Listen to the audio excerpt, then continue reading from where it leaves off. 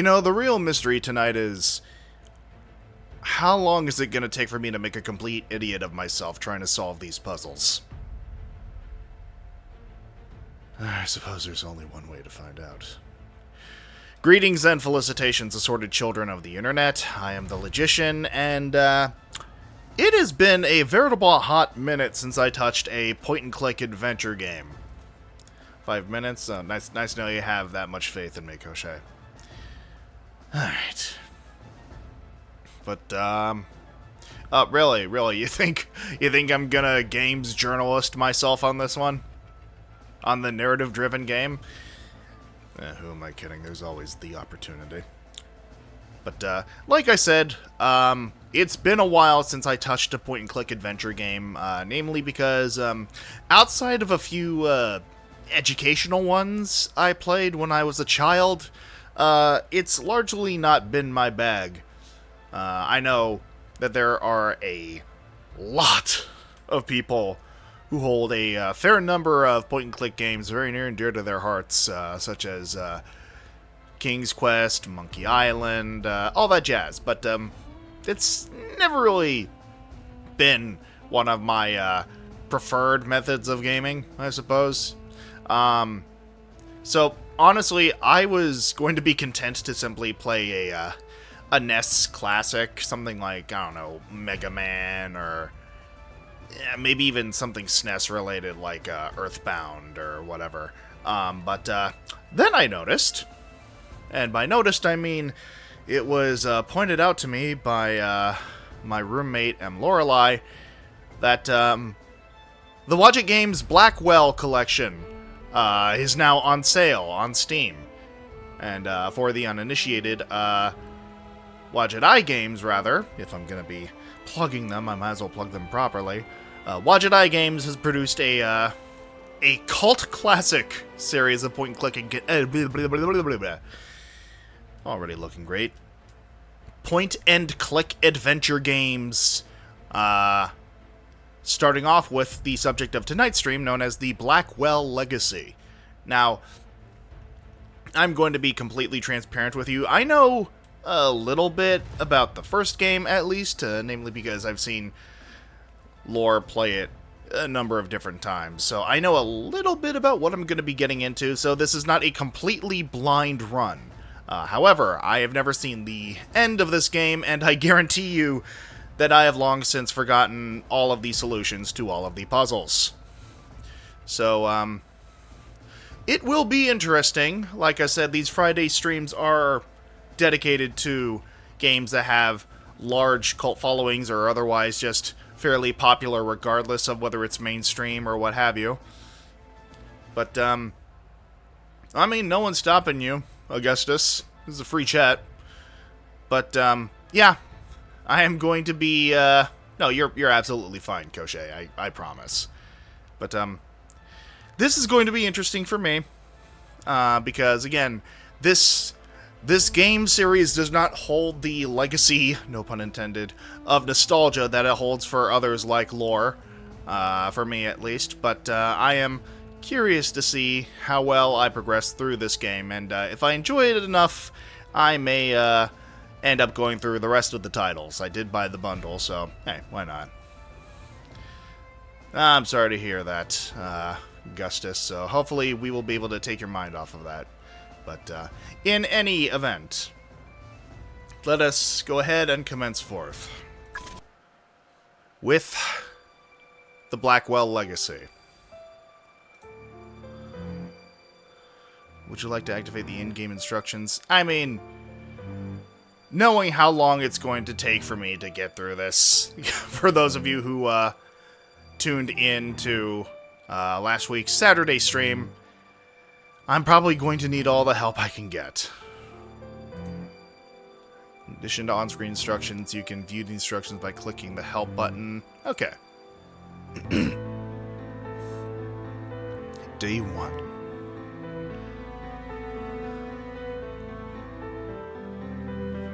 So, I guess this is it. Years of watching and waiting and hoping, and it comes down to this. Do I love you? Do I miss you? I don't know for sure. I hardly know you. But you're the closest thing to family I've got, and I suppose that's something. Goodbye, Auntie. Riveting dialogue. Wherever you are. Into the soup you go.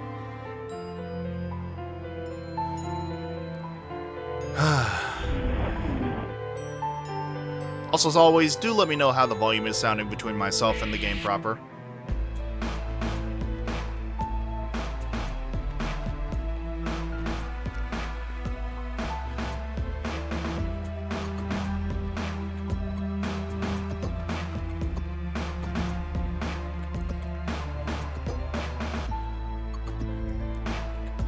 Who is Rod Sterling? You're better off not knowing, Augustus.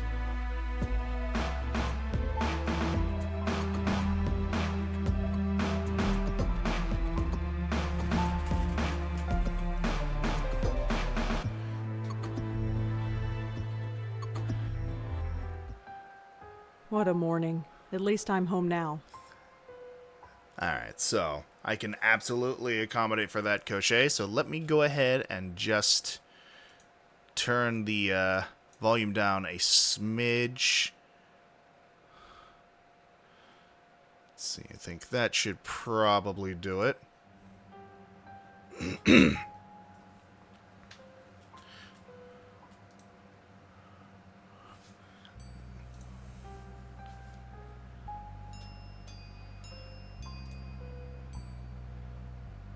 Hi there. Hi? So who are you visiting today?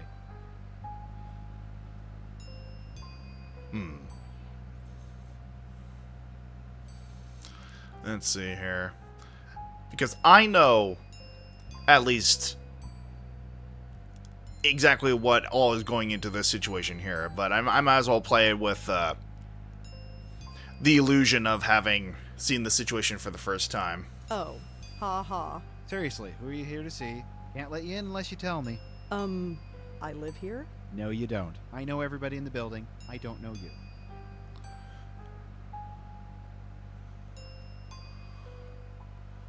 Who the hell are you?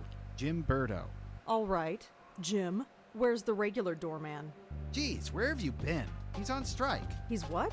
Strike. All the building servicemen in the city are doing it. Union rules or something. I stepped in to help because I know everybody. How come nobody told me? Notices were posted all over the building. I put them up myself. If you lived here, you'd have seen them. Who pays attention to things like that? Well, that's not my problem. Now this, kids, is what we call a scab.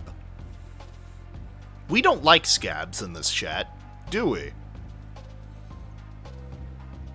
Really, I live here. Nice try. I know everyone in this building, and I don't know you. Sorry. I've lived here for 5 years. Then how come I've never seen you before? I have no idea. Doesn't matter. If you lived here, I'd know you. That's all there is to it.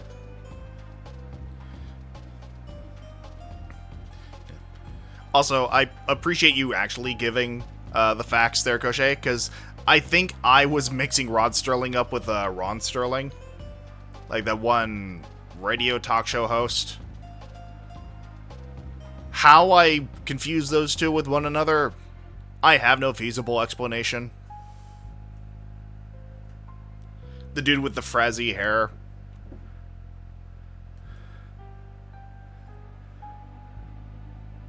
How long is this strike going to last?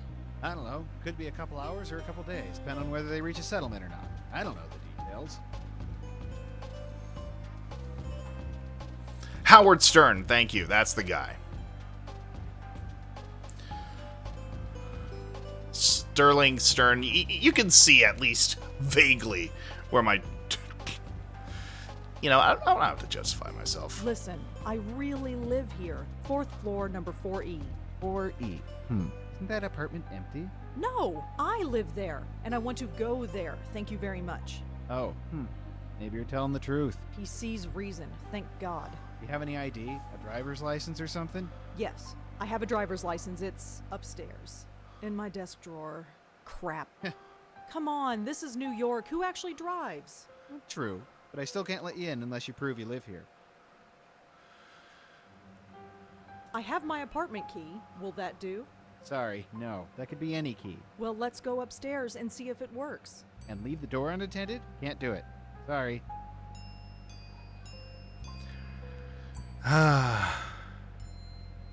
Okay, I have no ID, and you don't know me. What can I do to prove that I live here? Well, can anyone in the building vouch for you? I'm not sure. I mean, I don't really know anybody here. How long have you lived here again? Be quiet. Not all of us are social butterflies. Okay, whatever. Hey, what about Nishanti Sharma? He could vouch for you. So, here's the thing. I was very much in a similar situation and the last place I lived, because I lived there since, I want to say, mid-2019. And I knew none of my neighbors by name. Like, by the time I moved out of there, I knew faces, I knew general vibes, but there was not a single person there whose name I committed to memory. And that's just the way I have lived my life as well. So, threatened violence. Yeah, I'm sure that'll turn out just fine. But, yeah, here's the thing. This is the clear path to progression they have given us, so... Who is this Nish? Nishanti. Nishanti Sharma. He lives in 4F. You know, right next door to 4E. You really don't get out much, do you? Your point? Nothing, but I'm sure she could vouch for you.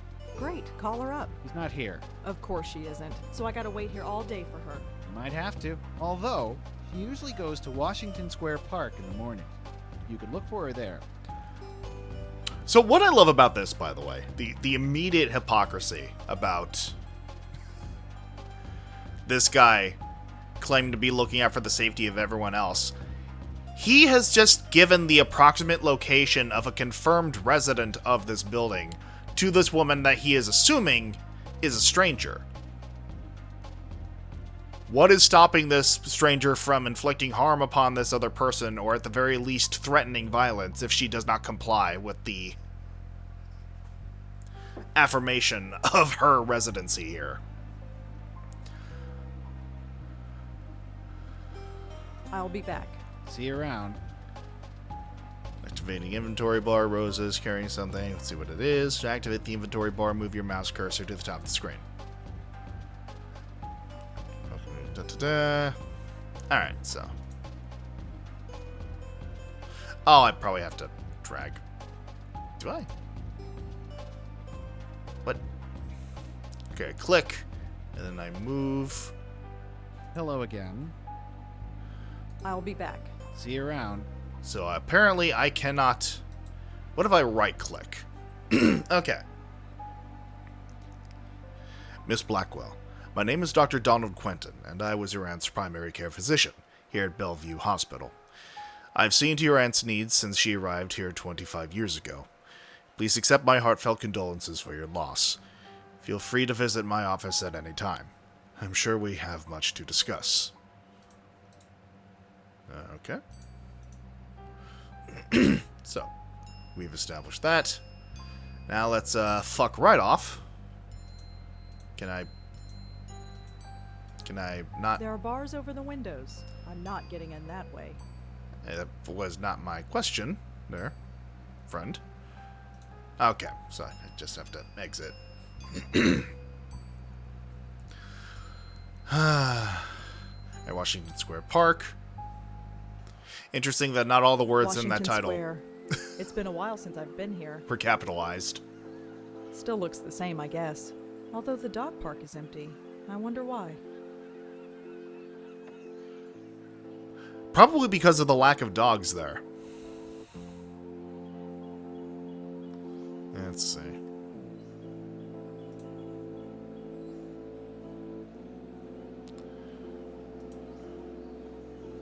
To the fountain. Now I'm getting a stress headache. I need to get home.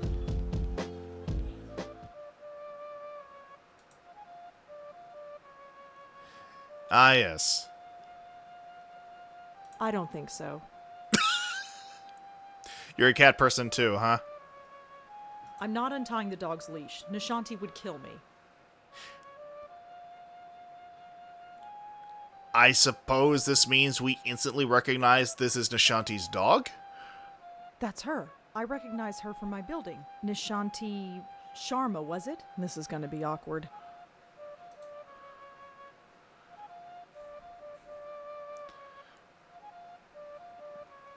Like dogs. I mean, I don't dislike dogs. I will specify as this. I lean more towards cats, personally.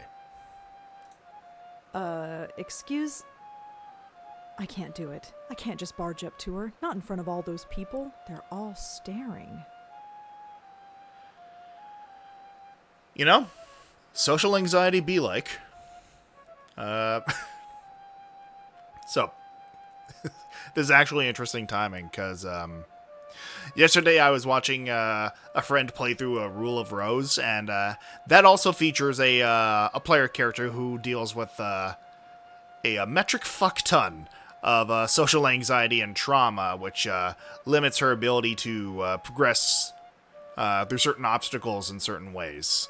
And, while this is certainly a far cry from, the lonely girl from, Rule of Rose, we're seeing similar obstacles pop up here. Friend, I said, well, I didn't want to necessarily call you out if you weren't comfortable with me just saying, oh, by the way, my partner played this game last night.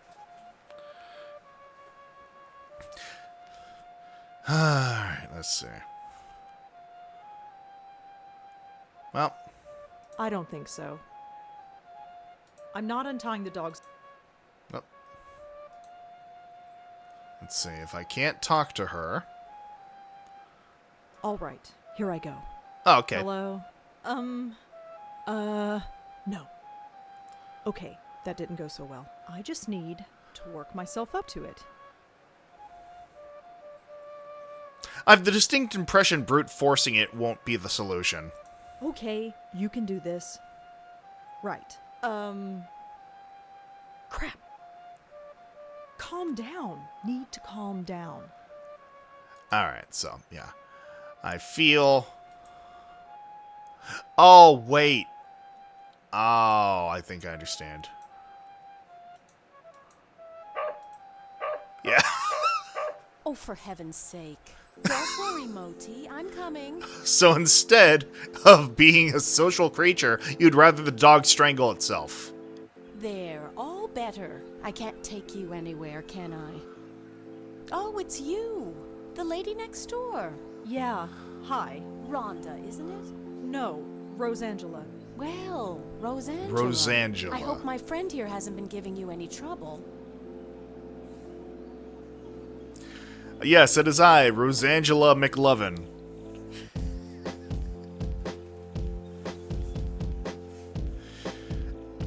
I mean, I'm sure there is genuinely someone out there named Rosangela. Just because I've never met someone with that name does not mean the name does not exist. But fuck me, does that sound like Babby's first fanfic protagonist name?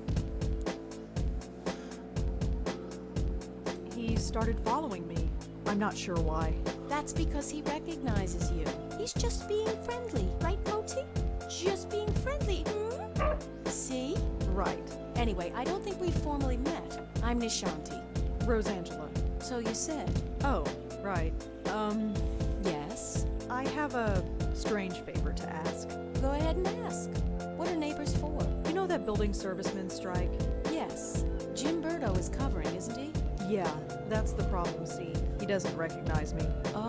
Oh, so you need me to vouch for you? Yeah, I know this is pretty stupid. Don't worry about it. Moti is getting a little cranky anyway. Let's get you home. Thanks. Good thing we have all this strict street. I cannot speak to save my fucking life, can I? Are you all right? I'm fine, I just need to get home. All right. Let's keep walking. I'm just going to headcanon that some asshole with, the keyboard demo track is playing that music blasting to hell and back. Jim. Hey, Miss Sharma. Jim, this is Rosangela. She lives here. He does? Okay. Sorry about earlier. Had to be sure.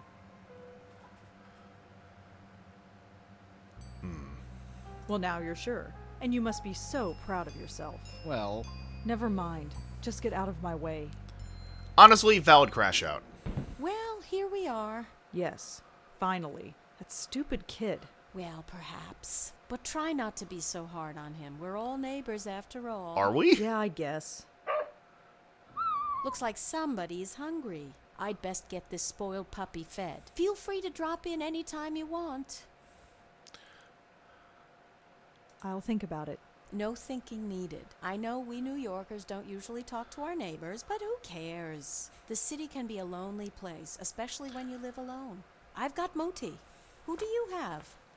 Damn, way to call me out, lady. Oh, I have 3 great roommates. Oh? Yes, their names are me, myself, and I. It's a joke. Yeah, I get it. Very funny. Oh, I'm fuck sure you, lady. Although your episode in the park tells me otherwise. And your eyes. I had a headache. I wouldn't call that an Well, episode. Let's just say the offer stands. Sure. You go home now. We'll see each other soon, Rosangela, I'm sure. Hey, Yes? you can call me Rosa, if you like. Rosangela's kind of a mouthful, you know? All right, Rosa. You have a good day now. What a strange lady. Well, I mean... maybe this is my own pessimism talking here, but I feel like there's just been a lot of, like, passive-aggressive comments from every character apart from Rosa. I mean, Rosa isn't exactly a peach herself, to be clear, but... my word. Also, let me see if there is genuinely something I can do about the music. Unfortunately, there doesn't seem to be much in the way of tweaking the audio mix. The most I can do is, like, lower the bass volume on my end.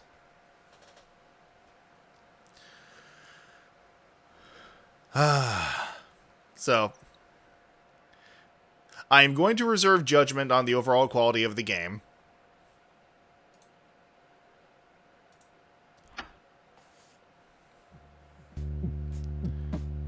Home.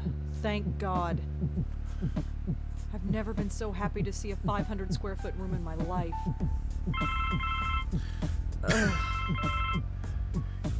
God. Hello? This is Dr. Quentin from Bellevue Hospital. Yes? I was your aunt's primary care physician. Did you receive my letter? Yes, I received it. I haven't had the time to come by, though. That's all right. I'm sure you're busy. However, should you find the time today, my entire schedule is free. Sure. I'll keep that in mind. Thank you. Good day. If I don't visit him, he's just going to keep bothering me. I suppose I should just get it over with. Once again, I'm not sure how concerned I should be. Jesus fucking Christ, sorry. I was thrown off by the fucking bass of this music track. My word. Hold on. I'm gonna lower the volume a bit more on this because Jesus fucking Christ, that's kind of inexcusable.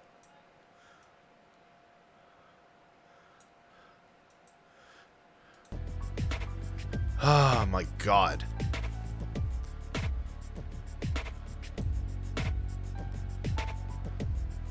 Like, I am sure that the story will speak for itself in due time. But thus far, like, the audio mixing... Speaking as someone who mixes audio for other people's projects, this is, getting a little under my skin. God. Alright, so let's do a bit of investigative journalism Find here. where they are. I'm sure they are.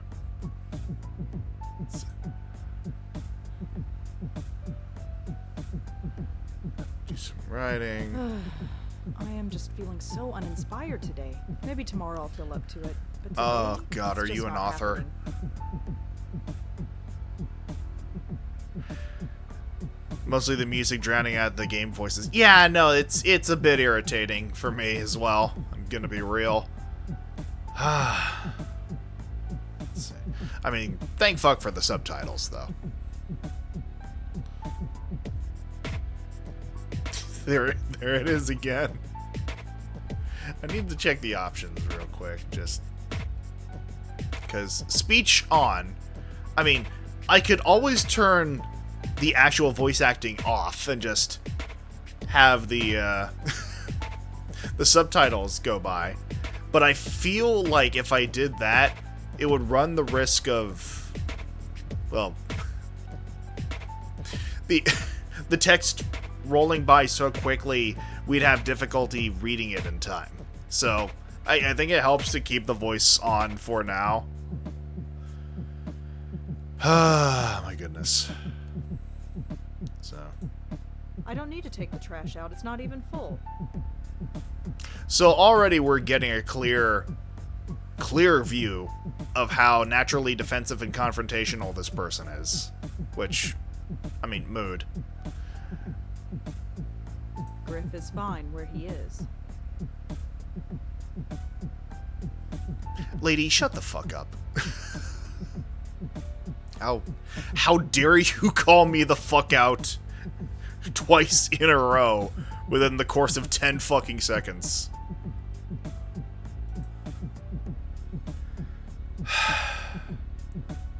I'm not up for watching a movie. Besides, I've seen all of them a dozen times. I don't need to bother. I don't get reception anyway.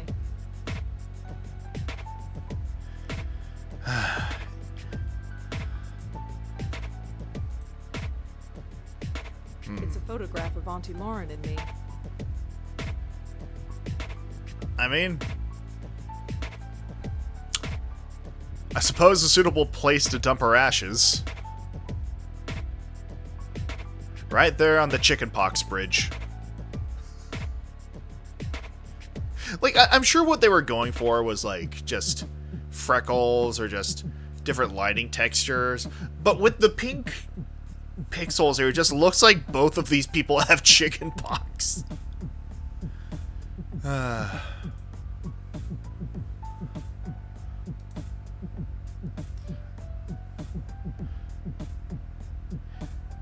mean, I was about to ask the same thing, Koshe, but honestly, this is a bit of a mood for me as well. I don't need to touch it. I know these plants are fake. There's nothing in these cabinets I want right now. So they are painting a very clear picture that we are supposed to just get the fuck out of Dodge and head over to the hospital. I'm not ready for bed. Yep. No, but you're clearly in need of a fucking nap.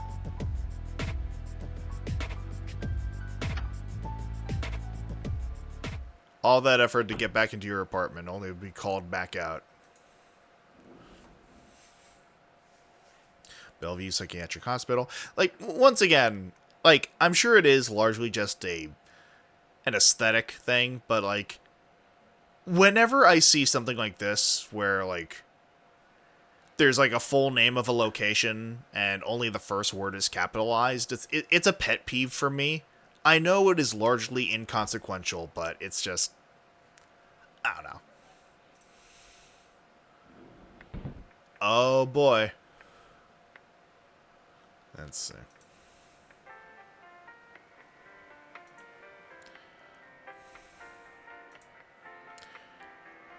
I'm here to see Dr. Quentin. Uh-huh. Is he expecting you? I've got this letter right here. Okay. Looks legit. Go right in.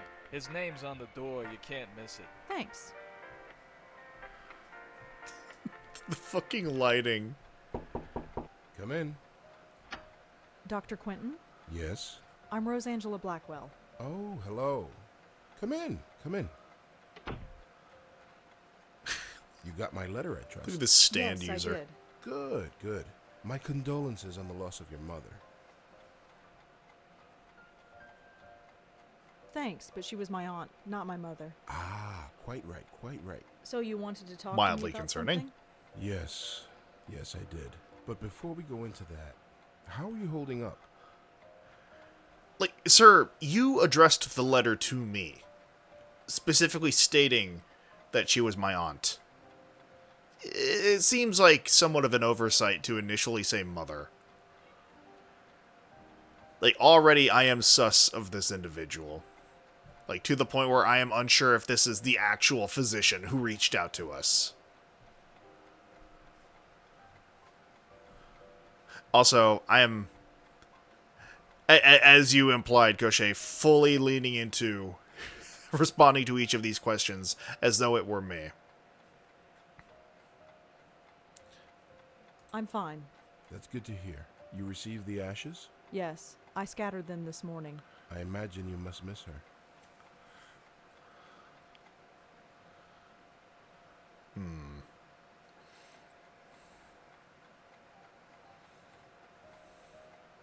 I mean, what would a paranoid response even be? No, you miss her. I mean, honest seems like the least confrontational. To be honest, I'm not sure what to feel.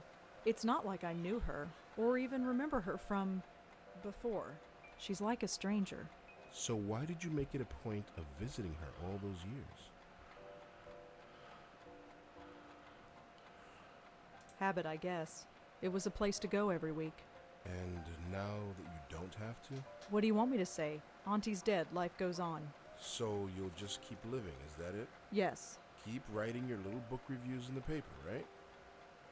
You know about those? It's hardly a secret. A number of the staff have read them, yes. I didn't think a West Village paper would interest anyone up here. I have to be honest, Miss Blackwell. The staff read them because they were more interested in you. Okay, thanks. Didn't ask, Doc. If I wanted a psychoanalysis, I'd ask for it specifically. Don't remember you being on my dime. Like, you see what I mean? Like, I'm sure there is, quite possibly to an extent, a bit of unreliable narrator at work here. Because of just how, like, passive-aggressive and, like, invasive everyone in this fucking game is being so far. Like, this is absolutely a filter I deal with, like, on a daily basis when it comes to most social situations. And it is a struggle to see through that filter, I will say. So if that is the angle they are going with, that it is a degree of cynicism and paranoia sort of shaping Rose's view of the people inhabiting the world of this game, that is an interesting angle. But also, I just instinctively do not trust this man to save my life. Oh? Their intentions were purely benign, I assure you. It was your aunt they were primarily interested in. They wanted to know more about her family, and you proved to be, shall we say, less than eager to comply? That's their problem. Indeed. It was your choice to make. Your aunt was an interesting case, and now that she's gone, I was hoping you'd be more forthcoming with me. Just an informal chat. We can discuss her condition, and yours too, of course. My condition, you say? Wait, what do you mean by my condition? Hereditary dementia is my specialty, Miss Blackwell. And in my opinion, there is significant cause for concern. Sorry, did you say hereditary? Yes, 2 generations. Your aunt and your grandmother before her. My grandmother? Oh, I want to Yes, take a swing at this Patricia, guy. I think her name is, right? I never knew my grandmother. Auntie Lauren was it. There was nobody else. She couldn't exactly provide me with a family history. Oh, I see. I had no idea. Well, maybe you should have. Did anyone else come in to visit her besides me? No, you are correct. I should have read the family history more carefully. I do apologize. I just assumed. Well, never mind. It doesn't change the fact that you should be concerned as well. Go on. Patricia Blackwell suffered her mental collapse at the age of 55. I am Lauren already Blackwell getting so underwent pissed hers off. At the age of 40. What are you saying? That the same thing is going to happen to me? No, I'm saying that there is significant cause for concern. Oh my god. So, this is touching on a very specific subject within the field of psychology that fucking gets under my skin as well. For those of you who may not be aware, I have a master's in behavioral neuroscience. And as a holder of a degree in the field of psychology, and its application in behavioral therapy,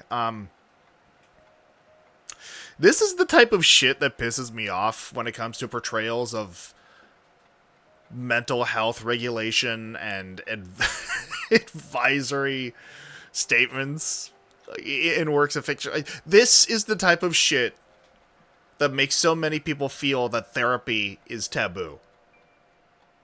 This is the type of shit that makes people so untrusting of the idea of reaching out for help in the field of mental health.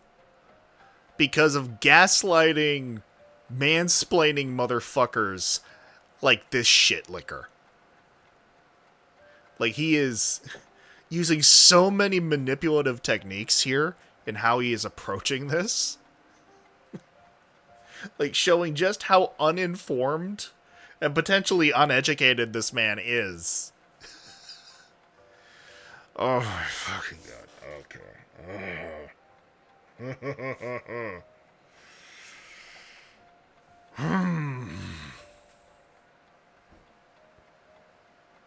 Like, on the one hand,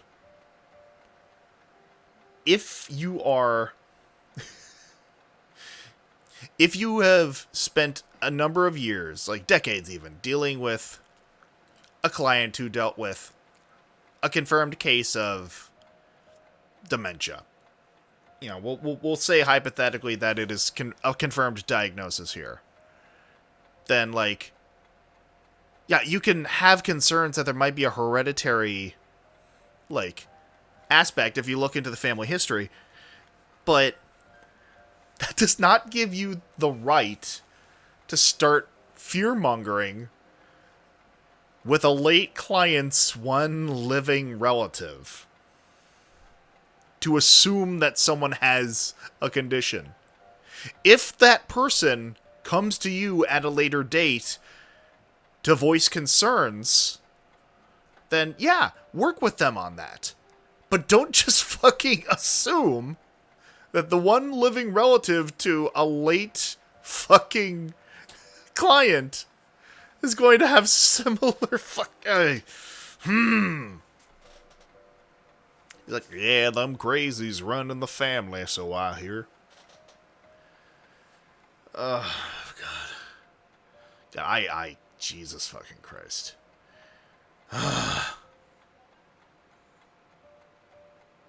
And the thing is, this game has not given me the opportunity to call him out for this. And I cannot tell if this is simply born from the devs' clearly valid concerns regarding the field of mental health and how it is handled by piss-poor practitioners thereof, or this writing is simply shaped by the general consensus about how therapists treat their patients, which, on the one hand, yes, there are shitty therapists who will do that. Like, I have worked in institutions where, and obviously I am not going to name names of companies or individuals for legal reasons, but I have unfortunately worked for companies where there were therapists working with clients who were not even fucking licensed. It is a valid concern to have. And I am starting to get the impression that this individual might be one such asshat. I fucking hate. I hate. I dislike tremendously. Okay. You never could find out what was wrong with her, huh? No, we didn't. But she still remains a fascinating case. Fascinating. I don't understand. Forgive me. I speak from a purely professional perspective. I didn't know your aunt personally. Neither did I, but fascinating? It might come as a surprise to you, but yes. But she was practically catatonic. All she did was lie there for 20 years. She'd sometimes twitch or mumble something incoherent, but I wouldn't call that fascinating. Well, as you know, she wasn't exactly catatonic. We kept her sedated. Right. She had outbursts. Yes, and we had to sedate her heavily to keep her calm, especially in preparation for your visits. What are you trying to say? Miss Blackwell, we are not a nursing home. We're not content to merely keep a patient comfortable. We are, after all, in the healing profession. We were trying to heal your aunt, and to do that, we had to speak to her. Wait, you spoke to Auntie. We tried to. Did she answer back? After a fashion, yes. This is another thing that gets under my skin. It's like, in the same vein that I hate it when self-proclaimed scientists say that science has proven something, which, by definition, it cannot. It fucking irks me beyond words whenever a psychiatrist claims to heal someone of a mental health condition that has been plaguing them for years. Like, it's not the fucking common cold. Like, mental health regulation is a deeply complicated and time and energy consuming process by which, in many cases, there is no quote-unquote cure, just ongoing treatment. People who have suffered through various forms of trauma or are recovering from substance abuse, like, they will have lingering, ongoing symptoms that they have to struggle with on a daily basis, and it can get easier to regulate those things. But to say that it's fucking cured is a degree of not only just blatant, gross misunderstanding of the process of treatment, but also just the fucking height of hubris for anyone who dares to call themselves a medical professional to any capacity. Now, granted, I say all this as someone who does not have a doctorate. I want to specify that.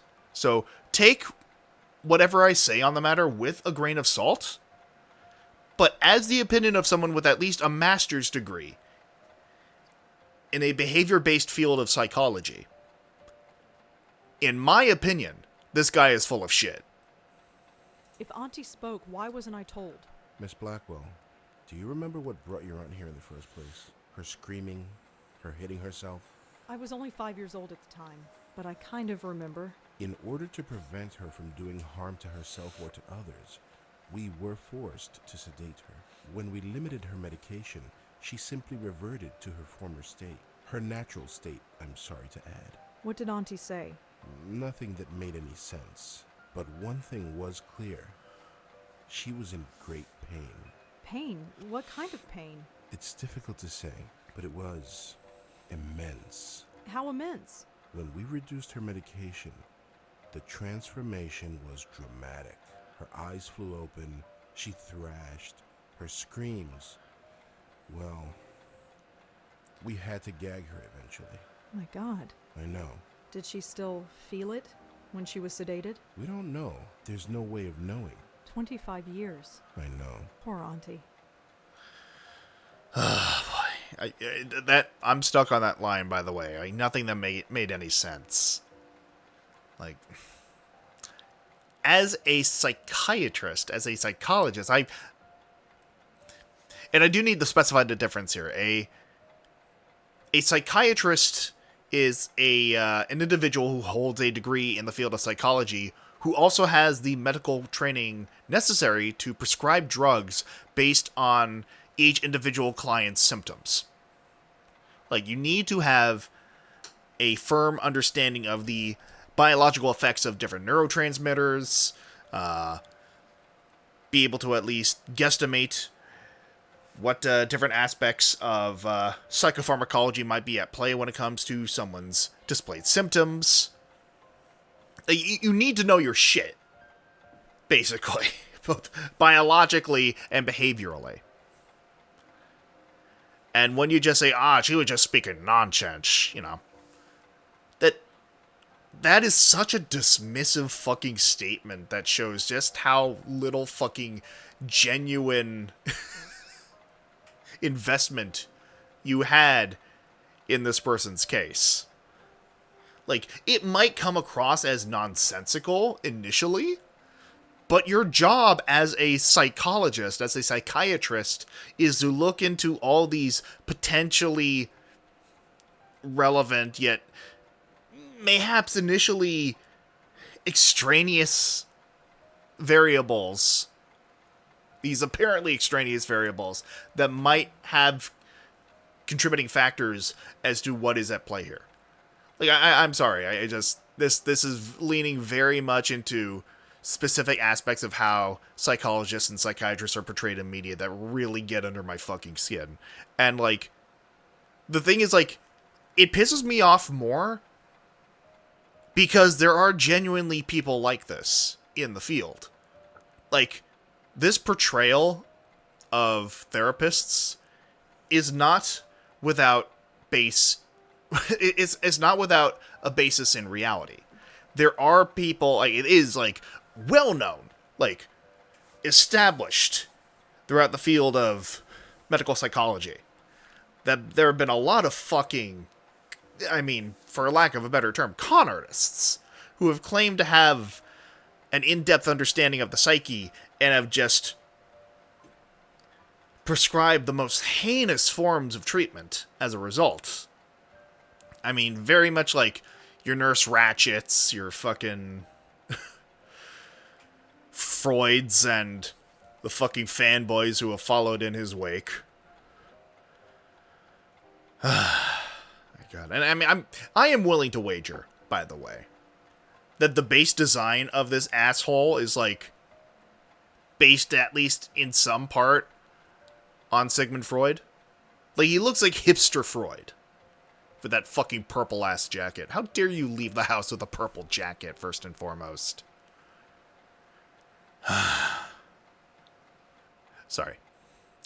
Once again, this is a very touchy subject for me personally, not only from the academic perspective, but also as someone who has had many friends over the years who have been institutionalized, both following horrific treatment and have undergone horrific treatment at the hands of truly incompetent, quote-unquote, therapists. So, I had a grandmother. Apparently so. How do you know about her? It was in your aunt's case history when she was brought to us. Patricia Blackwell's symptoms were the same, word for word. Patricia's case was severe, and she was young, but it was chalked up to being an ordinary case of dementia. Until it struck her daughter. Until 20 years later, when it struck her daughter, yes. It seems impossible. Perhaps it's genetic, but we've detected no abnormality.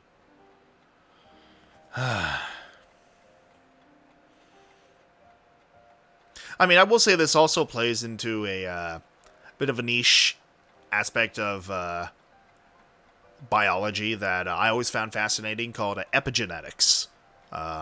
So, hey, surprise lecture time. Epigenetics is roughly the study of how certain environmental factors can actually activate the expression of select genes within the genetic information of an organism. Basically, like, there are key aspects to a living organism that are sort of programmed within their base code of DNA that will never see the light of day in terms of actually being expressed unless the very specific hypercontext sensitive environmental factors necessary come into play. And I unfortunately do not have any specific instances of this off the top of my head to share, but basically, like, okay, so I'll give you an analog here. Let's say that there is a song that is often played at a touring concert. However, there is, like, in that song, in the sheet music for this song, a very specific solo where it's specified, this solo is only ever to be played if this concert takes place in, I don't know, Baltimore. That is essentially the musical equivalent of epigenetics. Though, again, swap the sheet music for DNA. And so this seems to be hinting at some sort of epigenetic trait shared between Rose's aunt and grandmother.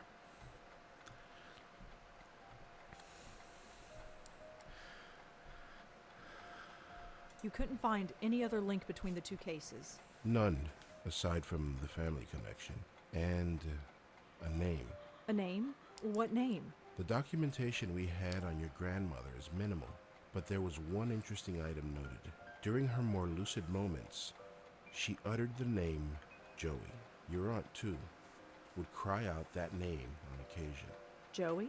Yes. Who's Joey? We've been wondering the same thing for 25 years. So what should I do? Right now, nothing. This type of thing is unprecedented. There is no procedure to go through, no medication I can give you. I just want you to be aware is all. And come talk to me if, well, there's any concern. And again, this dips into sensitive territory where, on the one hand, if you think there is genuine cause for concern, I can understand the desire to want to reach out to...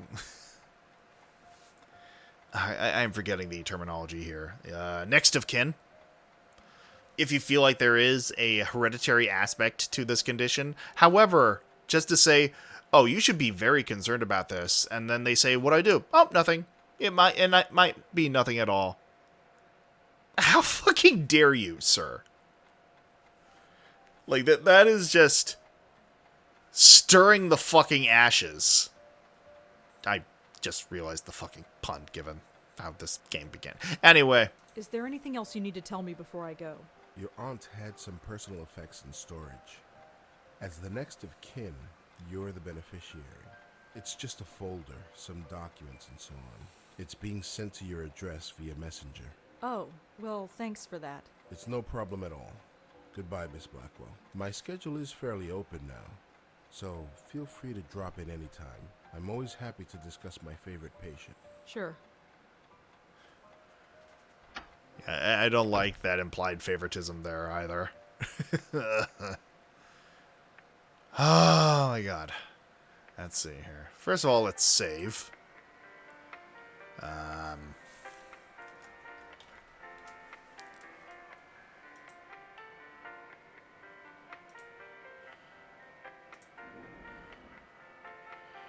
Alright, so taking all bets. How long are we going to be in our apartment before we're called back out again?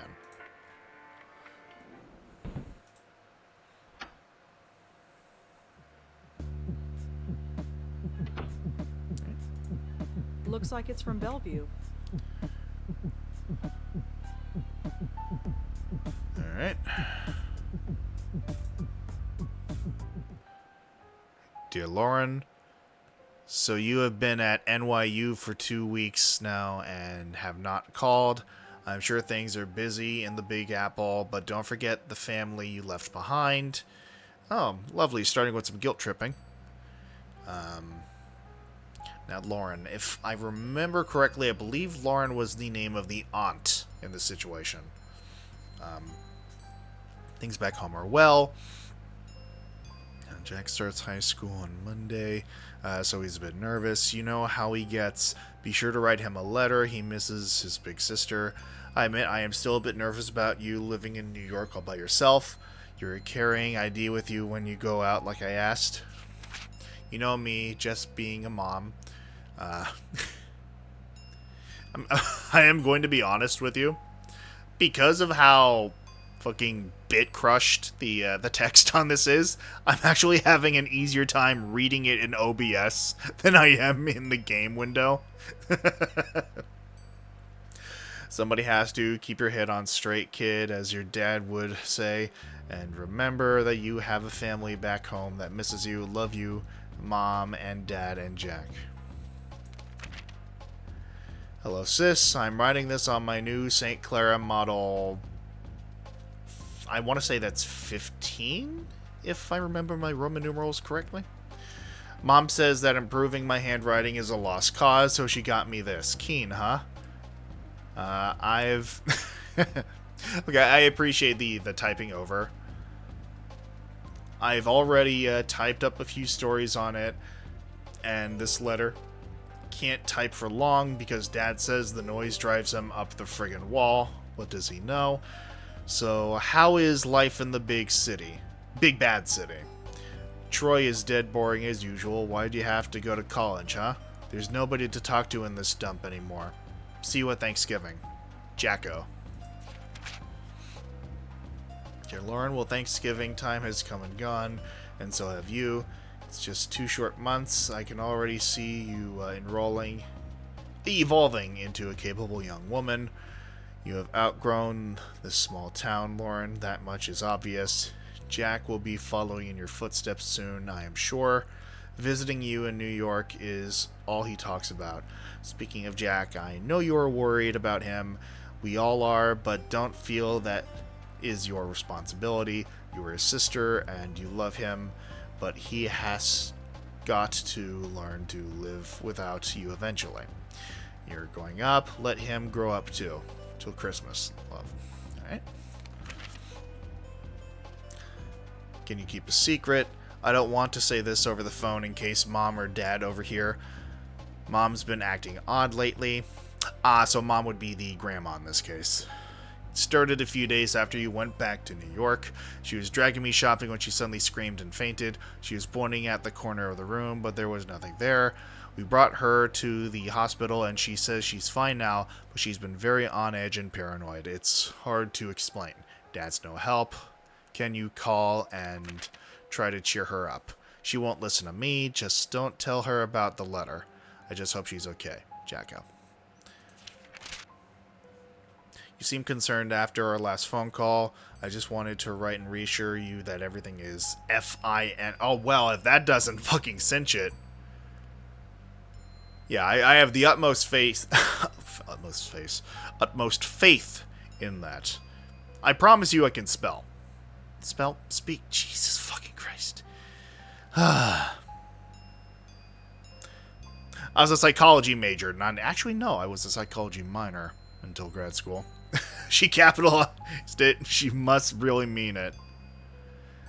But yeah, no, my expertise were in the sciences, not so much writing, which is hilarious considering I went on to write scripts for multiple fan projects. Anyway, let us know when you are coming home again for Thanksgiving. With love, Mom and Dad and Jack.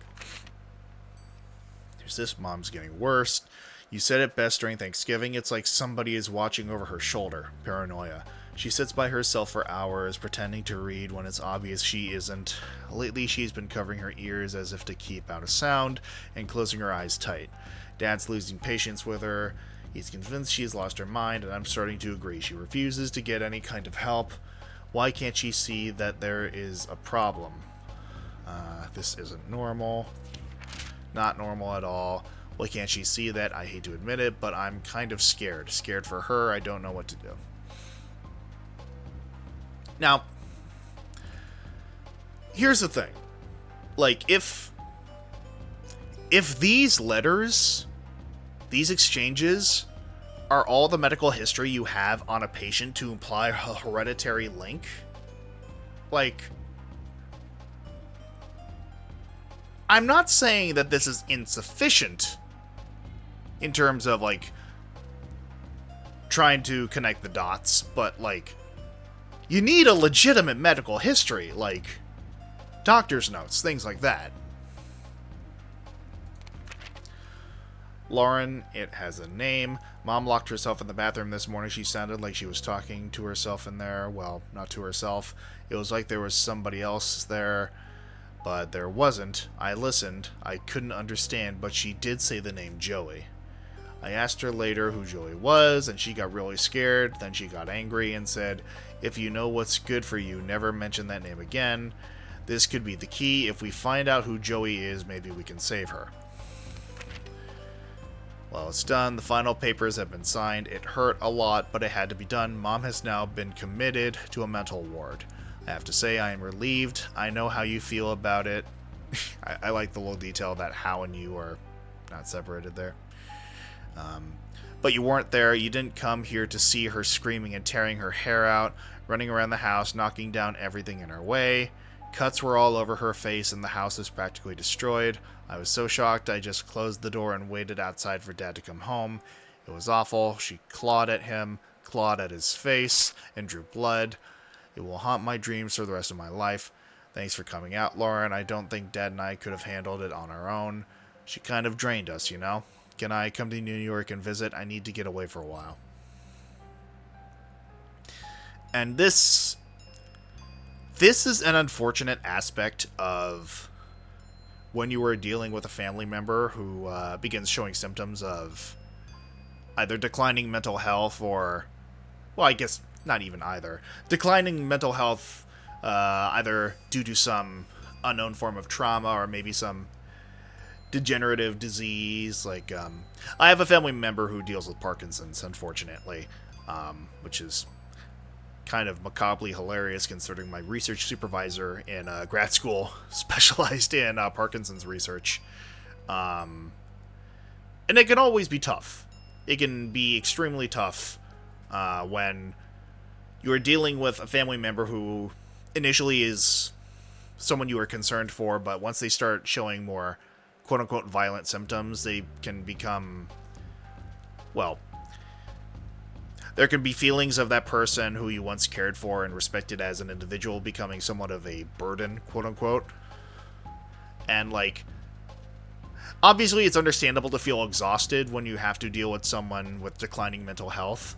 But especially given the time period these letters are implied to be from, it feels like they're definitely leaning into, like, maybe not fully at this point, but there seems to be a place of, okay, thank God this burden on our family is over and done with. And, like, I want to specify, you are not a bad person for feeling drained because of dealing with a loved one, whether they're genetically related or not, who is dealing with declining mental health or even bouts of shortcomings in how they're able to regulate their mental health. You are not a bad person for feeling drained or stressed because of that. It is only once you get to the point of dehumanizing that person where it starts again to eyebrow-raising territory. Once again, I am not a fully licensed psychiatrist. I want to stress I do not have a doctorate. I'm just saying, from my own experiences, both academically with a master's in behavioral neuroscience and from my own experiences dealing with mental illness myself and having loved ones who have and continue to deal with varying rises and falls in the quality of their own mental health. This is based on my lived experience and just my assurance that you having a rough time does not make you a bad person when you are on the other side of that. Congratulations, summa cum laude. I always knew you were smarty pants, sis. Now that you've got the documentation to prove it, thanks again for letting me stay at your place for the weekend. It was just like old times, except you weren't smoking then. Fun. New York is an amazing city, and Columbia has a great campus. I can't wait to move there in September, but until then, I've got to deal with our grumpy old man. He's insufferable as always. Ever since Mom, he's been hard to talk to and very hard on me. I shouldn't tell him you're smoking now. Maybe then he'll concentrate on you for once. Oh, I should tell him.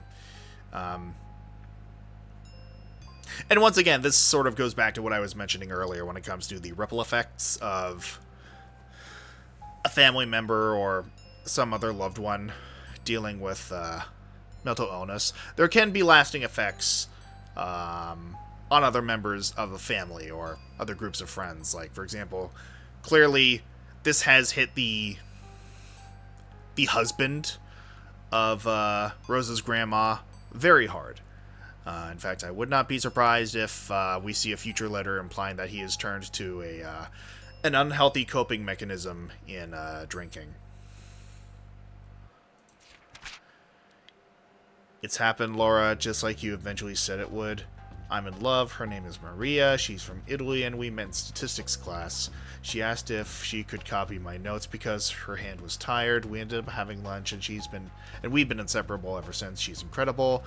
She's got the most amazing red... I see. So, this is where Rosa gets her red hair. And I want you to meet her. I'll come by soon. Jack. Lauren, are you alright? Ever since Mom's funeral, you've been hard to reach. I know it's been hard on us, but it's been 6 months. I tried calling, but you never answer. And here we see the hints at the hereditary element of this. I came by the other day, but you didn't open the door. I knew you were there, Lauren. I could hear you. I risked using the spare key you gave me, but you changed the lock. Come for dinner on Christmas Eve. Maria is a great cook. We won't ask any questions, just come. Mom might be gone, but we're still here. I miss my big sister. Lauren, who is Joey? I went over last week to give you a Christmas gift. You didn't answer the door, but I heard you talking to somebody named Joey. Is it a boyfriend? Are you seeing a man named Joey? Is that why you've dropped off the map? Or is it something else? I don't think I need to tell you what. For God's sake, talk to me. I know you're annoyed, but I am not sorry. I didn't want to do it, but you left me no choice. Hiring a private detective to follow you was the only option left. He told me some odd things. You won't talk to me, but you'll talk to total strangers. You'll go to every far corner of the city at the strangest hour, and you talk to yourself when you think you're alone. Don't deny it. He heard it, and so did I. Not that any of it made any sense. That alone is disturbing enough. But then he saw you collapse. You were all alone in some obscure park in the Bronx when you just fainted. He was about to call an ambulance, but then he saw you get up again and walk off like nothing happened. You were always there for me growing up. Don't shut me out, sis. Let me be there for you now. Okay, so here we have a letter from Lauren. Jacko, please stay away. Don't worry about me. There are things that need to be done, and I am the only one who can do them. Don't ask me to explain. All I can... I'm sorry. I saw the little curly dot of the eyes, and for a brief moment it reminded me of the Disney logo. Don't ask me to explain. All I can say is that I understand our mother more than ever. She was never crazy, Jacko. Believe me on this. Take some comfort in it. You've grown up, and you've grown tough, and you don't need anyone to fight your battles anymore. Ha-ha! You don't need me, but I'll always be your big sister, Lauren.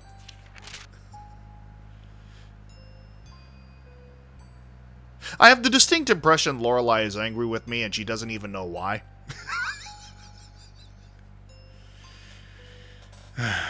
I'm returning your letter because I refuse to accept it. No, you don't need to fight my battles. I'm not 14 years... Or in English, I'm not 14 years old anymore, but we are still family, and that's important, especially now that Dad has died. Look, you obviously have something going on, and that's fine. I don't have to be involved if you don't want me to, but I still want you involved in my life. Marie and I are getting married in November. You are coming. No stupid excuses. Greetings from Greece. If there were any words to describe the beauty of this place, it still wouldn't do it justice. A perfect spot for a honeymoon. Things have been busy, and as you can imagine. I wanted to quickly write to say, I'm glad you made the wedding. Of course, I'm still worried about you, but somebody has to be. Take care and stay in touch. Maria says hi, Jack. There are some pictures stuck to the back of this letter. Dear Aunt Lauren. Yes, Aunt Lauren, you're an aunt. Is it weird that I've always pronounced it aunt? Like, I understand that, like, both pronunciations are valid, but, like, aunt always just sounded weird to me, but, like... And I heard someone the other day insisting that it has to be pronounced aunt, and I guess I carried over, but, like... You know, aunt always was more natural for me. I'm a dad. Maria gave birth to a beautiful baby girl. Her name is Rosangela. Well, clearly we have the Italians to blame for this one. I mean, it makes sense. They're really stern on their policies when it comes to pizza, so it makes sense they would come up with a bullshit name like Rosangela. After Maria's grandmother, she's so quiet, she hardly cries at all. I'm all set to spoil her rotten, but Maria says to take it easy. She looks just like her mother, and there's a bit of you in her eyes, too, and Mom and Dad. Everything our family was or will be, this child is it. Life is changing so fast, I want to hold on to this tiny creature and never let go. The future is an exciting place, and I have everything I could ever want. I don't want anything to change, ever. Got some bad news for you, Jacko. Dear Mrs. Blackwell, it is indeed within your legal rights to take custody over your 5-year-old niece. With the death of her parents, you are the only living relative. Please contact our office and we will start the necessary paperwork. Fun!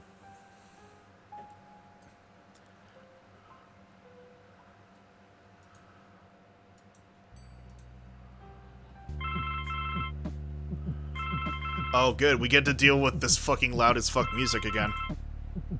Hello? This is Angelina. Hi. Hi, Bob. Thanks so much for submitting your last review on time. For once. Yeah.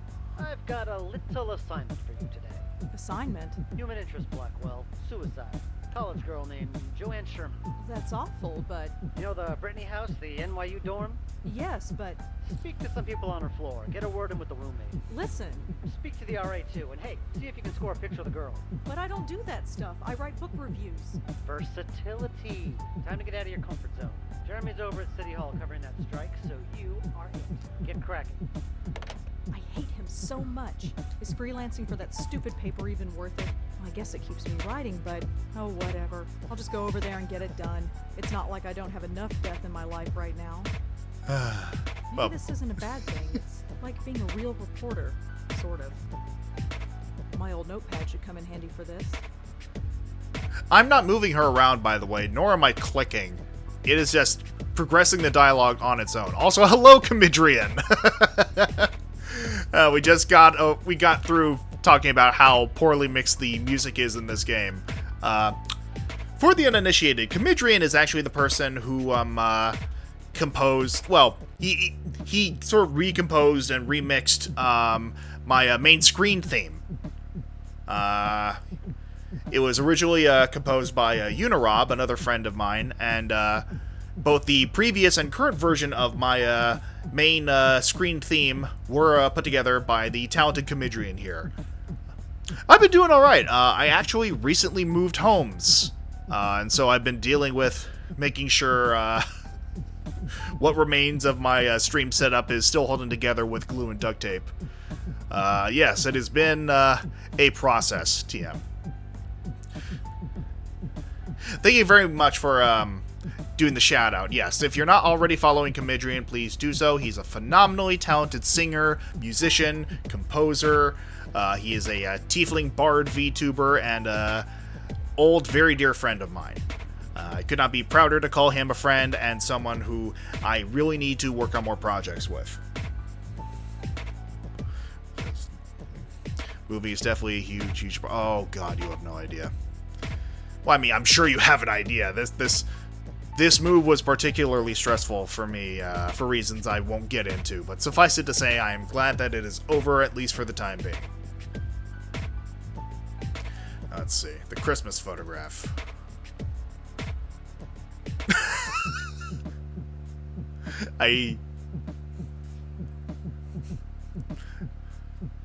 First of all, fucking Pip-Boy over here. Second of all, the problem with forced diversity. I mean, I realize I'm one to talk with my fucking posing, but you have to fucking admit. This is a fucking review video thumbnail pose. Oh my God.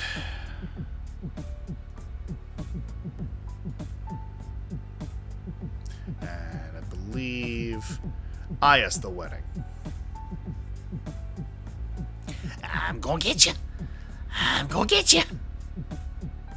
Oh yeah, I should probably actually click on the various things in here. Wait, is there stuff for me to click on? Not in this photo, it would seem. However, I believe there is in this one. I don't want to ruin the picture. Then don't. I don't want to ruin the picture. I don't want to ruin the picture. Is that my dad? I guess I have He to... looks so young. I always pictured my dad as being older. Yeah, it's funny how age works, Rosangela. But yeah, I guess I have to right-click. I assume that's my mother. She sort of looks like me, I guess. Other than that, she's a total stranger. That's definitely Auntie Lauren. She's looking at something off camera. I wonder what it was.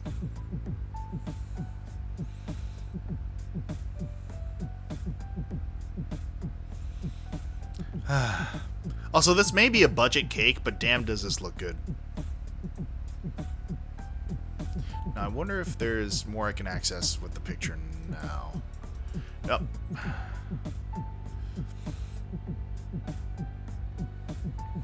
Now, I believe she said something about her notebook. I already have that here. Alright.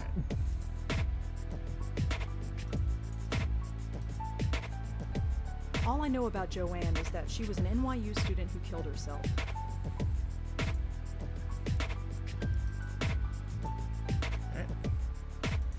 Well, I suppose that does, in fact, limit our options.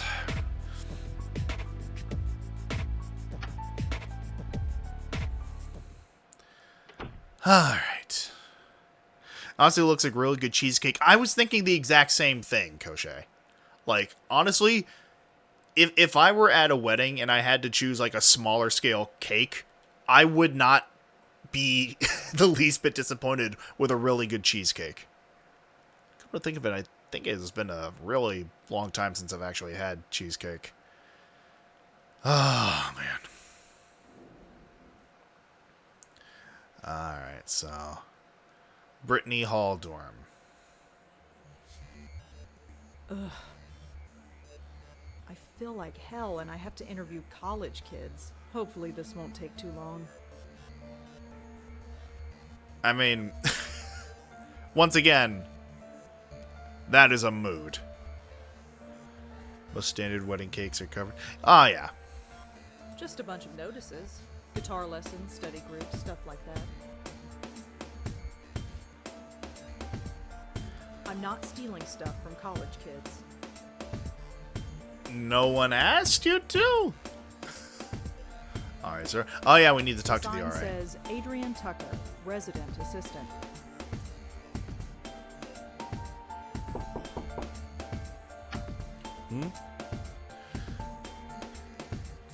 Koshe, if you would be so kind as to take care of that bot in the chat, that'd be much appreciated. That's yourself. Hi, I'm Rosangela Blackwell with the Village Eye. Oh, this is about Joanne, isn't it? You know her? Well, I am the RA for this floor. I wouldn't be doing my job if I didn't know everybody. The campus police found her around 5 a.m. this morning. Can you tell me about her? Well, alright. But could you leave my name out of it? You see what I mean about everyone in this game being unnecessarily aggressive? Also, thank you very much, Koshe. But, yeah, like, there is a part of me that feels like this might be doing some small part to, like, just the general cynicism of our perspective character here. So there might be a bit of that unreliable narrator at play. And maybe this guy isn't being as much of a prick as he's, you know, seeming to us, the audience.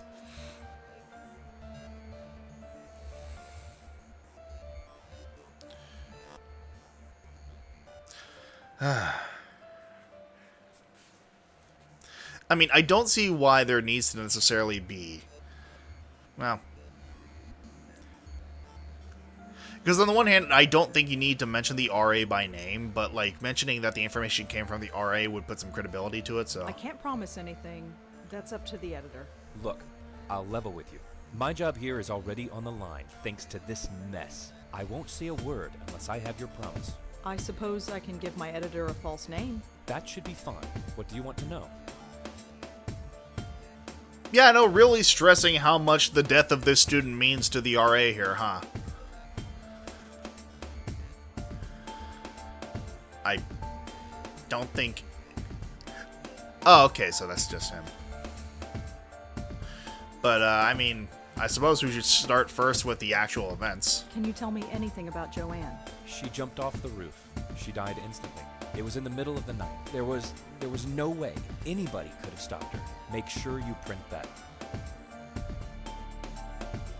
Interesting specification, Adrian. Could you tell me about Joanne again? Well, as I said, I didn't know her socially, but she seemed nice enough. Nobody ever complained about her. She always had friends around her. She never had any trouble, as far as I know. Her suicide came as a total surprise. Like, that has got to be the most intentionally suspect phrasing of that. Like, her ellipses. Suicide. Ellipses. Like, come the fuck on. Would you have a picture of Joanne? A picture? No. Why would I? Just asking.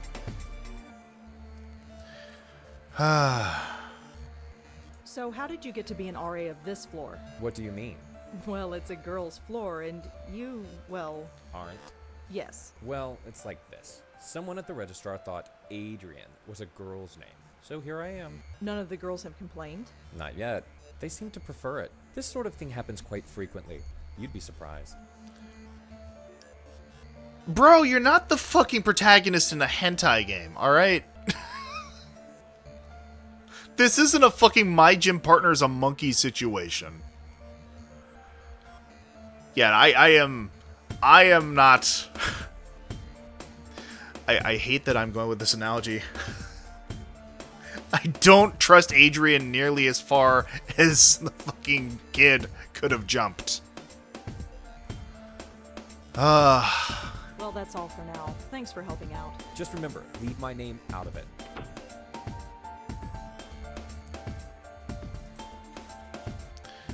Alright, let's see. There's nobody home. There's nobody home. Fountain. Ew, there's gum stuck to the faucet. I'm not touching that. I mean, that is like... Well, first of all, nice to know that the fourth wall has announced who lives or lived here. But also, that's kind of basic fare for a water fountain in any educational institution. Yeah? Oh, boy.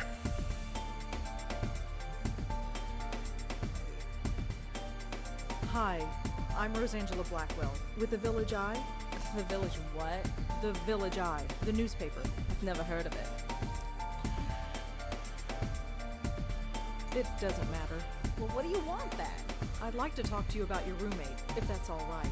Jesus Christ. I'm busy with midterms. I told the campus police everything. Do you have to bother me? Look, So she killed herself. Big whoop. Why is that my problem?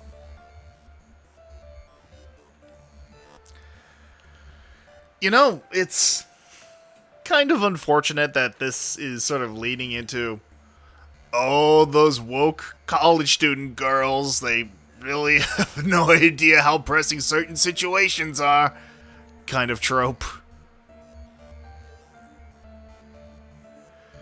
I mean, I'm not entirely certain if that was the dev's intention here, but it's just kind of unfortunate that it's kind of scratching on that. I understand that this must be a difficult time for you. Difficult? Hell no. It's been great. You know how long I've been wanting my own room?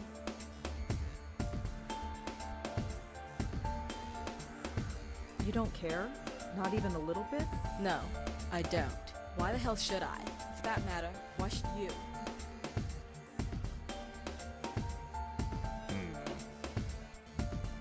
Never mind. Forget it. Yeah, right. Appeal to her better nature. I have the distinct impression that isn't going to go far.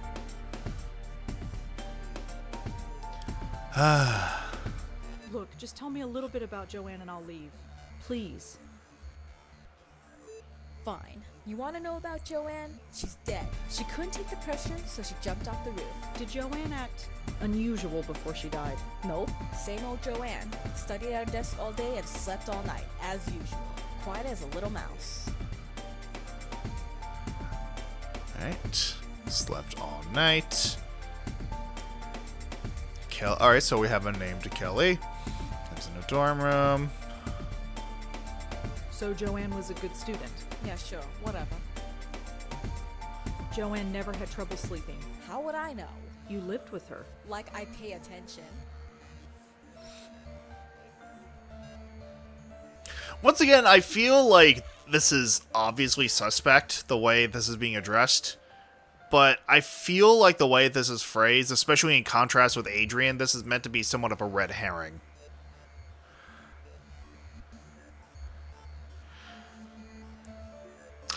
I mean, I feel like we may very well need to backtrack to Adrian for some of this. Can you tell me a little bit about yourself? Why do you want to know? Just background info for the paper. I don't think so. Suit yourself. Is there anything else you can tell me about Joanne? No. No.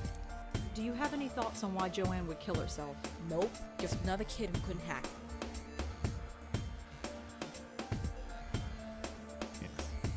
Do you have a photograph of Joanne that we could use for the newspaper? You want a what? Just a photograph. You'll get it right back. Yeah, right. You think I'm giving you anything? Think again. I mean, I will say that is a valid concern on Kelly's part.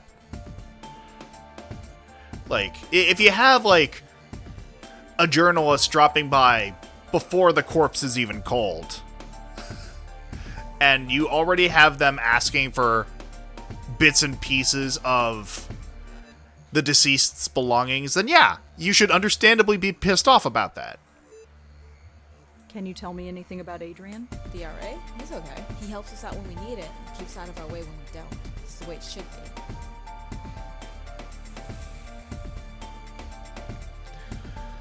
I believe that covered all of our bases here. I just want to double check. Joanne never had trouble sleeping. How would I know? You lived with her. Like I pay attention. Again, I can't get over the fucking mixing. Let me try and double down on the photograph. Do you have a photograph? You want to Just, you'll get it. Yeah, right. You think I'll think again? Okay, so I believe we have in fact covered our bases there. Thanks for helping out. Yeah, sure. Whatever. Combining clues. Rosa has a number of clues in her notebook, can combine clues together, and attempt to find a connection between them. To combine notes, left click on one clue, and left click on a second. Okay. So... No, I don't see any connection. Oh, it's a bit of a contradiction, since apparently the suicide took place at night. Oh, my dumbass. So, that, and slept all night. If I were planning to kill myself, would I sleep soundly at night? I don't know if I could. Alright, so... Kelly and Adrian. Adrian lives a few doors down from Joanne in the NYU dorm. He's the resident assistant for the floor. Alright.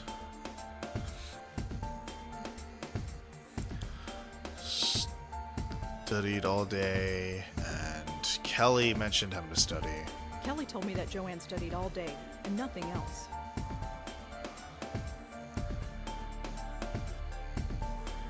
If a terrible feeling, Adrian might have known Joanne more than he's letting on. I mean, for all we know, it's a bit of a Laura Palmer situation. So let me try... Joanne and Kelly were roommates at NYU. That's all I really know about them. Alright. Could Kelly have had something to do with Joanne killing herself? Could Adrian have had something to do with Joanne killing herself? All I know about Joanne is that she was an NYU student who killed herself. Alright. My boss asked me to find a photograph of Joanne to put it in the paper. Let me try this. There's nobody home. Exit. Let me see. Just a bunch of notices. Alright. See if we can get something else. There's nobody home.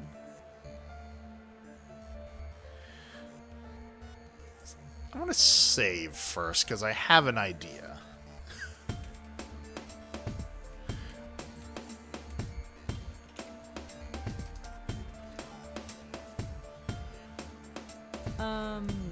Ah, damn. So, initially what I was thinking was that I could pull the fire alarm, get everyone out of their rooms, so that I could search them. Looks like a fire alarm. The sign says Adrian Tucker, resident assistant. Alright, so let's circle back to Adrian. Hi, it's me again. You have more questions, I imagine? Yeah, is that okay? I suppose so. What do you want to know? What can you tell me about Joanne's roommate? Kelly? Have you met her? Yes. Quite a sight, huh? But don't judge her by that. She's the sharpest kid you'll ever meet. She gets straight A's on everything. Really? Yep, she's pre-med. I need to point out, I was like, yeah, quite a sight, isn't she? Yeah, I suppose. Well, don't judge her by your appearance. Bitch!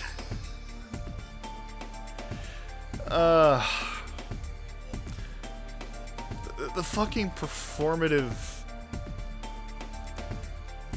moving on. Do you know if Joanne had any trouble sleeping? I'm afraid I wouldn't. Her roommate, Kelly, never complained, but that's not surprising. Why is that? Well, Kelly rarely spent the night in her room. She only comes here to study, as far as I've seen. Huh. Was Joanne a good student? I don't think she had any problems, but of course, the pressure can get to anybody. Do you know where Kelly was sleeping? No, it's not my place to ask. You're the RA! It's kind of... I mean, on the one hand, like, yes, you shouldn't go snooping around, but on the other, it is kind of in the job description to know where the fuck the students under your charge are.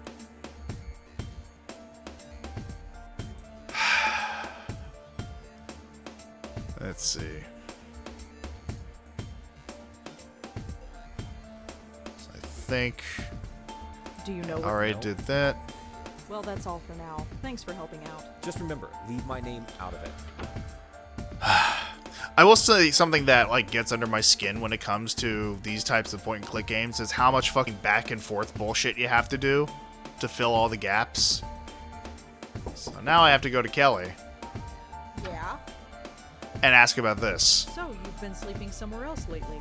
Yeah, I've been at my boyfriend's. You've been following me or something? No, just confirming the information. Looks like Adrian's been talking.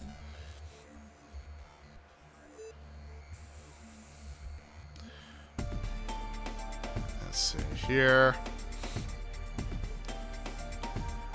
So, Joanne... Yeah. Joe, how you live like...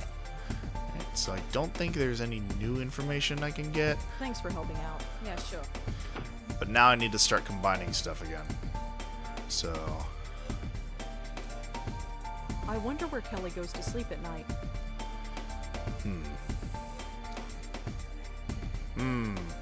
Ah, okay, so I'm seeing a contradiction here, because if Kelly sleeps somewhere else, then she wouldn't necessarily be able to know that Joanne sleeps soundly every night. Wait a minute. Something isn't right. If Kelly's been spending her night somewhere else, how can she know if her roommate was sleeping well or not? I think Kelly was lying to me. Alright. Did Kelly really lie to me? I probably should ask her about it. Yeah, because I'm sure she's going to be really peachy keen to answer that kind of line of questioning. Yeah? Your RA told me that you haven't been sleeping in your dorm. Yeah, so? You told me that Joanne slept in her room every night. So? How would you know Joanne slept here if you've been sleeping somewhere else? Huh? Oh, well, I just assumed. Did you lie to me? I didn't lie. I just... No, screw it. You want to talk? Fine. What do you want to know? It's that easy! Especially with a college student! God.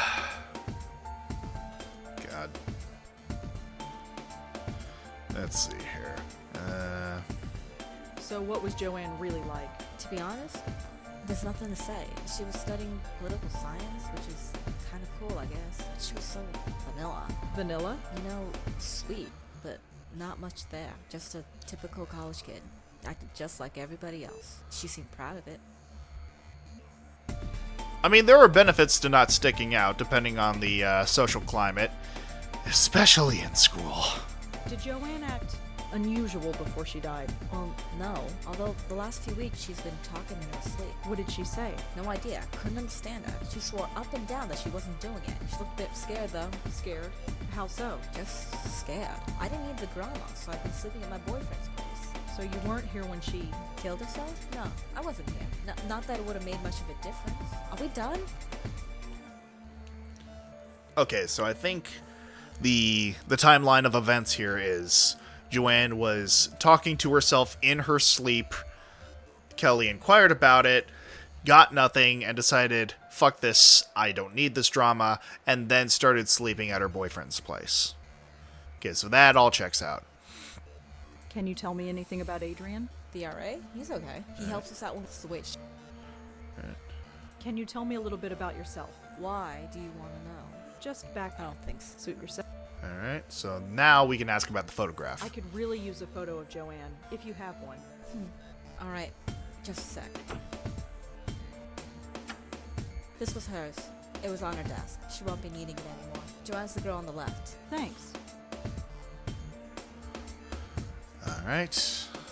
And I think we've covered all the other bases. We can... Thanks for helping out. Yeah, sure. Whatever. Okay, so now...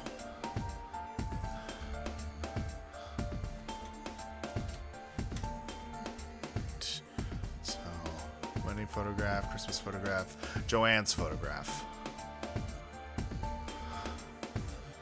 So that's Joanne. You were a useful person. Imagine! So, girl. Ah, yes, the three genders. Girl, and Joanne. I hate that in my mind I read that out to the fucking rhythm of Ed and Nettie. According to Kelly, this girl on the left is Joanne.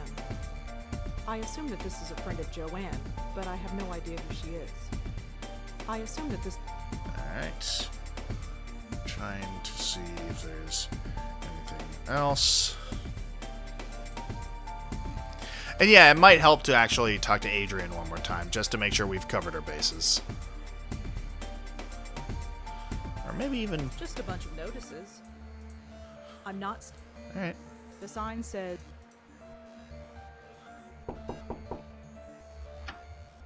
Hi, it's me again. You have more. Yeah. I suppose. What do you want?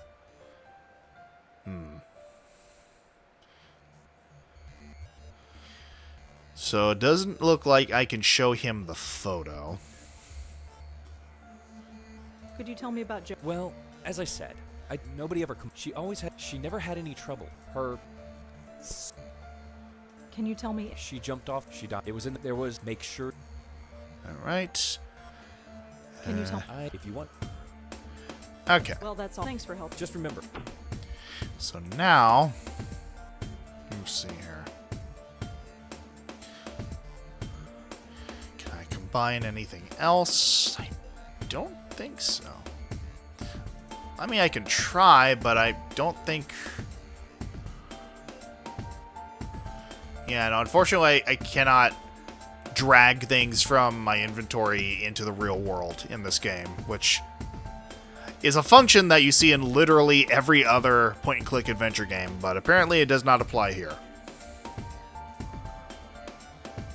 So I think at this point, my only alternative is to... Yeah, head back Getting worse. to the apartment. At least I have enough for the story now. I better get home. Yeah.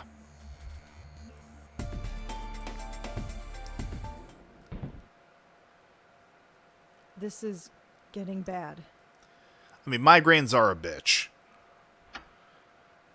But then again, so is everyone else in this game. Oh my god. This really hurts. Sleep, that's all I need. I'll just type up the story and get to bed. Shouldn't take that long. Alright. Do research into Joanne. No, I can't find any information about Joanne. Right. Nope, no information about Adrian. No, No information about Kelly. Well, I suppose it doesn't help that you never bothered to get anyone's fucking surname. Good job, Star Reporter. No mention of Joanne's suicide yet. If it just happened this morning, I doubt that anyone would have published it yet. Alright, let's, I am just feeling so uninspired. Maybe Alright, today, so- it's just not happening. So, we have to focus on work writing. Right. No more interruptions. Done. Article's finished, picture is scanned, and I am done for the day.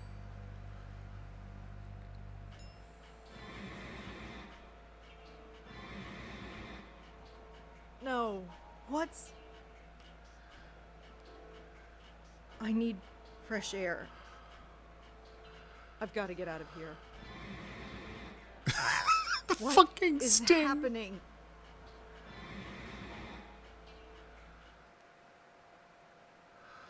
It's gone. The pain, it's gone. That was strange. It was like... I wonder if there's something we're meant to look at here. Is that? The photo. Something is different about it. I almost don't want to look, but... No, no, no! I did not just see that. I am not going crazy. No, it's just the stress, that's all. Auntie's death, work, life. I just need a rest. That's all.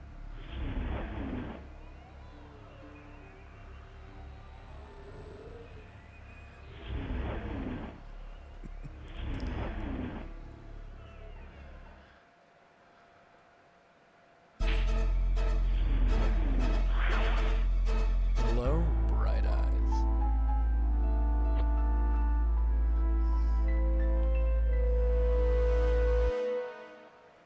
Why do they always do that? Rosa, meet your new life partner. Hello, Joey. That's the achievement I just got. Oh, Griff. Long time no see. How's tricks? You leave me out of this. Right, thought as much. Blackwell dames. Always sleeping. You're always sleeping, and I'm always watching. Yep, that's me. The eternal chump. It's about time. Hey, nap time Nelly. Wake up. What? Shall we try this again? No. Now that's not very polite. Go away. I'm afraid I can't do that, darling. Believe me, I've tried. No, you don't exist. Oh, yes, I do. Look at me. This is not happening. This is not happening. Oh, brother. I am not going insane. There is nothing there. Could you? No. I am not my aunt. I am not my grandmother. I am not going to end up like that. Listen. Get out of my head. There's nothing there. There's nothing there. There's nothing there. Could you? Shut up. Shut up. Shut up. Shut up. No, you shut up. You're gonna listen. And you're gonna listen good. I've been watching you all day, sweetheart. You know who I am. No. Yes, I'm not going away, so there'd be no point in beating around the bush. Now say my name. No. Damn you, you know my name, now say it. You're Yes? Joey? Good girl. You got it in one. Now turn around and look at me. Don't worry. I won't bite. Couldn't even if I wanted to. Hi there.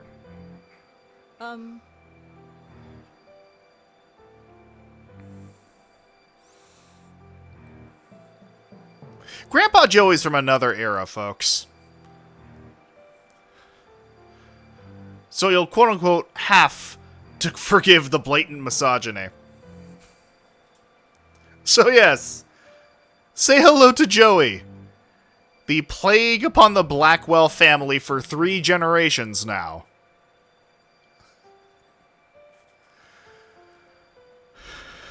Big yikes, brother. Oh, you have no idea.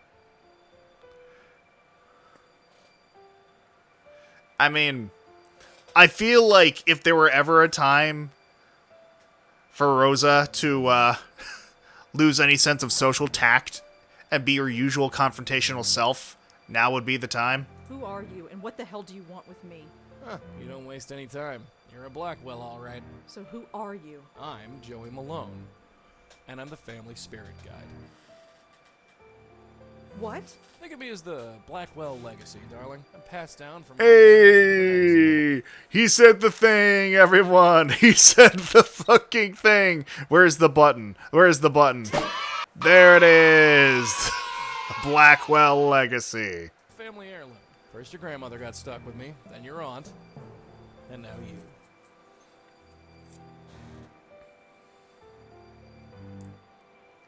Where did you come from? That's a long, long story, Dollface. And we've got more important things to do. Why have you been haunting my family? Haunting?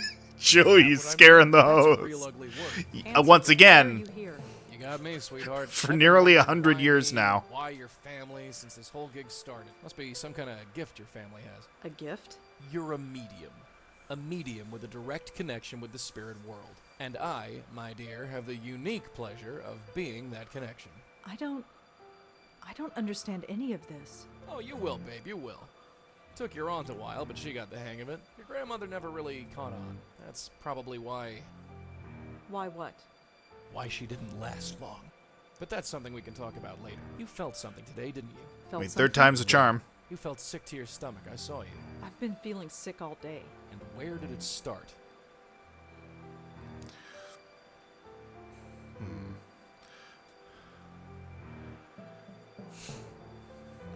Believe it started at the town square. You mean the dog run? Yeah, that's where we've got to go. What, right now? Yep, the sooner the better. But it's the middle of the night. So you've just had a nice nap. You should be ready for action. I'm not going out to Washington Square Park in the middle of the night. Well, that's where you're wrong. If there's any reason behind this medium business, it's to take care of problems like your dog park. And we have to take care of them soon. Whiny response. It's like, yeah, grow a pair of ovaries, Rosa. It's just going out into the middle of the night in New York City.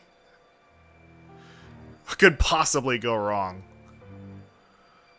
This is all too much. I've got to sleep on this. Sorry, kiddo, we gotta go now. What's the hurry? Let me put it another way. Do you want to end up like your aunt and grandmother? Was that because of you? Did you do that? Not me, kid, not me. I didn't make him that way, and I don't know what did. But do you really want to sit around here and find out?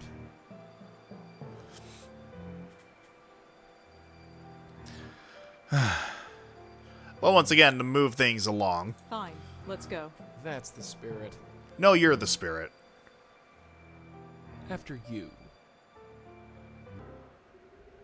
That was strange. Everybody just ignored you. Am I the only one who can see you? Yep, and hear me, so keep your voice low. Oh, yeah, this is the spot. Can you see it? I don't see anything. Can we go? Come on, this way. Hey, wait.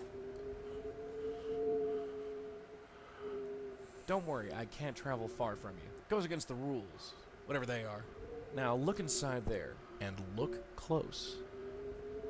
What am I supposed to see? Just wait. It'll come.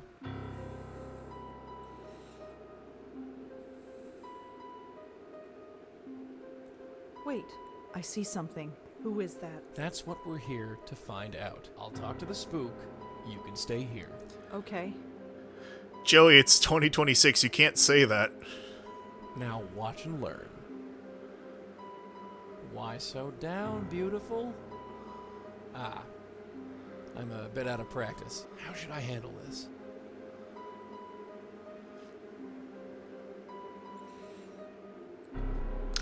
I think we can all agree that Joey's idea of charming probably differs significantly from what comes to mind for most of us.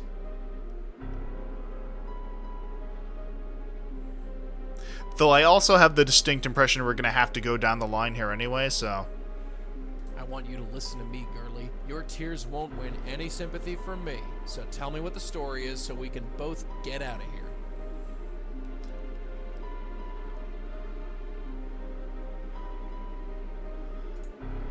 Hey, I'm talking to you. They all run. So hard to hold on. It's me. It's me. They won't stop.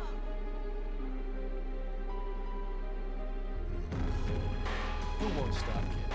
Try and concentrate. Explain everything so we can help you. Help. Help. He wants me to help him, but I want to help them. Don't they know that?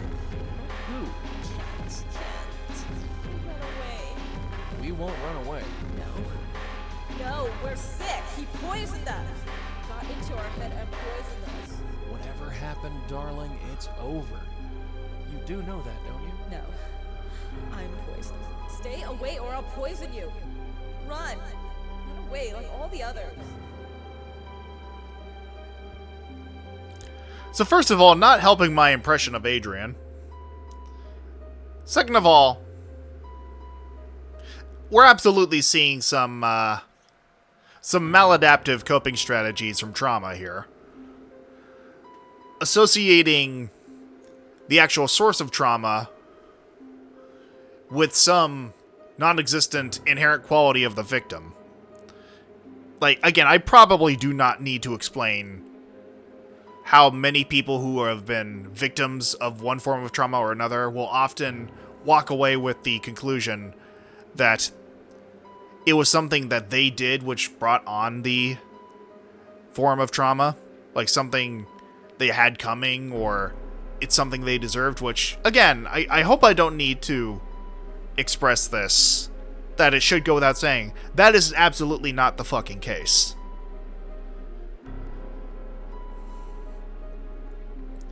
So, like, I will say, like, as little as I am impressed with Joey here, I can appreciate that, even if, like, the actual vocal delivery from the voice actor leaves something to be desired, the actual phrasing does align with things that I myself have seen in previous clients during my work as a behavioral therapist.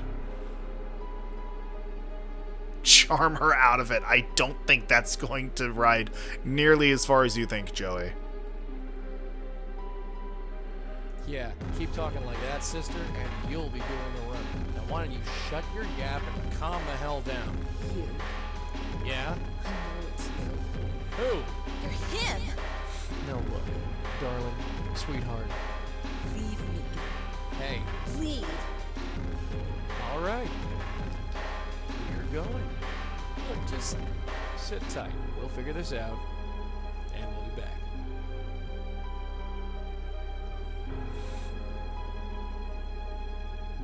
Friggin' ghosts. Can't get a straightforward answer out of any of them. What just happened? What just happened is we've got an unstable spirit on our hands, haunting that dog park over there. You wondered why the mutts don't like it here? That's the reason. There's a ghost haunting the dog park. That's what I said. A ghost. Sure. What am I doing here? I told you. No, I really should go to bed. Hey, wait a sec. Yeah, sleep. I shouldn't be here.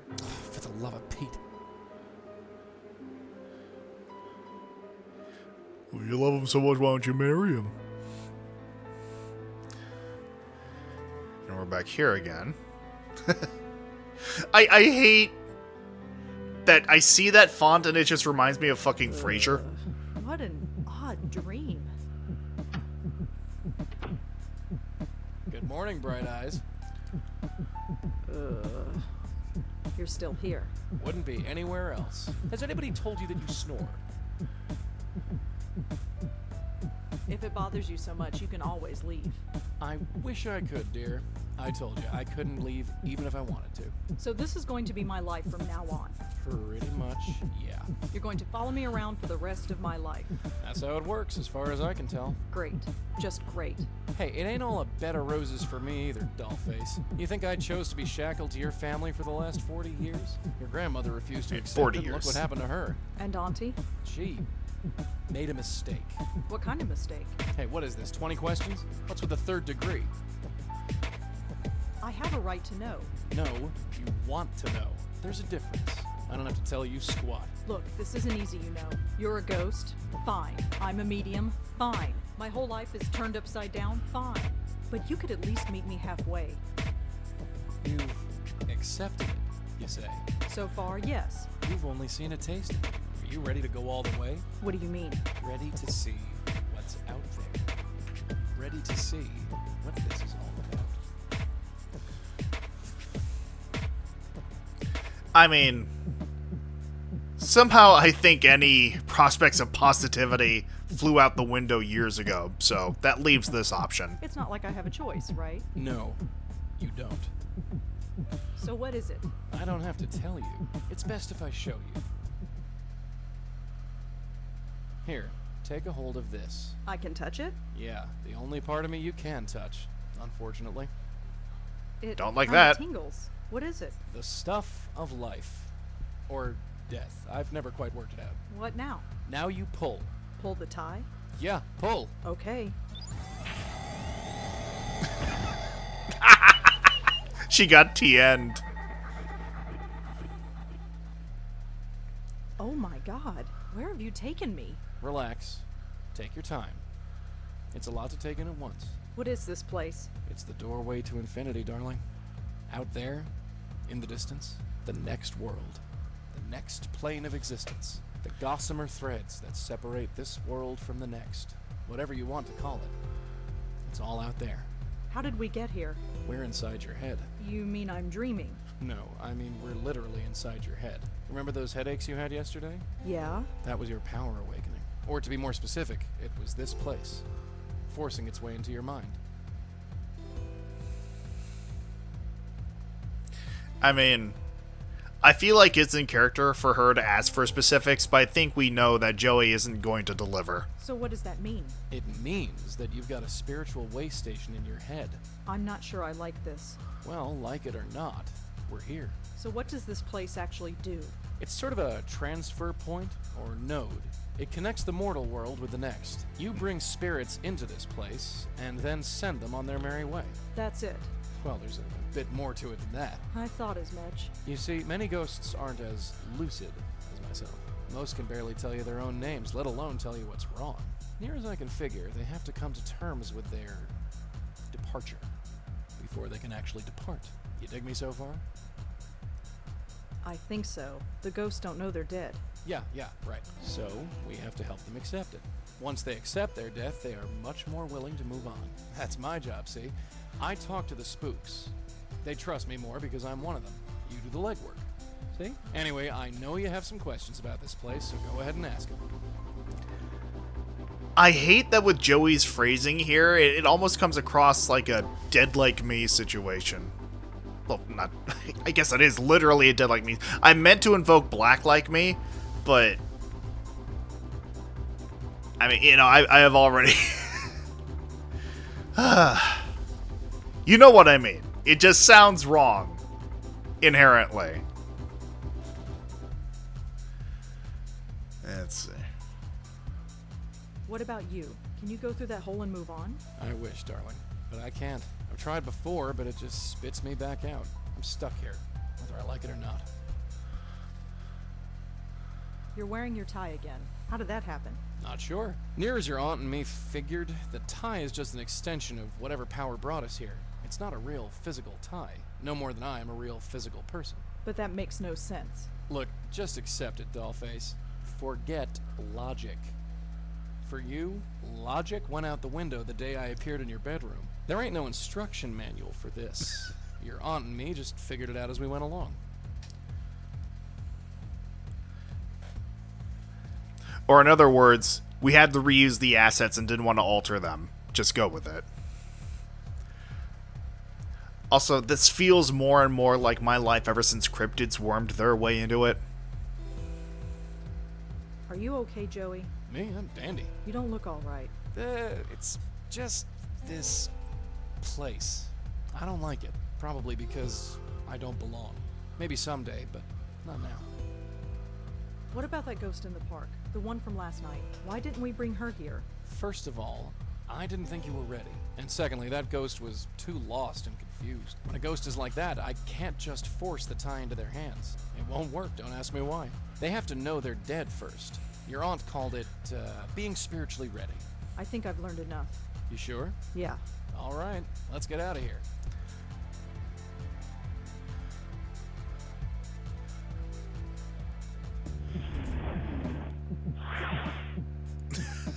Welcome back. Ugh. Take it easy. It's a little disorientating. I'm fine. So what now? Go back to the park and bring her to that place? You got it. And how do we do that? There are 3 steps. First, we have to find out more about her. Second, we use that information to get through to her, convince her that she's dead. And 3, help her move on.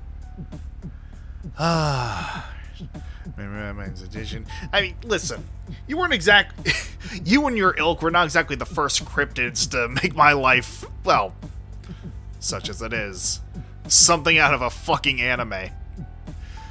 The fucking stories across space and time I could tell you. Alright, so. How do we convince ghosts that they're actually dead? That's the tricky part. Near as I can figure, we need to remind the ghosts who they are. Their death was too traumatic, or too violent, or too emotional that their little spirit minds snapped. So we need to do whatever we can to bring them back to themselves. And how do we do that? Usually by finding something that has a personal significance to them. Could be an object, a piece of information, or even another person. So we need to know more about the ghost in the park. You're a writer, yeah? Think of this as the ultimate character study. Once again, it is very telling about the era Joey came from. Once he's dipping into the victim-blamey territory.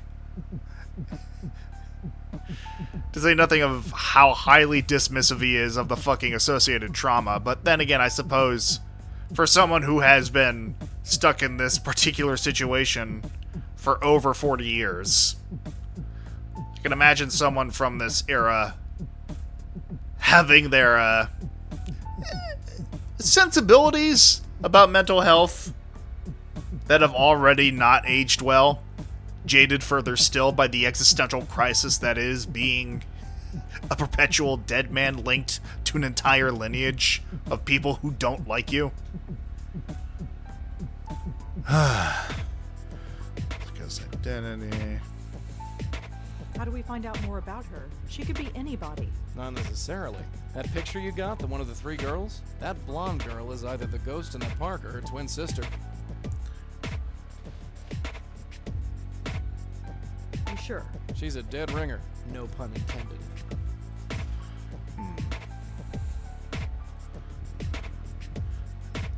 They're all women.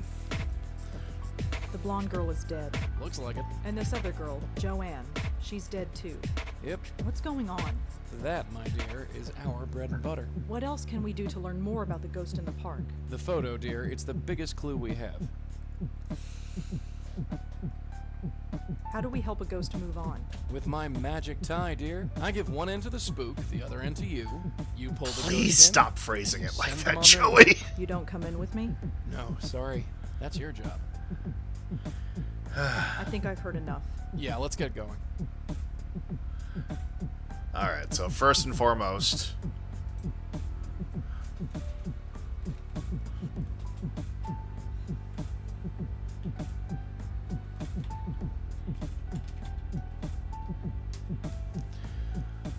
and next, Joey says that this girl looks exactly like the girl in the park. According to Kelly, this girl on the left is Joanne. I assume that this is a friend of Joanne, but I have no idea who she is. alright, so the only information that has been updated is the one about the girl in the middle here. Alright. Alright, so, it has been 2 hours. I am not entirely ready to end the stream just yet. However, I do need to step away really quick. And so we're going to take a brief intermission, and I shall, in fact, be right back. Family and friends. Well, I've discovered something that helped me and just might help you this holiday season. And this is the gift. A U.S. savings bond, guaranteed to please. And you know something? It's a successful present, never goes out of date. Here's a gift that truly keeps on giving, pays interest to make it grow every year. Even more than that, it's an investment in freedom. I might even give one to myself. Merry Christmas, everybody.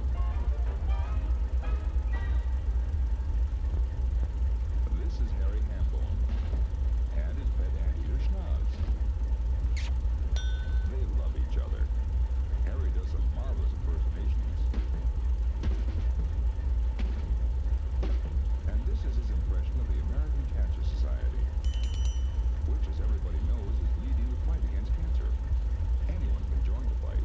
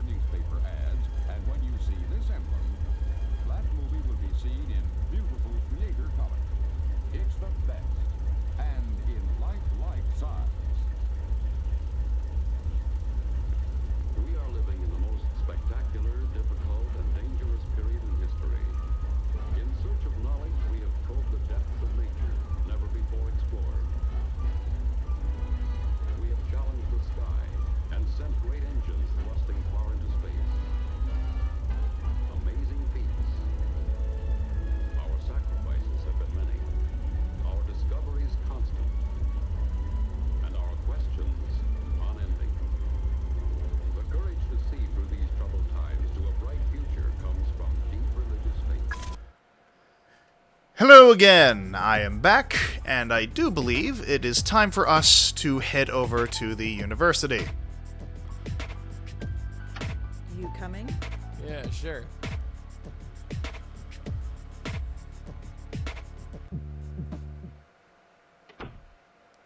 I love the implication that the music there was diegetic and that she just keeps her music on way too fucking loud. Alright, so let's head over to the apartments here, or rather the dorms. Let's see here.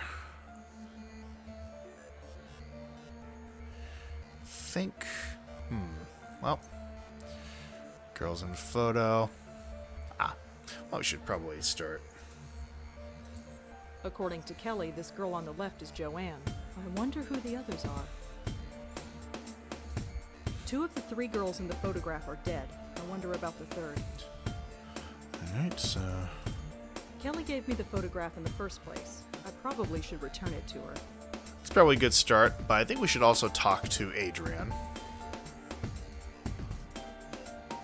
Oh, interesting. No established connection there. The sign said...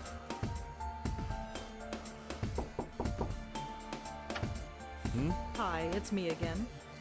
You have more questions? Yeah, is that okay? I suppose. What do you want? Do you recognize the girls in this photo? Well, that's Joanne. They're on the left. And the other 2? I definitely recognize them. They were friends of Joanne. They were up here all the time, but I never spoke to them. Okay. Can you tell me any... She jumped. It was it there what makes... And so that has not changed, so... The main difference is this. Well, that's all. Thanks for... Just remember... Alright.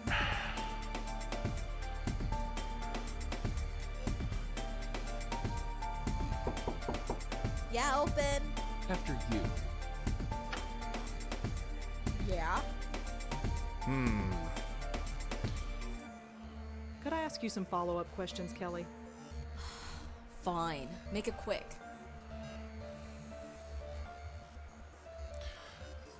So, I feel like this is just going to get a another sarcastic response here. But, Could you tell me about the other 2 girls in the photo? Oh, them. You know them. Only through Joanne. Do you know their names? Blonde girl is Allie, I think. And the Asian girl?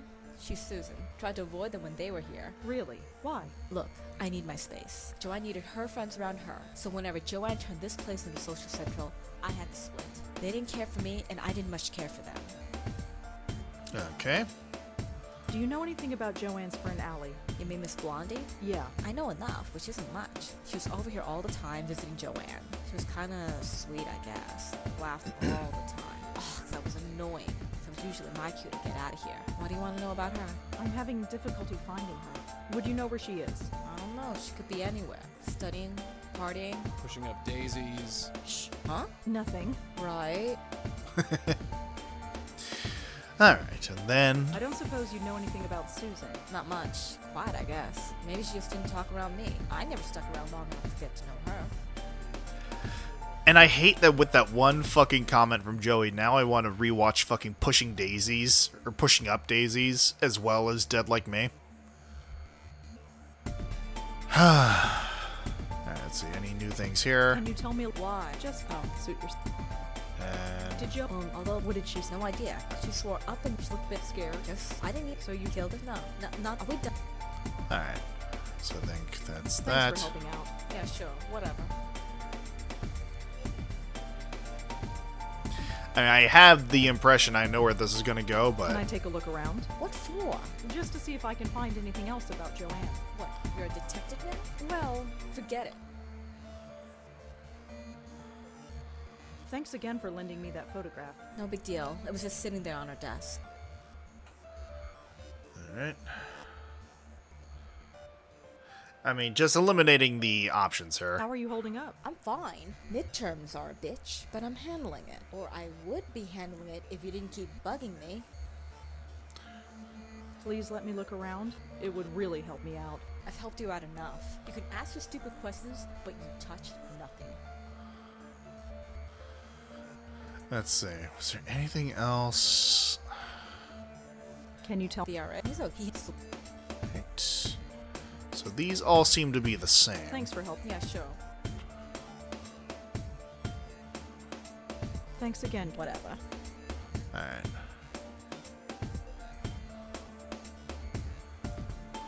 I'm not lugging that thing around.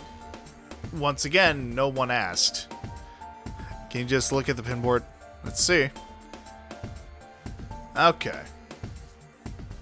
The future Miss Davenport. Ah, okay. Also, yo. I think Susan is zooted out of her fucking gourd. Future mayor of New York City, the future Miss America. Ah, boy. Oddly enough, this is the one that concerns me the most. The future Mrs. Davenport? I wonder what that means. That's her, the ghost in the park. She looks so happy here. I wonder what happened to make her like that. Yeah, because depressed people never fucking smile. I recognize her. That's Joanne. Alright. There's a notebook on Joanne's desk. Can I? No. Joanne and I might not have been buddies, but I'll be damned if I'm gonna let some stranger paw through her stuff. And that is perfectly valid.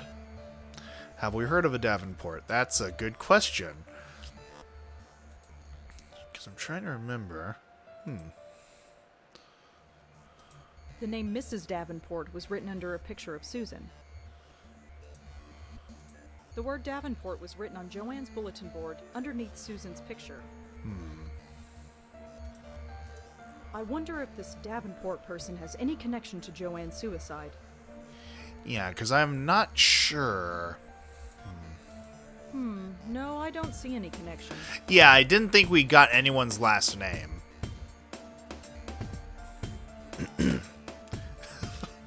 Also, nice to know that Joey's just trying to get his non-existent steps in. Let's see. The window has safety bars on it. I guess that's kind of ironic in a morbid kind of way. It's the only bed in the room. I guess Kelly got rid of the other bed after Joanne. What? Could you speak up, Rosa? She's covered her wall with rock posters. Yeah, who would have thought?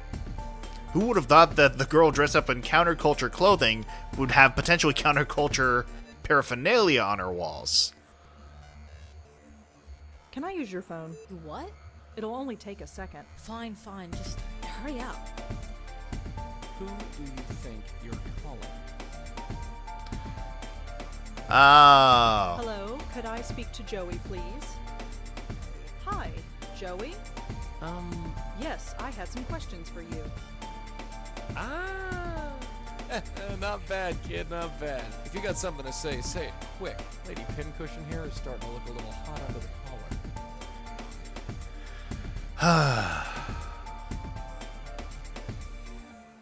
Let's see. I mean, I feel like a distraction would probably help. Joey, can you do something about that little bird who is watching me? Huh? You mean Metal Nose? Yes, she's making me nervous. Me? What can I do? Like, she is just there. Like, about like 1 or 2 yards away, at most. This is clearly an intelligent young woman. I think she would be able to piece 2 and 2 together when you talk about a little annoying bird.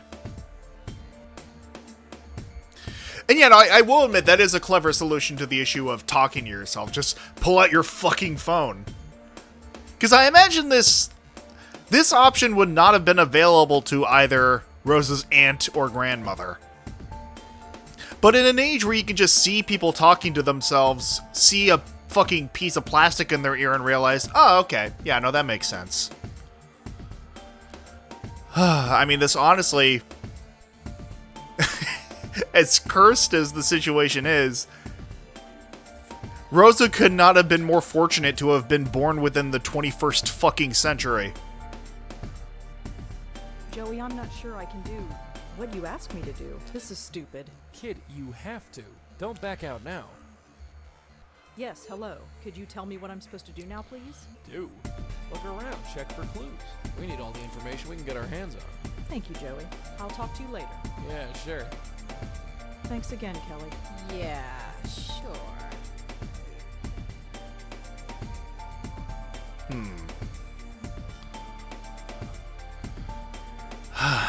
So, once again, well, let me see here. Can I combine... I don't see what one has to do with the other. Alright. The word Davenport. Alright. I wonder if this Davenport... I mean, let me see here. Do I have the option to just leave? Joe. Shh. You want to start a riot? Keep your yap shut until we're alone. Let's see. It is not giving me the option to leave. Oh, wait, there we go. Thank God that's over. Over? What do you mean?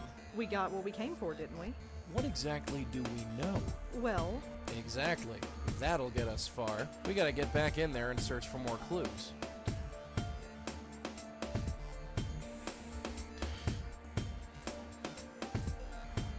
Alright.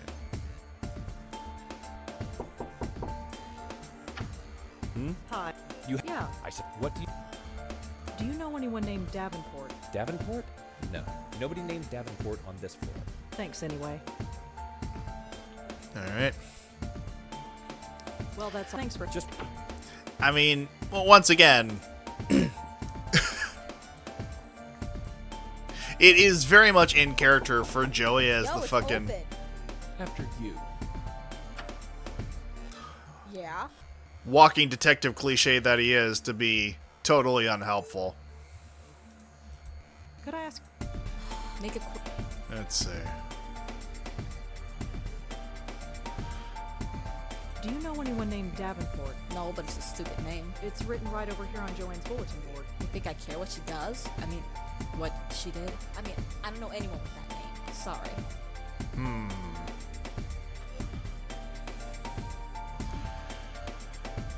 Susan Allen. You know what? I did not ask about them. But the game does absolutely seem to be steering me towards sticking to this room for the time being.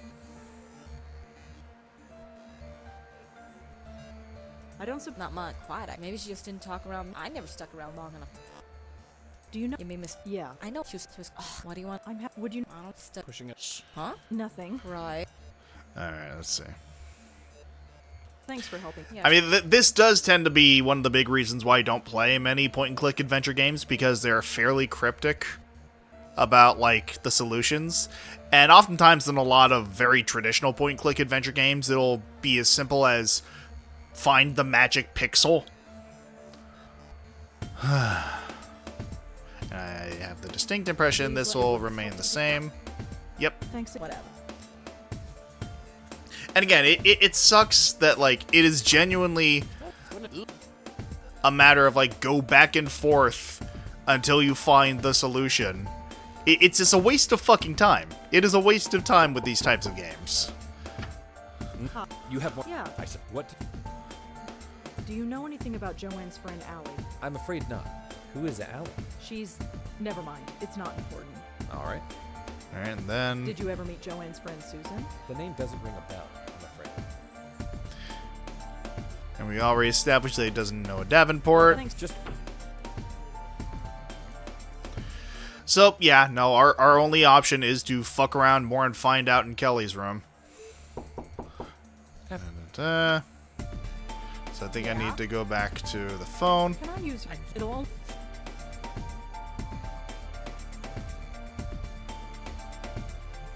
Hello? Hi. Thank you, Jeff. I'll talk to you later. Yeah, sure.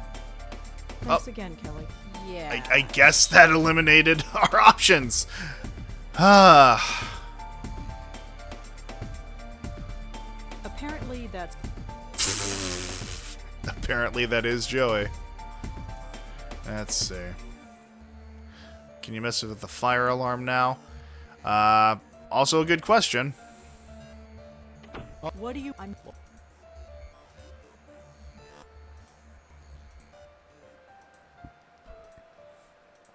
Let's see. Looks like a...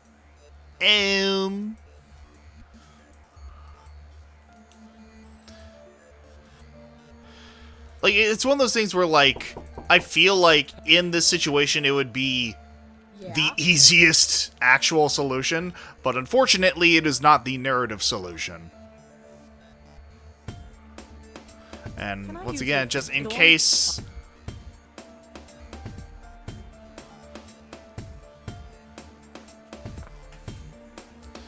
Hello, could I speak to Joey, please? Hi, Joey? Thank you, Joey. I'll talk to you later. Yeah, sure. Thanks I again, clicked Kelly. nothing, by the way. It just scrolled through those options. So apparently I'm simply supposed to have the solution at this point. Or rather, to know what the solution is.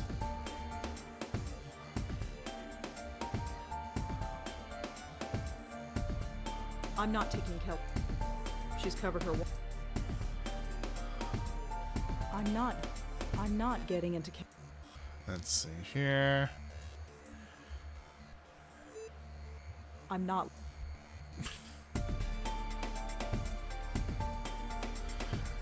Just sneak the book. You would think. Well, let me try picking up the phone. And then... Not now. I'm on the phone. Sort of. Well... There's a notebook on... Once again, Kelly. Yeah. And again, it just timed me out of using the phone. The safety bar... The window head... Could I ask you... Make it... So I feel like I am missing something here. So what was... To be honest, she was vanilla? You know, just she's... Did you... although... What did she... No, she looked scared. Just... I didn't... So you killed her? No. Are we done? Can you tell... He helps... Can you tell... Why? Just... Do you know anything? Yeah, I know enough. She was what do you want? Would you... Stuck. Pushing it. Shh. Huh? Nothing. Right. Alright, I don't see that much. Why? Maybe I'm... Do you... No, it's written. I mean, sorry. And that's literally all of my options. Yeah, sure. And then, of course... It would have helped you. You can ask...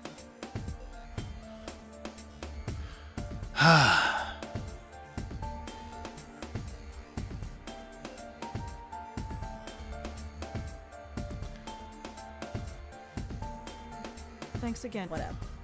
And I don't think there is anything in my inventory that I can use. I don't want to ruin the picture. Then don't. According to Kelly, this girl's name is Susan.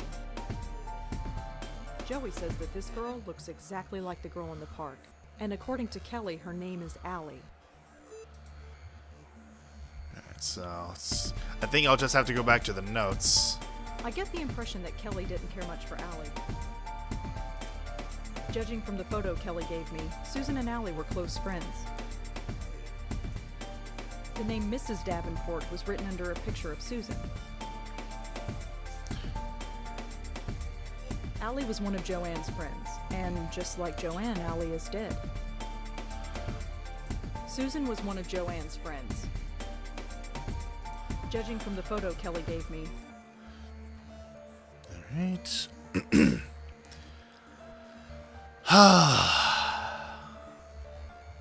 Would you like to look? I mean, I appreciate that you actually looked it up, Koshe. I am going to give myself at least another 5 minutes of just trying to work my way around what is in front of me and see if I can't find the solution myself. Let's see. Posters. Kelly.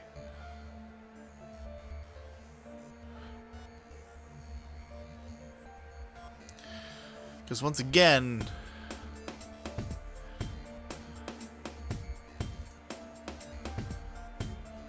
and I can't take it out of my inventory.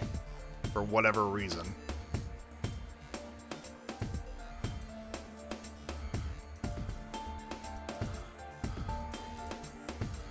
Alright, and then out of there. And I should also save, just to be on the safe side.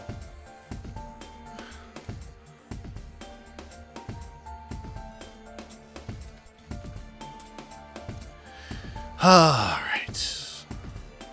I'm not taking Kelly's things. Again, no one is asking you. That's Kelly. She gives me the creeps. Well, again, you're not exactly a fucking... I'm not getting into Kelly's bed. Keep forgetting that the left mouse button is an action button. Apparently, that's Joey. And just to try one more It's just time. to tell- Can I use it'll? Apparently, that's Joey. Hello, could I speak to Joey, please? Hi, Joey. Thank you, Joey. I'll talk to you later. Yeah, sure. So yeah, Thanks again. giving me no option to actually speak with Joey. But actually, Can what if use I it'll? do that and then click someone else? Not now. I'm on the phone. Sorta.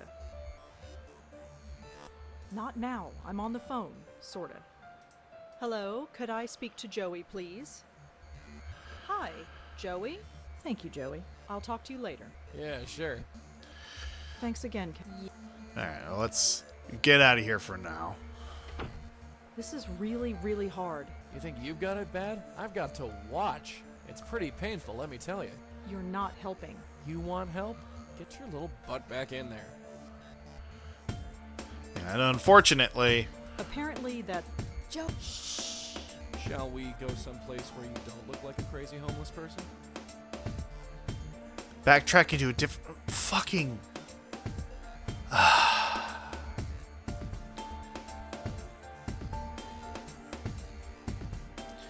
Because of course it would. I mean, this is the main thing that comes to mind. I don't want to, but I guess we should talk to the ghost again. Don't worry. I'll do the talking.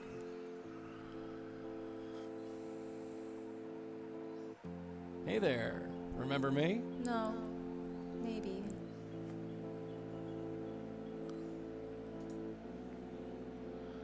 Is your name Allie?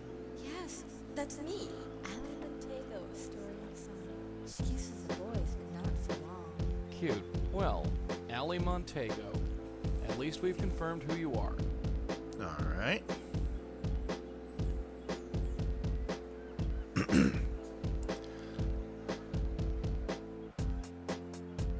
Are you friends with a girl named Joanne? Joanne? Joanne? Beware of Joanne when her plans unfold, for she intends to take over the world. She had to go away. He drove her away. She didn't understand. He. Do you know anyone named Davenport? No. Maybe. Can you tell me about your friend Susan? Quiet Sue. Little Lady Lee. Always need to know is there. Won't say much. You'll know she's there. Lady Lee? She had to go away. Stupid deacon. Sending away all my friends. Even the little ones. So Susan Lee.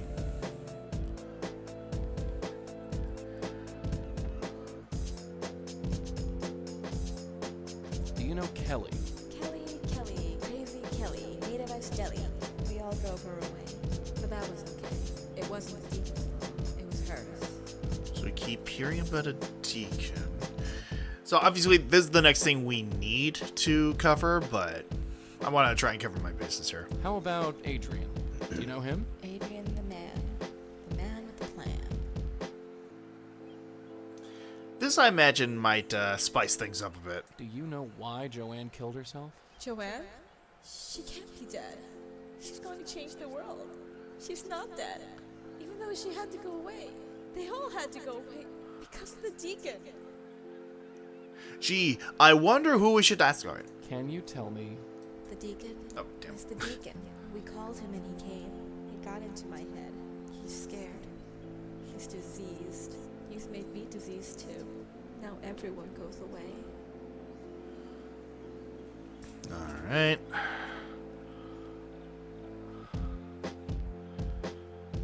Trying to see. Is there anyone else? Can you tell me anything about yourself, Allie? Allie Diego, story inside. She kisses the boys, but not for long. I think that is predominantly it. Just sit tight. We'll figure this out, and we'll be back. That place is creepy. What? You don't like dogs? You know what I mean. God mentions talking to Joey and asking him about his powers before you leave the apartment. And what I love about that is that the narrative tries to stress the importance of leaving the apartment immediately.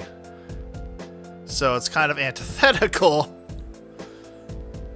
to actual game progression if what you are supposed to do is rather not leave the apartment and first talk to Joey about his powers. Joe.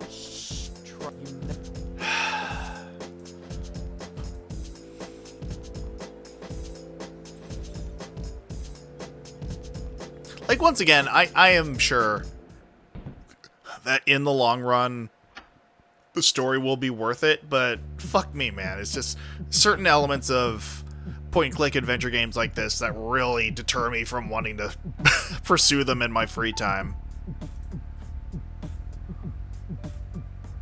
Joey. What do you want, sweetheart? The only thing to keep in mind with games like that is that you have to be nosy as fuck. I mean, yeah. Ask Joey about ghostly powers. So what can you actually do? Do? As a ghost? Any powers or anything like that? What you see is what you get, dear. I can float through walls as long as I'm still near you. But you can't touch anything. Not really. Not really? Well, you remember that breeze you felt when I manifested myself last night? Yeah. That's the extent of my physical presence.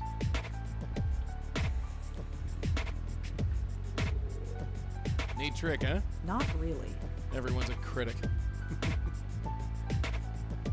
How did you die? Excuse me? How did I die? Yeah. That's a bit of a personal question, isn't it? Is it? Yes! Sorry.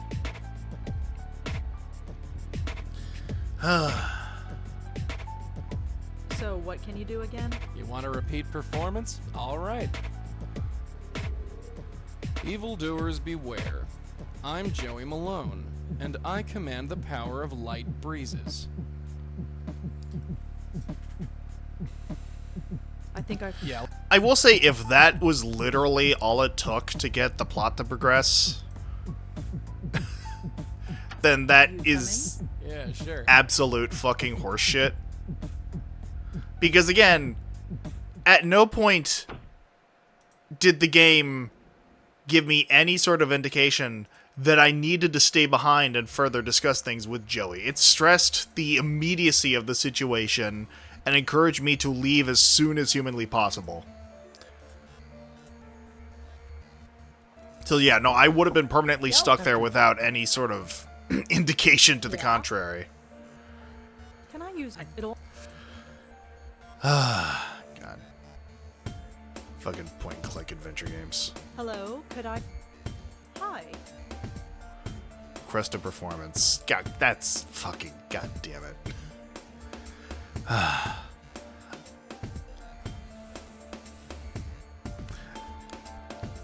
I'm squinting. I'm squinting at you, Lore.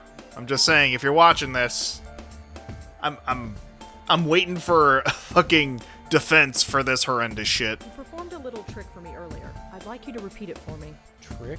Joey, do you see the pile of papers on the desk? Yeah. I need you to work your magic on them. Sure, I can handle that. Thanks again, Chloe. Yeah, sure. So dumb.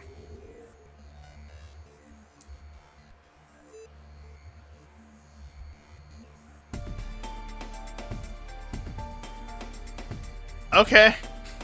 That happened.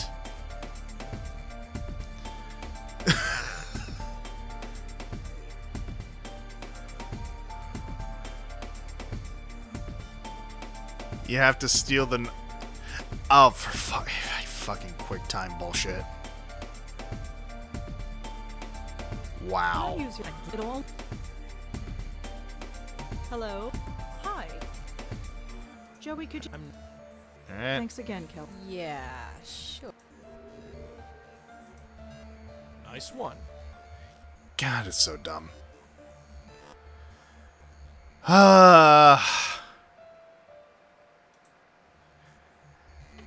So, congratulations, kid. You committed your first burglary. Is that what I just did? For the greater good, kid. For the greater good. That makes me feel so much better. Jesus fucking Christ. Alright, moving on. I'm going back to the apartment so I can actually discuss the matter out loud. In case there's more trivial knowledge that I need to exchange with Joey. Let's see, come on. There we go. Looks like standard poli-sci lecture notes. It looks like Joanne liked to doodle in class. The last set of notes in this notebook are pretty strange. I'd better take a closer look. Joanne and blank. Susan and Alexander. So I may miss a little time. Alright, so first of all, I want to specify. We here at Twitch.tv do not, or rather, we here at Twitch.tv/The Logician VT do not promote slut shaming. Like, for a young woman in college, it is perfectly natural to want to experiment with not only your sexuality, potential for polyamory, what have you. This is all something that is perfectly normal for a young woman to look into. So I want to stress that if the intention here is to shame Allie, then I am not a fan. I am hoping that this is not some means of shaming.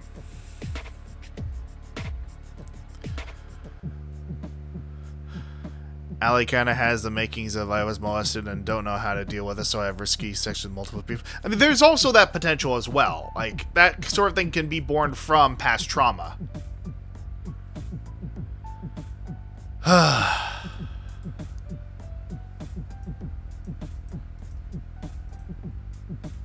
So it really says a lot about how tight your friendship was when you're doodling shit like that.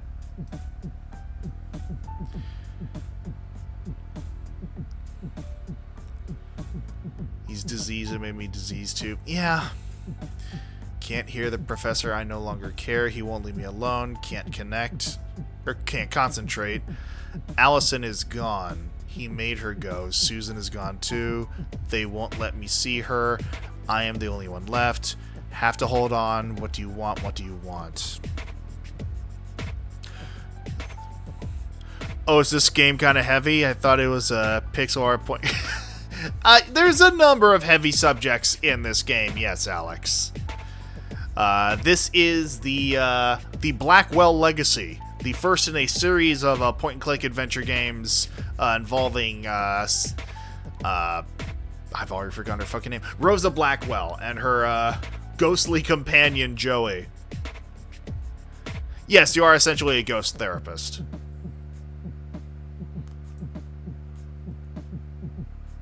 Alright, so now we can look at notes. Alexander. And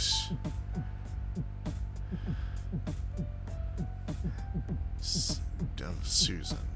Joanne drew this picture of Susan and this guy, and wrote Susan and Alexander underneath it. A boyfriend, maybe? So in that case, you can probably assume... I think it's safe to say that these refer to the same person.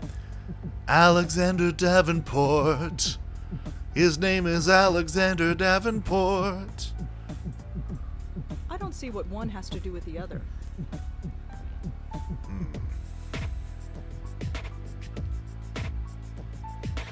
Deacon and Allie. There is obviously a connection between the Deacon and these girls, but what? Just to... There is obvious. Yep.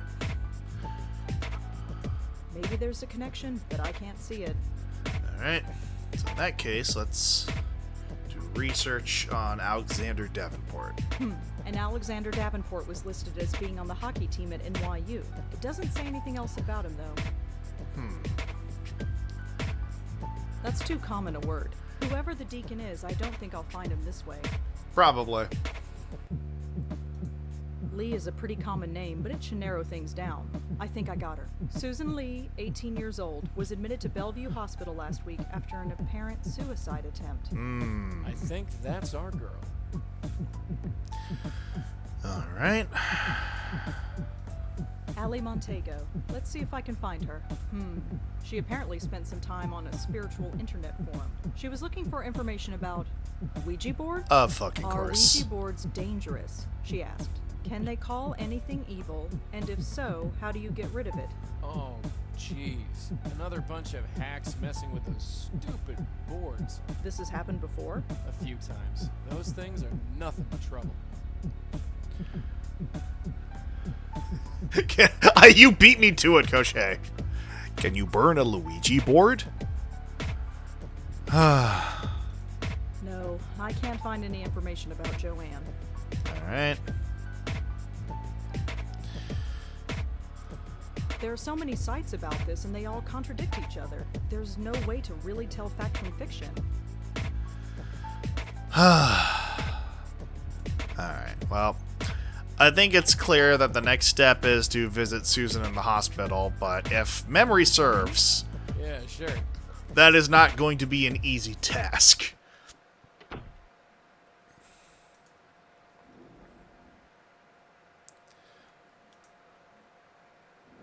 Man, I hate this place. I was stuck here for 25 years. Why'd you have to drag me back here, huh?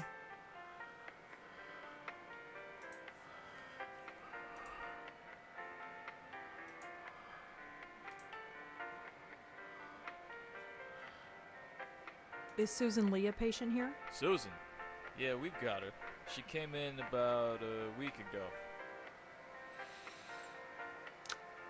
First of all, great fucking job just blurting that information out there, bud.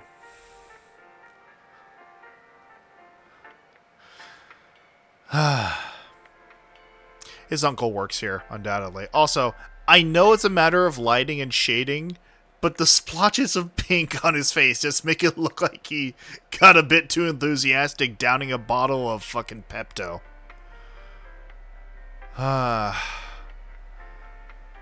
Also, yeah, we're probably not going to get in that easy. May I visit Susan Lee? Sure. If you're on the approved guest list. What was your name again? Rosangela Blackwell. Sorry, you're not on the list. She'll be out in a week. You can visit her then. I mean, you've already given out too much information, my guy. Oh, God, the fucking keys. What's with the lights? Hey, old buildings, you know? Always got problems. If the plumbing ain't broken, the lights are on the blink. It's giving me a headache, let me tell you. Alright, so... Thanks. Uh-huh. So I think... I don't think so. Just a small transistor radio. Apparently, that's Joey. Well, what about the poster? Some kind of motivational poster.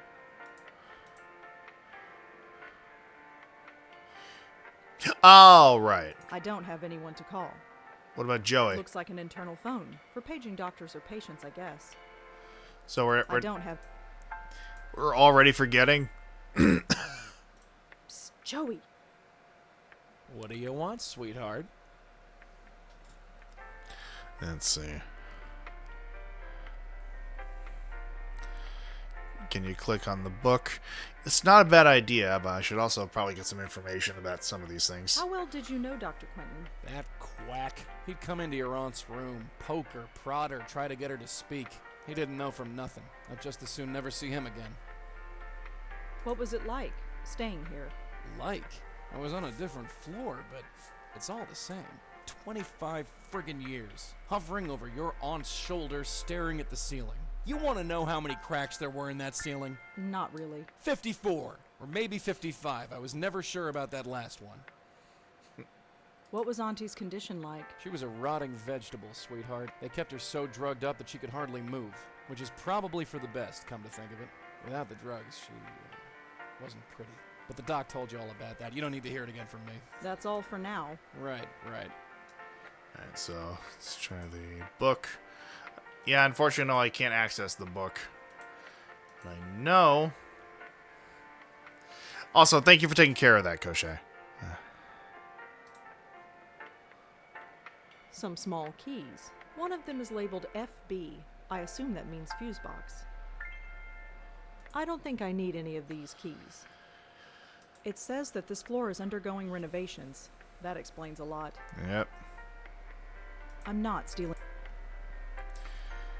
Alright, let's see here.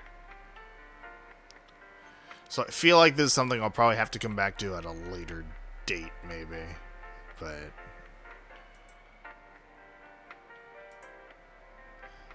Locked. Whatever's back there, I can't get to it. You need a key to open it. Looks like a fuse box. Judging by the flickering lights, it must be broken. The sign says I'm not allowed back there. alright, so can you ask to see the doc but sneaky? I mean, can give it a shot. I'm here to see Dr. Quentin. Sure thing, you're cleared. Go right in.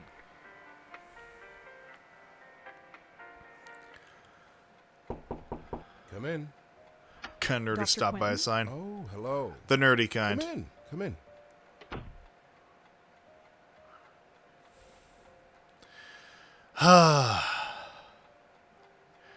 I mean, gee, I wonder how this is going to go down. I hate this. Yeah, no, he looks like a wannabe Ace Attorney character. Do you know anything about headaches? It's hardly my specialty, but I know enough. Why? I've been getting them. Lots of them. In your case, I'd say they were triggered by stress. Are they usually this bad? It varies. Over-the-counter pain medication, rest, that's all I'd suggest. Thanks. Let's see. His fashion sense isn't good enough to be... I mean, you say that, but he's got like a purple fucking suit with white pants and the fucking gleaming glasses. He would absolutely fit right the fuck in one of, like, more than likely one of the spin-off Ace Attorney games. Let's get the fuck out, I yeah. guess I'll head out. Very well.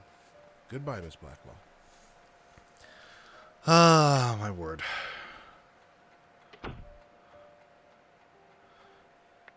So, I feel like I remember there having to be something to do with Joey and the radio or the phone, but I cannot for the life of me remember if that comes later or now.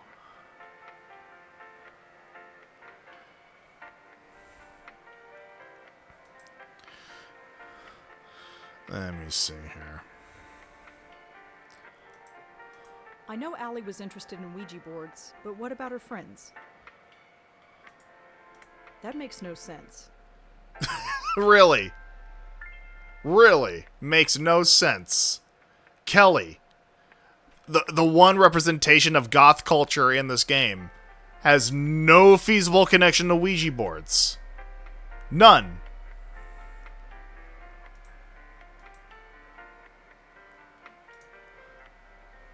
Rosa, you sicken me. Let's see here. Also, hi, Lore. So, we just had to deal with the fucking, glorious process of figuring out how the fuck to get, Joanne's notebook. By going back to Rosa's apartment, talking to Joey about his powers, then going back and only then having access to him being able to blow papers off the desk. From the roommate, yes. So, we now have the note. We know about the deacon. Well, the existence of the deacon. Yeah, good old adventure game logic. Exactly. So, we know about the connection to the Ouija board. And we know that Susan is currently in Bellevue Hospital. The main issue is getting access to her, to talk to her about things. And as of right now, that is looking pretty slim in terms of options to get in there. So now we're just trying to figure out how to proceed. This is also very early game for the developer. That also tracks. I mean, we might as well talk to everyone's favorite shitheel. Hi, it's... Yeah. What do you about some more people who have entered the game here. Do you know an Alexander Davenport? The name doesn't ring a bell, I'm afraid. Let's see here. Do you know anything about Ouija boards? I'm afraid not. Unhelpful as always, Adrian. Well, that thanks. Just...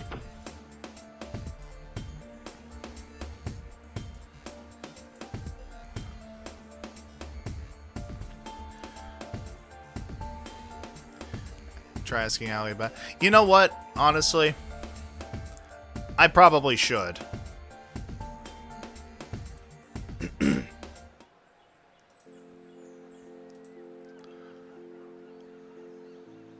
Please note, dog walking park is closed until further notice. I can't imagine why. Please note. Oh god, does this mean we can't get in? Let's talk to that ghost again. Oh, Julie. okay, there we go. Yeah, sure.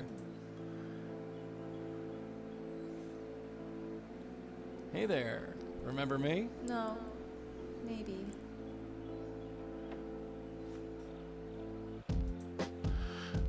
Do you know anyone named Alexander Davenport? On a date with Alexander the Great. Was it an accident? Or was it just fate? Why are you interested in Ouija boards? Ouija boards? I hate them. Why do you have to bring that up? I had a Ouija board once. Next thing I knew, everybody went away. Alright, and again, something to do with the beacon. The deacon. Can you tell me who the deacon is? The deacon? It's the deacon. We called him and he came. He got into my head. He's scared. He's diseased. Yeah, so He's made this. disease too. Now everyone goes away. Yeah, again, Allie, unfortunately, you're gonna have to speak up. The mix is a bit iffy. Look, just sit tight. We'll figure this out. Alright. You alright? This is going to take a long time to get used to. We got the rest of your life, doll. Yeah, no, I've the distinct impression that the deacon is some sort of malevolent spirit who is summoned by the Ouija board. That is my assessment. I remember little to nothing about this game the last time I saw it. Because I believe the last time I saw anything from this game, it was Lore who streamed it. You can note those on your notepad. Let us see. So, Ouija boards and Deacon. The girls were interested in Ouija boards, and they are all haunted by someone named the Deacon. Could there be a connection? That's the $1 million question, isn't it? Deacon and Ouija. New sitcom coming to CBS. There is obviously a connection between the Deacon and these girls, but what? Could Alexander Davenport have killed Allie? Deacon Luigi, exactly. The true identity of Mr. L. There is obviously a connection between... Alright. Now,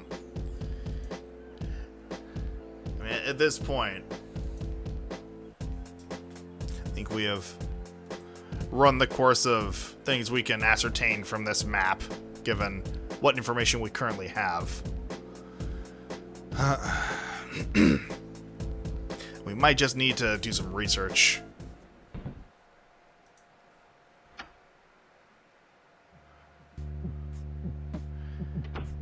Alright, so let's see here. Joanne's notebook, the doodle, message. Let's double check this. Yeah.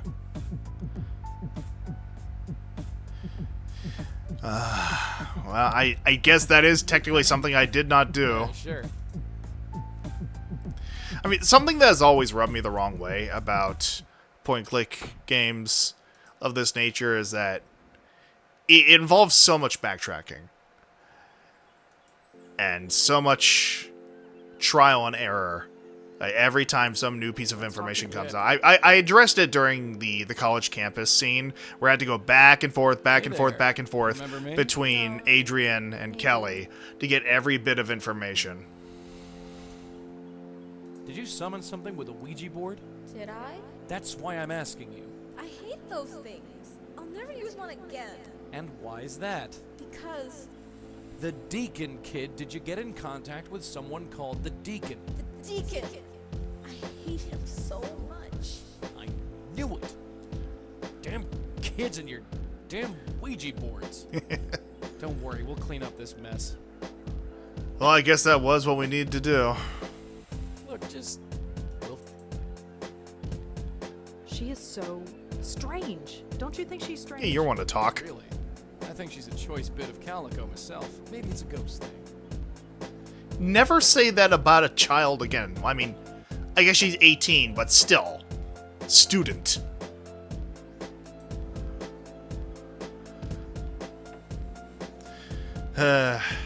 I mean, if you cut out all the massive fucking misogyny, then yeah, there might be some trace pieces of Logician in there. There is a fuck ton of the Logician in Rosa, I will say that. Alright. He said in reference to himself as though he were Elmo, talking in the third person. I hate everyone, Koshei. I don't discriminate. Now, the main thing, only like 39% of it is misogyny. I mean, it's still over a third. It's the whitest shit I've said. Yeah, you're not wrong. Now, the thing is, I know Susan is in here. And I know I need to do some ghosty shenanigans in order to get access to where she's at. But I cannot for the fucking life of me figure out how. And I want to try and use what information I have in the game to try and figure that out without hints. For Joey, it was the 20s when he died. Oh yeah, no, I absolutely get that.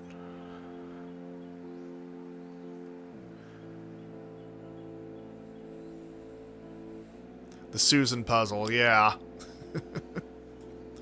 So, I know it has to be something to do with this. And the thing is, like, we saw Rosa used the cell phone in Kelly's dorm before as a means of talking openly with Joey. So the fact that I simply cannot... I don't have anyone to call.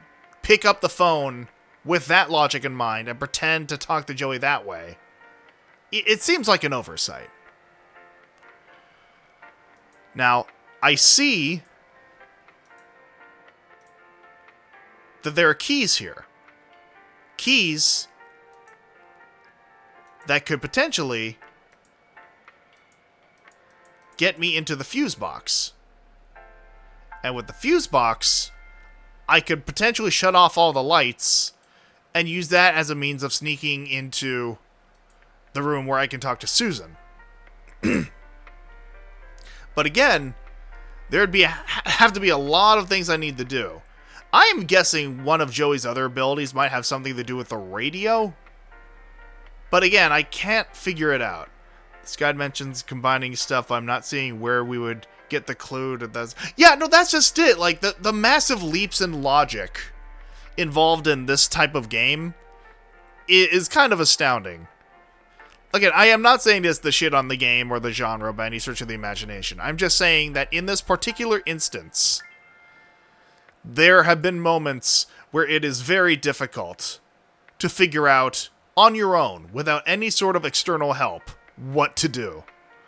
The radio does fritz with Joey around. At least it should. Oh, whoa, hold on there. wasn't trying to go any If you wanna further. go in, I gotta clear you first.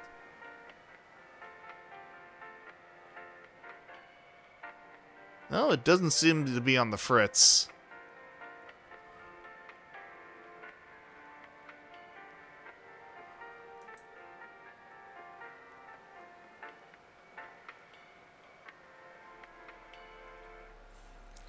I mean, unfortunately, it might be a matter of it will only go on the fritz when Joey is there once I reach a certain point in the story, which, again, is kind of bullshit in and of itself, but...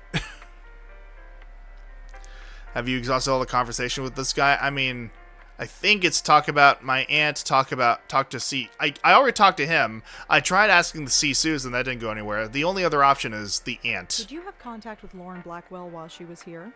Nope. Doesn't ring a bell. She was in temporary care? No, she was in long-term. That's a whole different floor. This is the floor for temp patients. I see. So what exactly happens here on the temporary ward? It's just that. Temporary. Most insurance plans only cover a 2-week stay, so this floor is designed for a high turnover rate. That's why the doctor's offices are usually down here. They need to be on hand when new patients arrive. Well, thank you for that insight, Captain Pepto. I'd like to see Susan Lee, please. I told you, you're not on the guest list. Oh, well, that's because... Blame your memory, blame the guard, blame Susan. Yeah, I don't think you can get away with any of these, honestly. Your memory. Never mind. Thanks. Uh-huh. Alright, so... we have the keys here.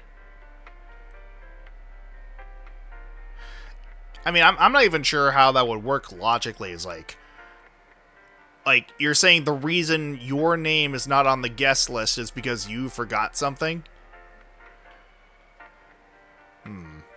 Let's see here. Susan and Deacon.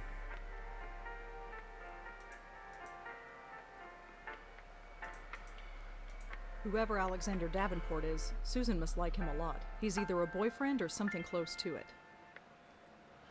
Alright, and then...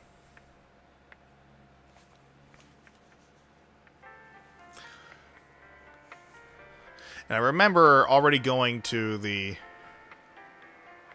so the reason Adrian is in the girls' hall is because apparently the staff at the university assumed that Adrian was a girl, simply because of the name Adrian sounding feminine, and they never corrected it, even after they found out that he was a guy.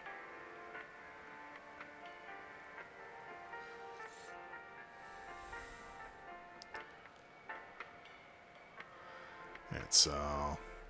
can't think of anything else.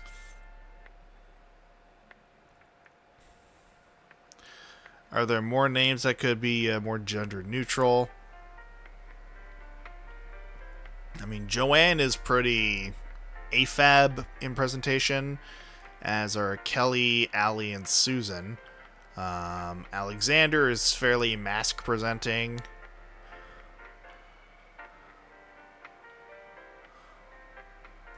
I can try asking again. Thanks. First, let me save, first and foremost.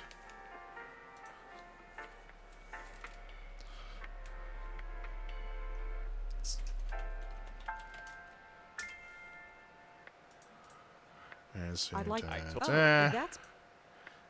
I gave you the wrong name. You did what? Yeah, gave the wrong name. Sorry, it's a character in a play I'm in. Ugh. That's the best you could come up I was with? gonna say. Well, what is your name? Ah, Jesus fucking Christ. God damn it. I hate that that worked, because it implies that this guard has the intelligence of the fucking Pepto-Bismol smeared on his face, but whatever. I can't use that, that's a man's name. Sure. My name is Deacon and Ouija.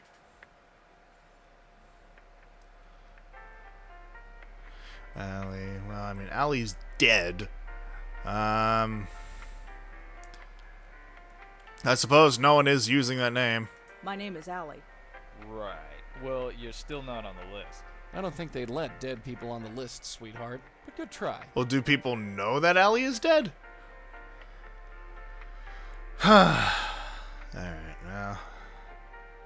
I mean, I suppose at this point it's a matter of fucking Yeah, it's... process of elimination. Really? Well, Okay, I doubt Kelly would be on the list. So...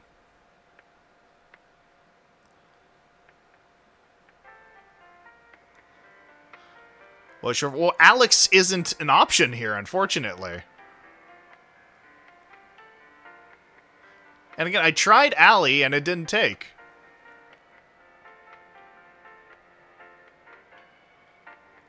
Yeah, and I did combine things, but it didn't. It didn't work. Thanks. All right, so let's go back here. Combine two things. Alexander and Susan, like we Whoever out is either we a boy- realize that they're in a relationship.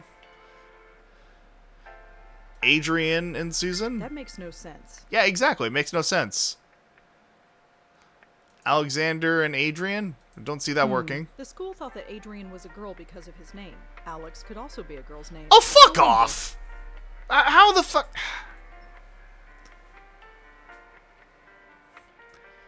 No, that's. I'm just calling bullshit on that. There's no way anyone should have been able to figure that out. I'd like... Oh, that... Yeah, it's... Ugh. real. Well, Fucking point and click games. My name is Alex Davenport. huh. Your name is on the list. Can I go in now? Sure. I'll notify the nurse that you're coming. She'll take you in. Thanks. Fucking horse shit.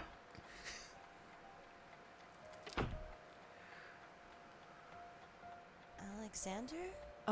No. I'm sorry. Where's Alexander?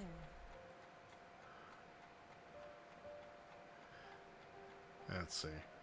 I mean, I don't think gaslighting the the young woman who is recovering from a suicide attempt is the best option here. He's right outside, but I'd like to talk to you first if that's okay. I think you're lying. Alexander wouldn't want to see me. He can, but he won't. Who are you?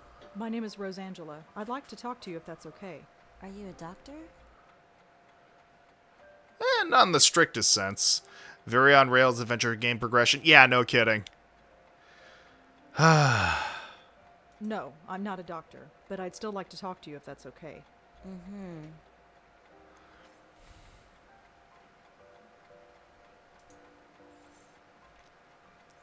Well, I'd like to talk to you about your friend Joanne. You know Joanne? Sort of. What about her? Can you tell me about her? She's Joanne, that's all. seems to be a lot of that simple description going around. I would save off of mentioning this just yet. Hello, hermano. I am playing the Blackwell Legacy. It is a point-and-click adventure game and the first in a series of Blackwell games produced by Wadget Eye Games. It is something Lorelei has been singing the praises of for literal years, and so I figured, why not? For a Fan Fave Friday, I might as well give this one a shot, especially since all the Blackwell games are on sale on Steam right now. Alright. Do you know what happened to Allie? Yeah, Do you know why she did it? no.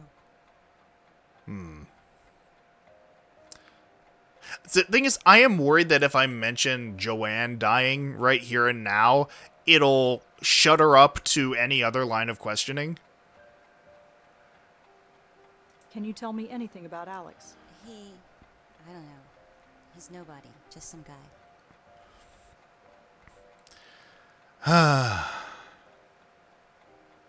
Susan, can you listen to me? You're not crazy. I know what happened. You summoned the deacon with a Ouija board. No, that didn't really happen.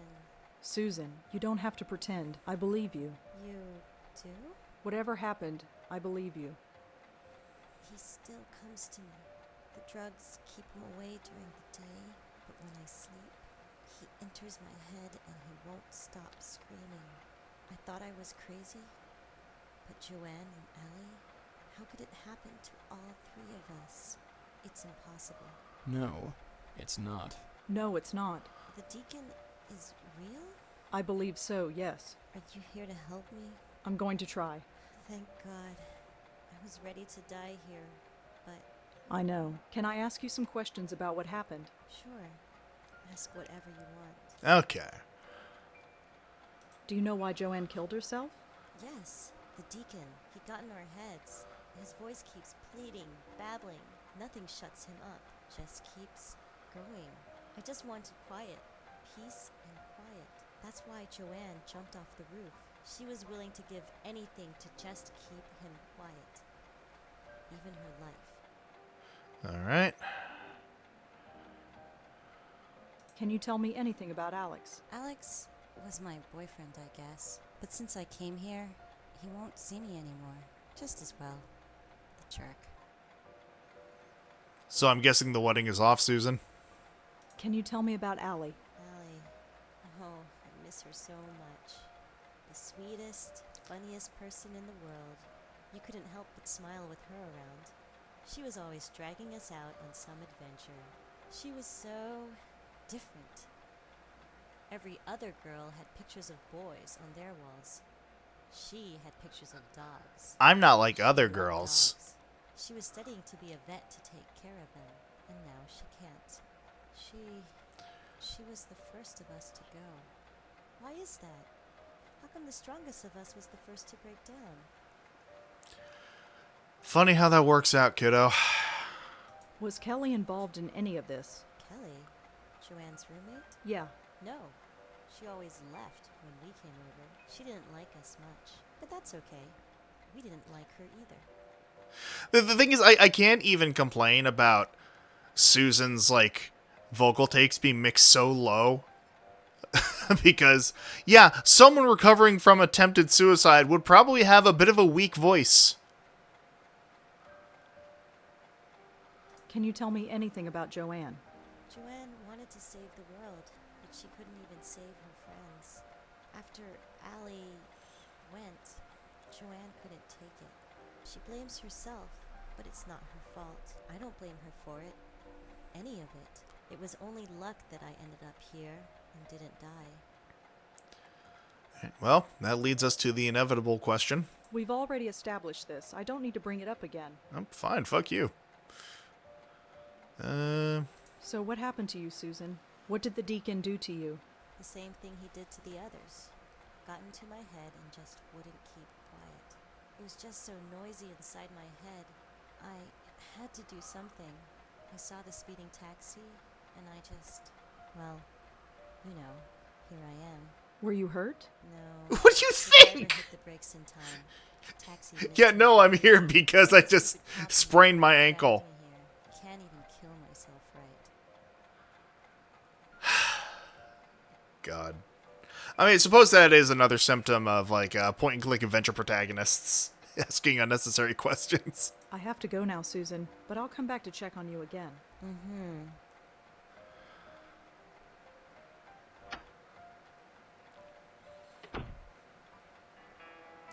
Look, Joey, it's starting to get dark. Yeah, I can see that. Was it the darkness that gave it away? I'm just saying. Alright, so. Oh, well, now we have the quirky bit with the radio. I Yeah, don't think so. it was tied behind story progression. Just a small transistor radio.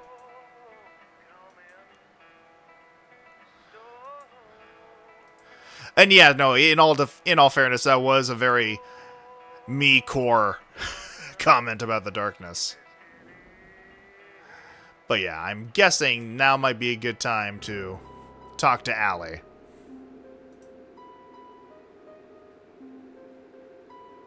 Let's talk to that ghost. Yeah. Hey there. No.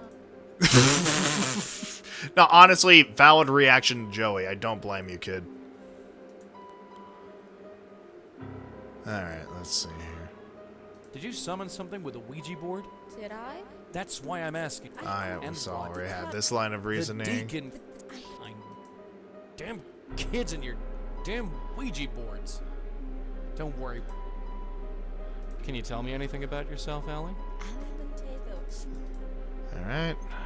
Do you know anyone named Alexander Davenport? On a date without wasn't Well, it looks like we've got nothing new here. This place always looked so normal.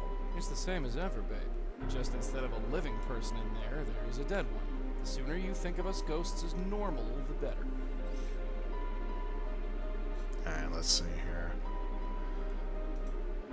Whoever Alexander Davenport is, Susan must like him a lot. He's either a boyfriend... We have established this. This is established. Damn you, Parker Brothers, for making a commercially available device for spiritual communication. Alright, let's see here.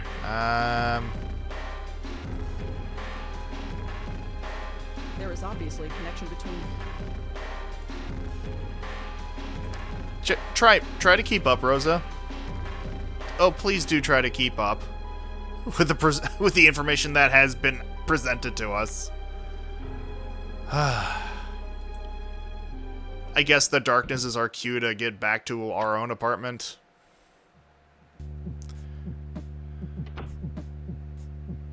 And let's see here. Let's see. Do some writing. Him staring over my shoulder? I can't. Excuses, Rosa. That's all I'm hearing. That's too common a word. Whoever the deacon is, I don't think I'll find him this way. I mean, I'd like to think it's the other way around, Lore, honestly.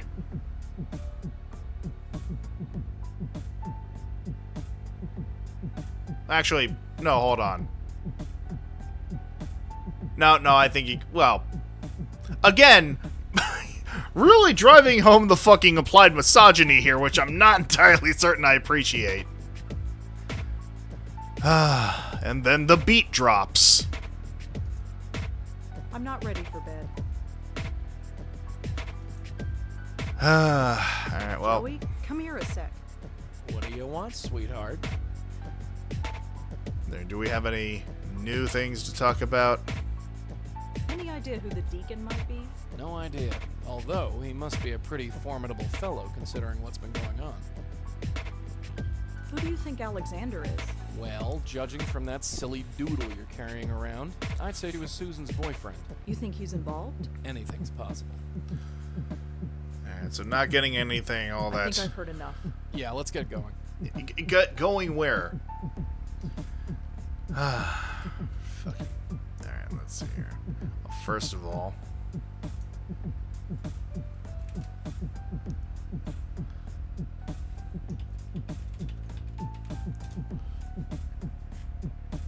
Alright, so... Let me try and see... Oh, I mean, I haven't seen Joey in this photo yet.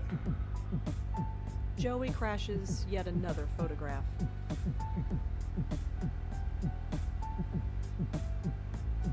Alright. Can you switch perspective to Joey? That's not something I am able to do, at least not yet. Apparently, that's Joey.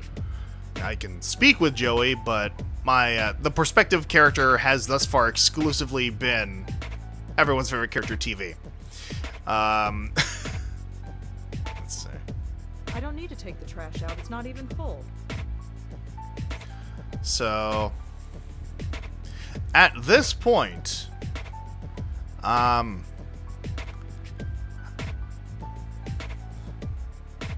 me even see if I can just do literally anything to progress us into the next day. Like day 3, I would like to at least reach. Now, our options are limited to... Well, we were just here, we are at the hospital, so... I'm not entirely certain what else we can do, because Rosa doesn't want to go to bed. But I think we've gotten all the information. I mean, of course, there's probably some fucking thing that I missed. with Susan.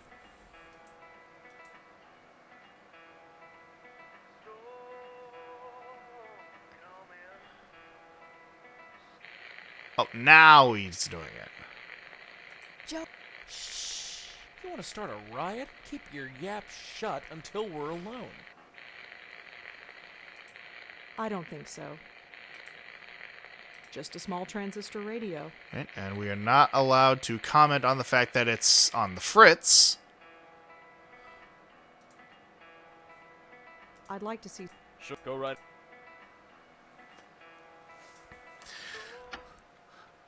Like, I know it's, like, not the worst it's not the worst offense Hi, in gaming, Susan. but I hate when there are certain aspects How are of, you now, like, Susan? progression within a game that are locked behind Yeah, very that's a good specific feeling. scripted events.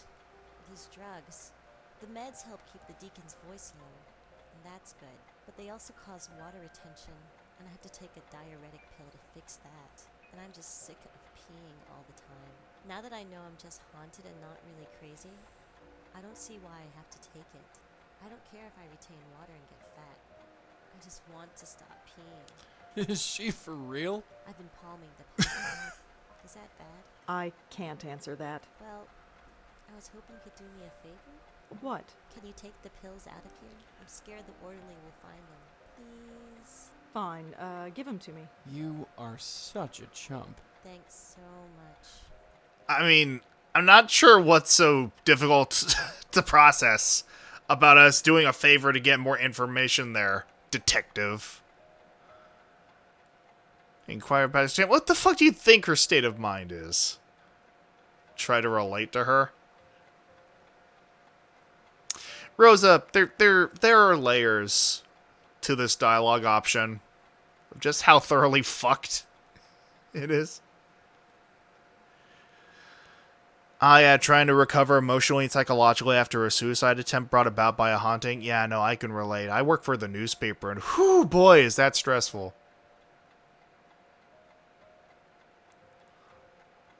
So, Susan, could you tell me what brought you here? You know what brought her here! Crazy. Are you? Crazy, I mean. I don't know. They think so. Jesus fucking Christ.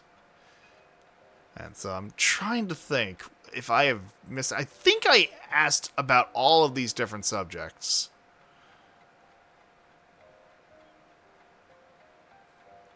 I have to go, but I'll come... Did I take the pills? Pretty sure do I have the pills now?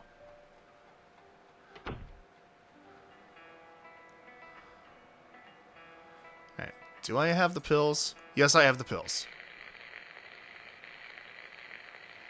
And once again, I cannot comment on the radio. I don't think so. I'm not stealing stuff from the hospital. No one is asking Just a you small to. transistor radio. Alright, so we have the pills. And I think I just remembered where these pills need to go, and I am fucking angry. Also, can I just say, it bothers me that I had to exit Susan's room, then come back in to get the pills, and that there is apparently no other means of getting them. Need to socialize more? I mean, just give me the ability to get all the items or information I need in one go, is all I'm saying. Doesn't seem like that big a request. Because, like, the game gives me no hint that socializing with other people unrelated to the case will help progress things. If the game hinted at, maybe I should talk to so-and-so, then that would be one thing. But, like, no, it's just like, nope, do whatever. And it just leaves you completely in the dark.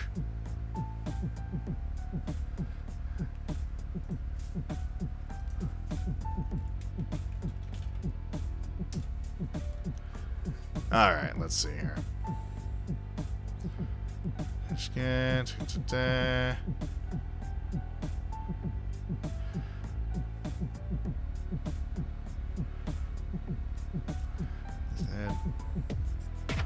You coming?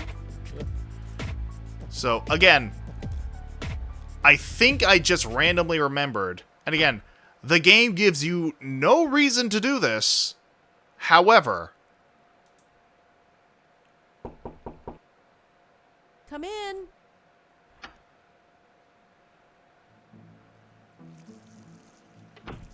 Hello, Rosa. Come in, come in. Don't mind the pooch, he's harmless. Are you all right, Rosa? You look a little preoccupied. I'm fine. That's odd.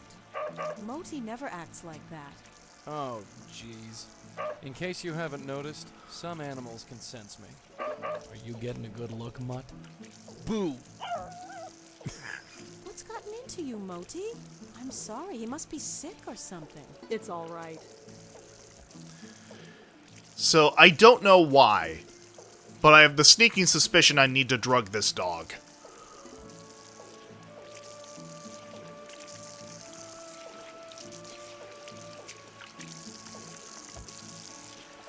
Ask you about sensing, making observation. None of this has anything to do with the case, but, So, how are you? Oh, I'm just fine. Right, Moti? Aren't we just fine? yeah, Moti's fine. He's just stuck behind the fridge. Yahtzee once explained point and clicks as rubbing everything against everything else, which is accurate. Yeah, you're not wrong. That and magic pixels. You seem very friendly with the people in this building. Well, I didn't grow up here. I didn't realize it was taboo to chat with neighbors. Well, it's not taboo exactly, it's just... Oh, I know, just one of those unspoken things. I've found that most people are pretty friendly, though, once you take the first step. People have their defenses up most of the time. You know what I'm talking about? Yeah, I do. Alright, So, you play the flute, huh? Yes, I play the flute. It's called a bansuri. What about you? Do you play an instrument? Me? No, I can hardly play the kazoo. Let's see. You strike me as being creatively inclined. Are you a painter? A writer? Well, I'm trying to be a writer. I knew it. Anything published? Nothing really, aside from book reviews in the Village Eye. Village Eye? You mean that little paper they sent? my out to dumbass students? only just You now read it? realized that the Seen it Village around, Eye is a but reference to I've never Wadget Eye. actually read it. Perhaps I will the next time I see it. I was asking about the park. That's the one thing I can see here that has to do with the... Well, that and sensing. Why do you play the flute in the park? It's a place to go, I suppose. I was walking there one day and I had the bansuri with me, so I started playing. Next thing I knew, I had a bunch of people around me. So I go there as often as I can now. It gets me out of this stuffy apartment. And I admit, I like the attention. Plus, Moti loves the dog run there. Well, he did until they closed it down. You said yesterday that you sense things. Yes? Could you tell me more about that? Well, I'm I not don't recall her psychic or ever anything, saying that's anything what about you sensing mean. things. I'm just observant. Anyone could tell something was wrong if they kept their eyes open. Speaking of which, care to tell me what's wrong? What do you mean? You look ill at ease, uncomfortable. The way your eyes keep moving back and forth. Is everything all right? Say you're fine, kid. I'm fine. I mean, as I said before, Lorelai, I'm not an English major. Just Andy. And could you stop looking at me? I mean, I know it's hard. I see. Well, I'm here if you need me. Let's see here. Got the dog. That dog is adorable. Moti is spoiled rotten, but he's good company. He's taken quite a shine to you, that's for sure. Huh. Yeah, usually I'm not good with animals. You never had a childhood pet? A pet? No, I had a teddy bear. Well, you probably had the right idea. Moti's a little thing, but you wouldn't know it from the amount he eats. He's very active, it seems. Yes, that probably explains it. See that box of biscuits? I buy a new one every 2 days. Moti doesn't have a stomach. He has a black hole that sucks in food. Feel free to give him one if you like. Could I try feeding the dog? Sure, here, take one. I have plenty. Go ahead and feed him. He's always hungry.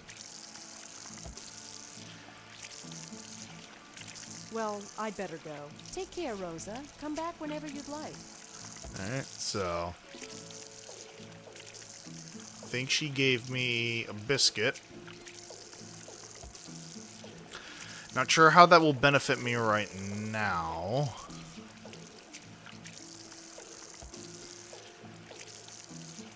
I mean, the thing I can think of is this is a diuretic pill. It will make the dog have to go outside. And going outside means... Where else have we seen dogs? I mean, at the dog park, yes, but I'm not sure how that will reveal anything new. But yeah, like we know the dog sees spirits, but the only spirit I can think of that it could potentially see if it needs to be taken out is Allie. Though we already know where Allie is.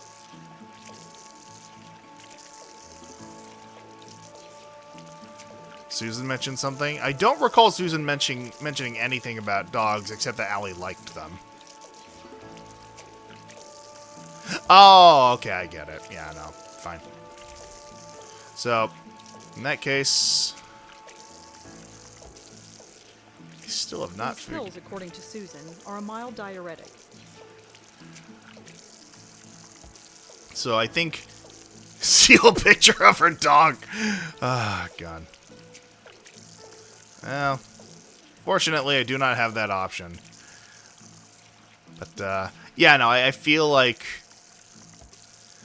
Again, I need to do some sort of combination of the dog biscuit and the drugs. But I can't think of how to do that. Because, again, I can't pull something from here... maybe I just fucking... That's Nishanti's dog. Yep. Hey, boy. Greet the pooch, offer a treat. What do I do now? Just say, go get it. He'll do the rest. Go get it. Alright, greet the pooch, call him the pooch. I feel like this might also be like an out of order situation where I need to come back and do this later. Like when I have like some explicitly spoken reason to get the dog to go outside to piss. But yeah, no, it's just not giving me that option.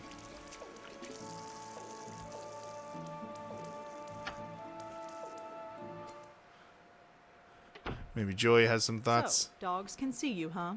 Dogs, cats, birds, any dumb animal. So what does that make me? I don't know. A gerbil? You kind of look like a gerbil. Shut up. Joe. Shh. Let's not annoy the... Alright, I'm back into the fucking apartment. Until we are encouraged to leave it prompt play again. So. Psst, Joe. Okay. Yeah? So that's about ghosts, that's about that, open notebook. Does not seem to be anything new regarding dogs. And he is consistently defensive about anything having to do with personal information. What about your notebook? Nothing new has been added, unfortunately. Keep asking anyway. I don't suppose you'd know anything about Joanne, would you? Nope, no more than you. Judging by the picture, she knows that sob story in the park. Well, that's all. Again, all these seem to be based on outdated information where we didn't know explicit names and relationships. I think I've heard enough. Yeah, let's... So... Joey? What do you want, sweetheart?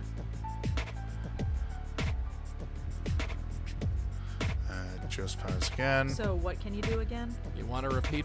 Alright, well, I guess he has not obtained new powers. Evildoer. Ask Joey to leave. Ghostly powers. Go back. History. I mean, I don't see these having anything to do with the case, but again, eliminate our options, I suppose. What was Auntie Lauren like? What do you want to know about her for? I just do.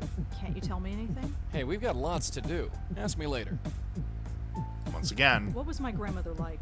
Her? We have to talk about her? What's wrong with her? Nothing. Forget it. Ask me later. Can you tell me anything about this picture, Joey? Oh, yeah. I remember this. This was taken about 40 years ago. Your grandmother insisted on it. So that's my grandmother. Yep. And that's my dad? And Auntie Lauren? In the flesh. Alright. Joey, ghosts, that. Open notebook, so. I think I've heard enough. Yeah, let's get going. Yeah, literally, I don't think there's anything we can ascertain from Joey that we don't already know.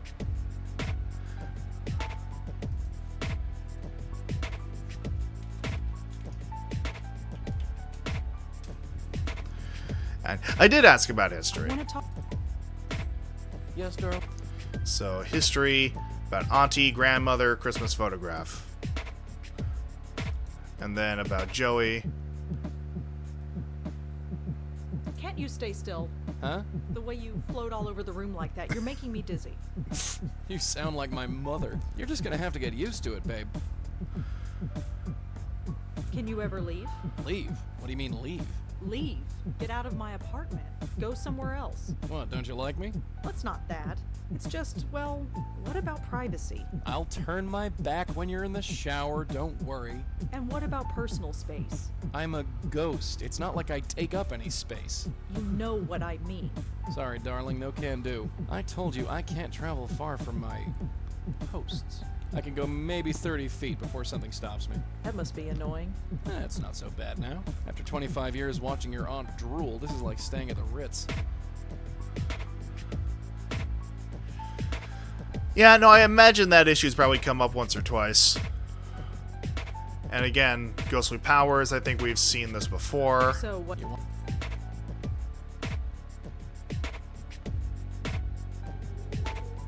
Evil? I think. Yeah. But yeah, I think we have officially reached the point once again where progression is impossible without a fucking guide.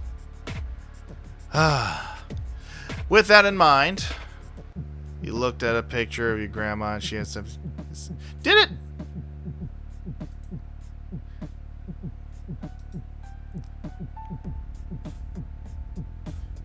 No, there's nothing new to say here.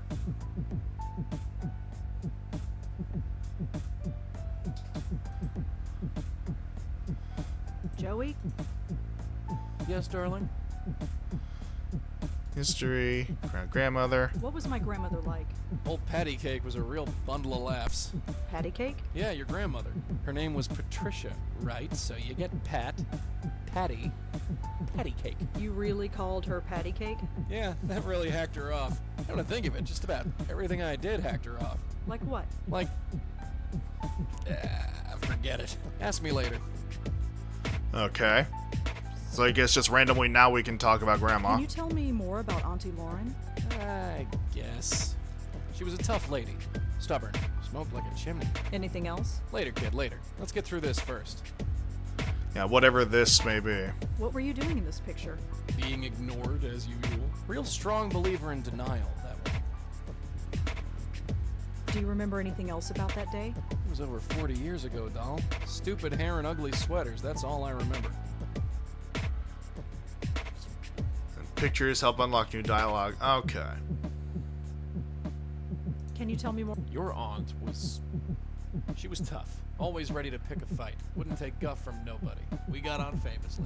So you liked her? Liked her? Hell. Sure, I liked her. She was the first person in 10 years who was willing to talk to me. She didn't scream or run away. She certainly didn't swoon like some people. Shut up. She just looked right at me and said, "Oh, that was it." That was all I needed to hear. So what happened after that? What is this, an interrogation? Cut it with the questions, kid. You're bothering me. We'll talk about this later. Can you tell me more about Auntie Lauren? I guess. What do you want to know? I don't know. Tell me about a case you went on.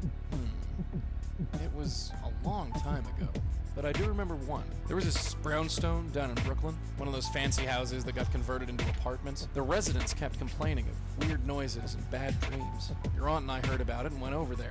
Turns out, these two little boys had been locked in a basement closet over 30 years beforehand. The door was paved over. Nobody knew it was even there. Those two little ghosts had been crying in the dark for 30 years until we came along. That's horrible. Yeah, that was a messy one. How did you save them? We did some snooping, found the grandmother, brought her to the house. The boys calmed down and we took care of the rest. So you saved them? Yeah, we had no choice, did we? Alright. Do you remember when that picture was taken? Picture? Yeah, the one on the TV. Oh, the Brooklyn Bridge picture. You don't remember? I was 5 years old. Right. You tend to forget stuff like that when you're, well, when you're me. So what about the picture? Oh, it was just one of your aunt's little field trips. One of many, I hasten to add. She wanted to take you all over the damn city, and I could do nothing but tag along. Really? Yeah, I knew it was a bad idea. Why's that? Just leave it. But... Shut your mouth, kid. You're attracting flies. We'll talk about this later. Maybe. Jesus, that one's savage even by my Let's standards. talk some more about Auntie Lauren. Like I said, kid, later. Alright, We've we've got stuff to do exhausted that. first. Why did she hate you so much? Because I ruined her perfect little life. She had the nice house, the supportive hubby, the 2 kids, and then I come along. Yeah, you have a way of ruining peaceful lives. Anything else? Nah, I'm done talking about her. Ask me again later. I'd like to talk about my grandmother again. I'll be frank, kid. She may have hated me, but I hated her even more. Hated her. The whole 7 months I was with her, she spent the whole time pretending I wasn't there. Can you believe that? You're hard to ignore, Joey. Tell me about it. And I did everything I could to get her attention. I'd yell in her ear, I'd get right up in her face. She knew I was there, and I knew she knew. She just ignored me all the same. Well, you can hardly blame her. Don't lecture me, dollface. I did what I had to. Had to? You could have... Could have done what? Look, I'm done talking about that old bat. Maybe we'll talk more later, but not now. I'd Alright. like to talk about my grandmother again. Don't you let up. You destroyed her life. Yeah, I got enough of that from your aunt. Hey! Oh, shut up. You Blackwells and your goddamn self-pity. All I hear is, poor us, poor us. I'm sick of it. Ever think about what it was like for me? One minute I was breathing, and the next, pow! Dead. I was a ghost, forced to haunt a complete stranger. I had no idea what was going on. You'd think that someone up there would have told me what to do, but no. I was dead, cold, alone, and scared out of my mind. Nobody could see me. Nobody could hear me. Nobody except old Patty Cakes Blackwell, and she didn't want to admit I was there. So don't you dare lecture me, sweetheart. You don't know from nothing. Hi! Forget it. Let's just concentrate on the case. I would love nothing more, buddy. Unfortunately, there's some hoops and ladders I gotta jump through and crawl up first. I'd like to talk about my grandmother again. I said we'll talk about that later, sweetheart. Now we've got stuff to do. Alright, so we've eliminated those dialogue trees at the very least. Unfortunately, I don't think that has opened up any new avenues for progression with the actual case. I think I've heard enough. Yeah, let's get going. And it doesn't want to let me go to sleep. I'm not ready for bed. Not ready for bed, even though it's the middle of the night. You coming? Yeah, shit. Alright.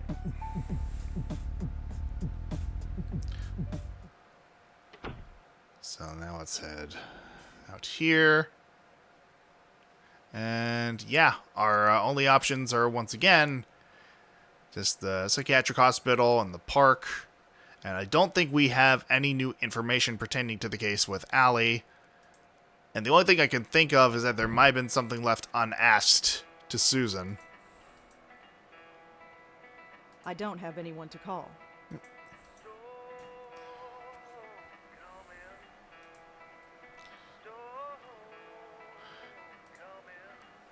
I'd like to see... Lee. Go right.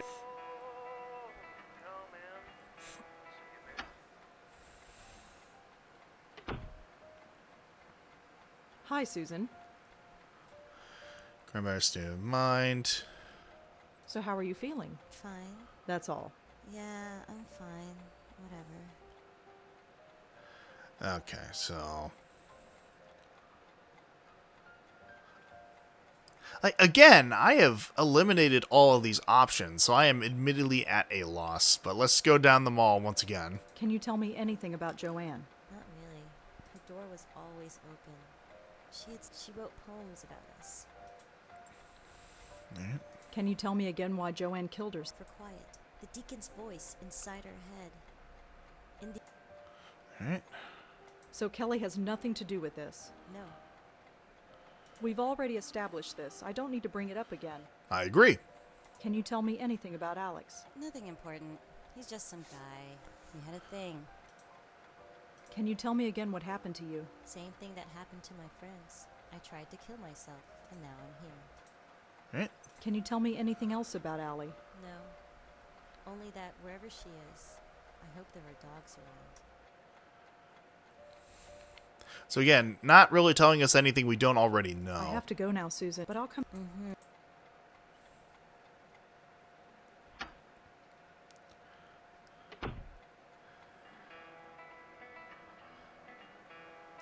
All right.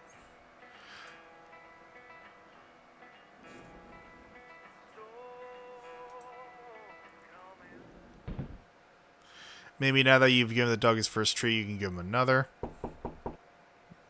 Come in. All right.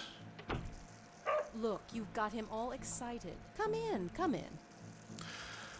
When I go to a social event, I'm more likely to play with the cat than socialize with anyone Just else. one moment. Boogity, boogity, boogity. I love how they clipped the mic. He never acts like this. Never. It's all right. Don't worry about it. All right. Let's see here. Anything you can do with Hey, boy. greet the pooch, calm the pooch. Let's try There's calming. nothing to be afraid of, I hope. Hi, dog. His name is Moti. Right, Moti. There's nothing to be afraid of, I hope. All right. See ya. Alright, so let me see if I can't get another treat. Oh, I didn't ask about the dog run. Why did they close down the dog run? It seemed okay to me. Nobody really knows. It started about a week ago. Dogs started howling, running around like maniacs, acting strange. Some even hurled themselves at the fence door trying to get out. They say it's some kind of high-frequency wave that's caused by electric cables or something. Some high-pitched sound that the dogs can hear, but we can't. But I know better. You know better. Definitely. I noticed these things.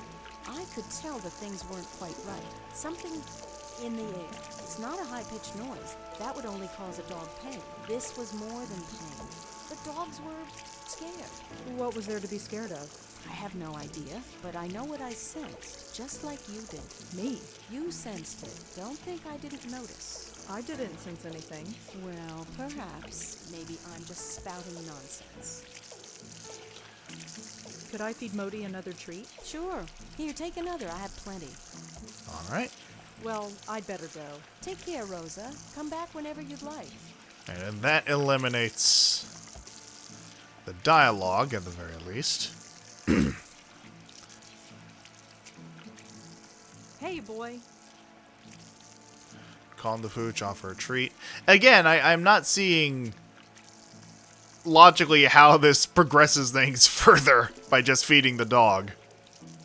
Can you imagine if the one thing you love more than anything kept running away from you? I mean, again, I understand that I need to get it to run by, like, making it need to use the restroom. I understand that, but I don't know how to initiate that. The options it is presenting me with are limited. There's nothing to be afraid of, I hope. Get back out, like, I mean, I did. I am no longer conversing with the neighbor lady. So all I can do... Oh, say goodbye? I mean... What am I supposed to do? Feed the treat to the ghost? Open your inventory. Yeah, I have the inventory here. Combine things in your inventory. I can't combine things in my inventory. It never gave me any sort of tutorial on that. Drag the pill onto the dog biscuit. Okay, I put the pills in the dog biscuit. They never told me I could do that. The game never gave any indication that I could combine things in my inventory. It didn't... Yeah, I didn't try because it never gave any indication that that was a mechanic. Like, it's not, like, a valid mechanic if all you need to do is just fuck around and find out without any indication of, hey, maybe there's something you can do. That's not... That's not how you add a rule to a game. games have explicitly spelled out rules and mechanics to them. Whatever, we're progressing. Oh my god. Hey, boy. Fucking adventure games. Go get it.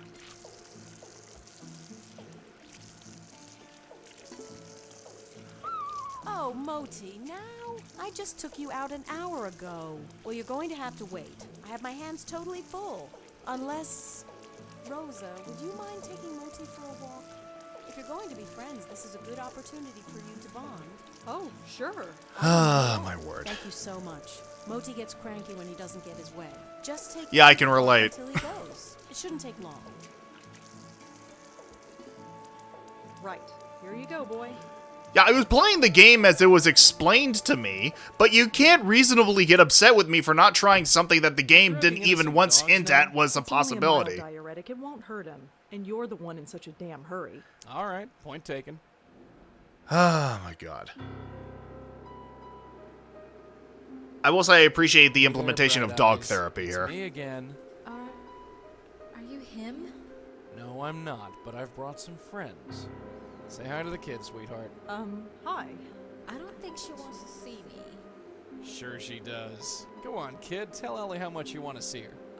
Yeah, sure. Great to meet you. See? I don't believe you. It doesn't matter if you believe me or not. She needs your help. Help? See the dog over there? The Boston Terrier? Good, good. You know your breeds. This Boston Terrier is not feeling too well. I was hoping that you could take a look at it. Well, I mean, Yes. she was a veterinary student. I know a lot about dogs, So we heard. That's why we came to you. but they won't let me help them. They always run away. This one won't. Go on. The dog needs you. So this is your dog, huh? Yeah, sort of. Hi, little guy. What's your name? Right. Aren't you the cutest little thing? Your ears look okay. No signs of inflammation. Now I'm just going to open your mouth. That's odd. I don't feel any breath. Funny that.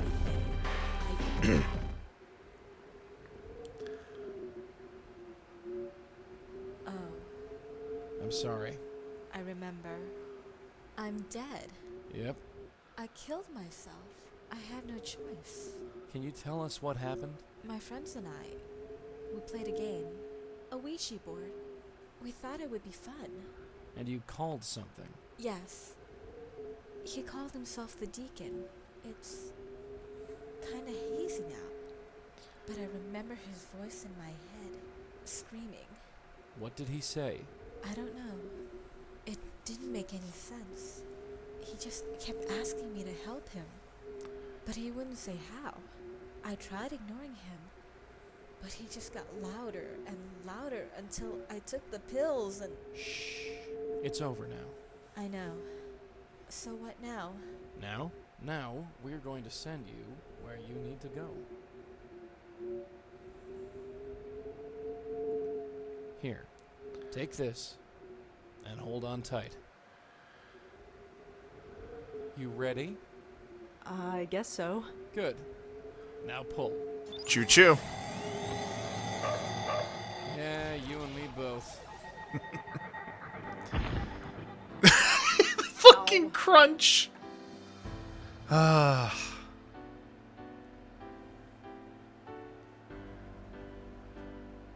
Hello? Yeah, hi. I'm not sure if we've met. I'm Rosangela. I know. You brought the dog to me. You brought me back to my senses. And then It you really brought is me hilarious. here. Thanks so much. So, are you ready to, well, you know. Am I ready to die? Well, yeah. Sorry, I'm kind of new at this. That's okay. I'm gonna make it easy for you. Just tell me what to do. Just head towards that light. The light. Right. Like every cliche in the book. You think I'll see Joanne over there?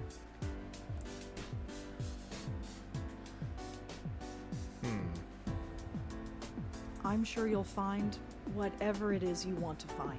Yeah. I suppose you're right.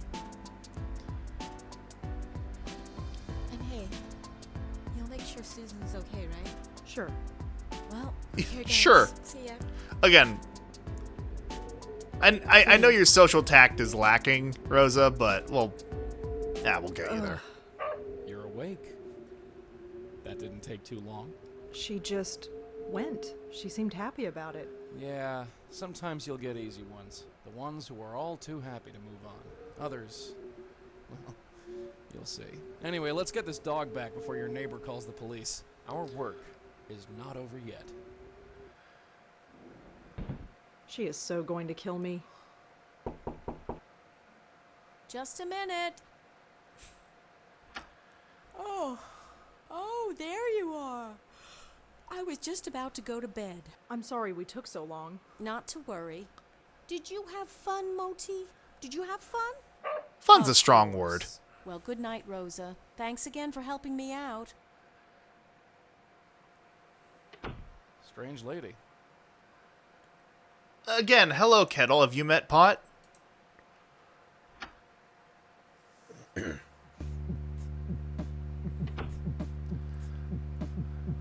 I'm not ready for bed.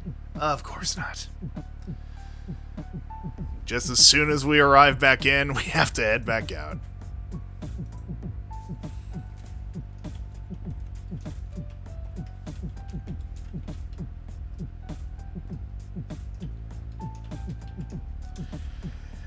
Alright, so. Now. No updates in the notes. However, I do want to see if I still can't get us to progress to day 3.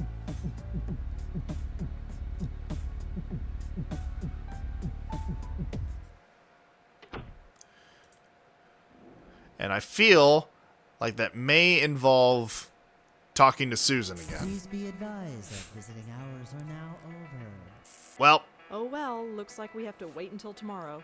No can do, Toots. Remember what she said? The deacon comes to her at night when she's sleeping. Waiting until tomorrow won't do us any good. What? You think we can just waltz right into Susan's room? Sure. How? Improvise, sweetheart. That's what this gig is all about. That's the voice of the creator, Dave Gilbert. Oh, you know, that tracks. Right. I don't have anyone to call. Let's Joe, shh. You want to start or keep your... Well, I mean, here's the thing. I feel like this is going to be the moment where we know that the visiting hours are over, but we still need to walk up here to initiate the static with the radio.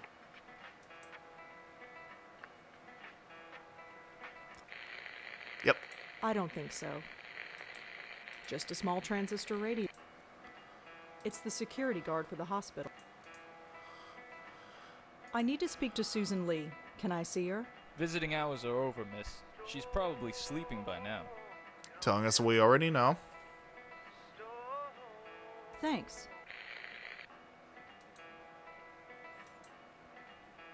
So, once again, I feel like I need to wait. Joe, shh. You want to start a riot? Keep your yap shut until we're alone. Yeah, I feel like this is going to be one of those time-sensitive things where I need to wait until he's over by the radio. I don't think so. Or apparently not. Fuck me, I guess. Click on the keys when he walks over.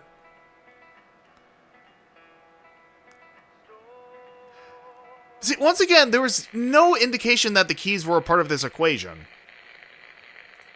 Fuse box key? I could probably do something with this. Fuck off. I don't think I need any of these other keys. Once again, it's just lol random. Lol solution random. Whatever.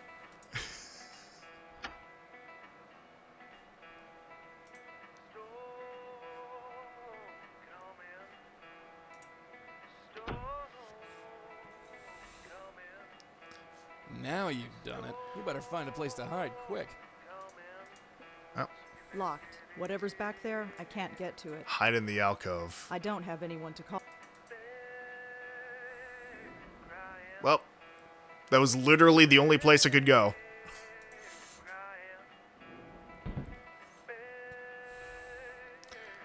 Let's see. So I couldn't get through there. Because it said I didn't need any more keys. The phone alcove. I mean, again, I tried going for there, but by then it was too late.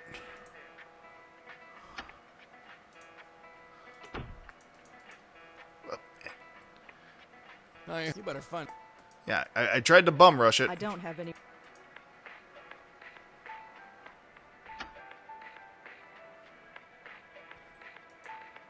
Whoa, you startled me. You better leave. I can't. I'll get. Up.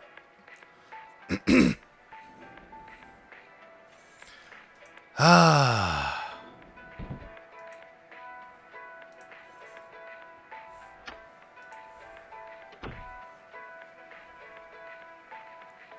I hope you know. You better find.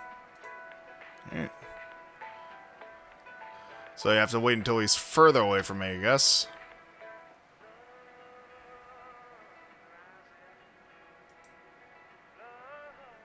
Alright. Oh, wait, where the fuck? I don't think I need any of these other keys. Well, what am I supposed to do Whoa, you stop. You better. I can't. at that point? Because, like, I need to speak to the fucking guard to know where Susan's room is. Like, it's the mechanic as introduced so far. Click down the hall. I tried that. Oh, my God.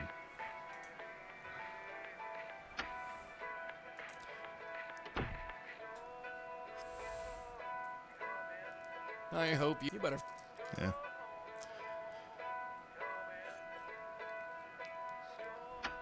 And I hope they learn from future games, Joey, but let's not be too optimistic.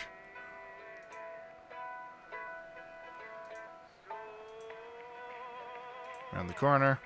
Alright. There we fucking go. Alright. She's asleep. Yeah, like a baby. It won't be long. Before what? Before that.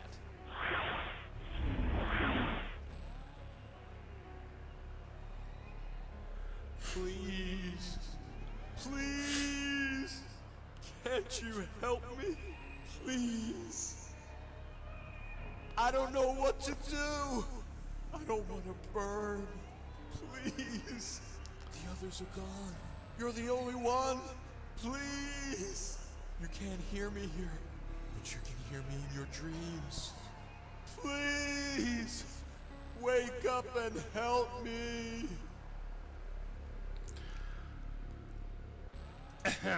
Ignore them, Susan. Listen to me. Help me. Please.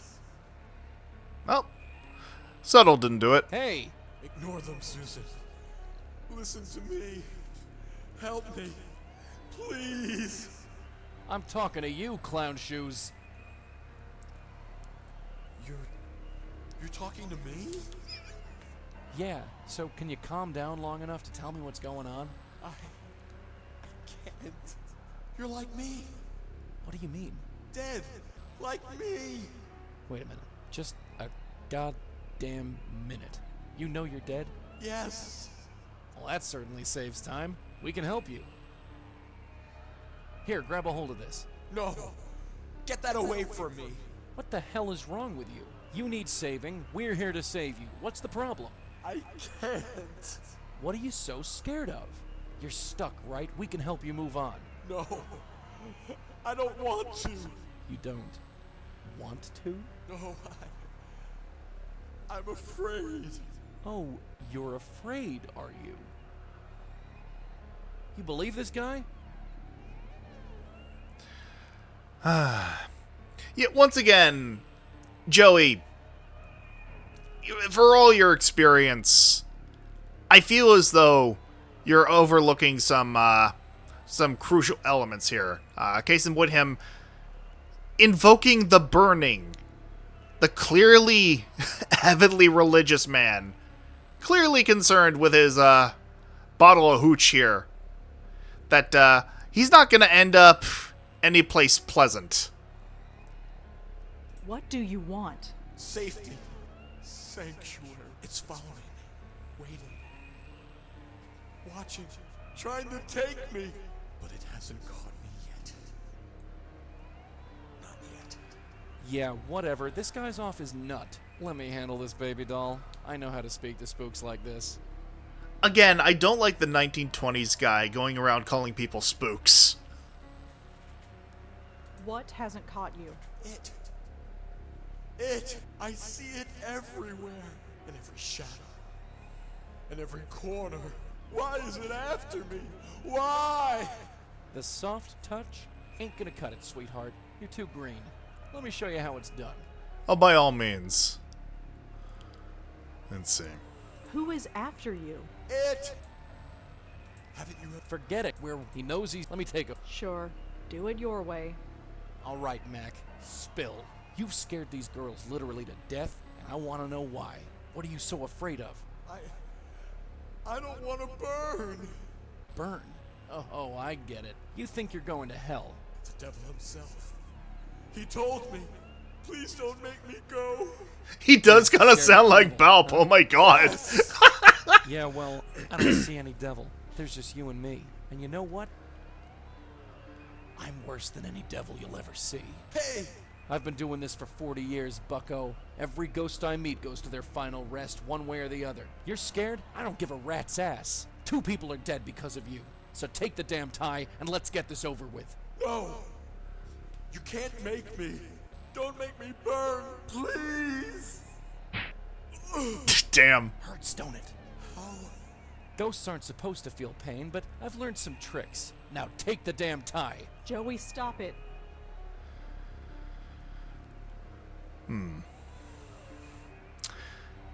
Yeah, no, I am guessing that this is going to have something to do with the bottle. You want to handle this? Go right ahead. Let's see you do any better.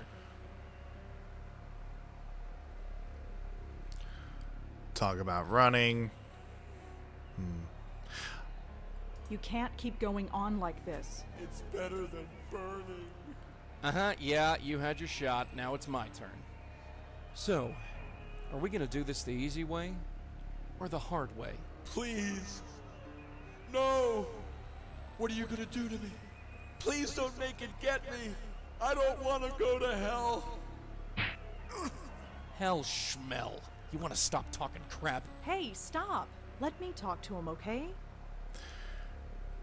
You wanna handle this? Alright, so... Go right ahead. Let's see you do any better.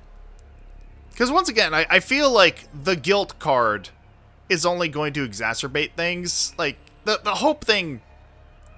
The reason I felt that the running option here was going to be the most reasonable was because we already established through Rosa's arc that running from the situation isn't going to help, so she would actually have character motivation and giving a convincing argument about that, but they just glossed over that, so apparently, yep, that has little to nothing to do with this.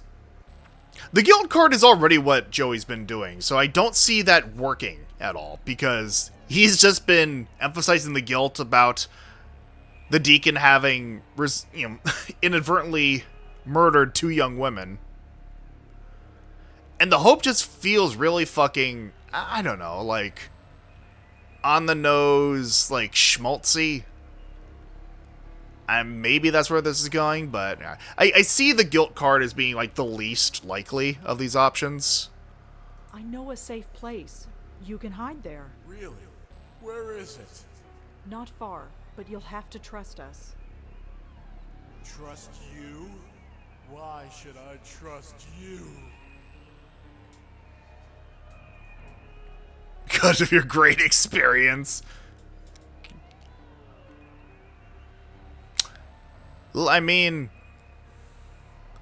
realistically, no one else can help him.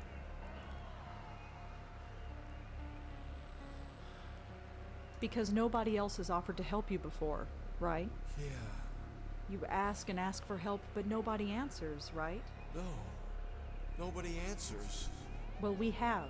We're gonna help you. Has anybody else said the same? No. No, they haven't.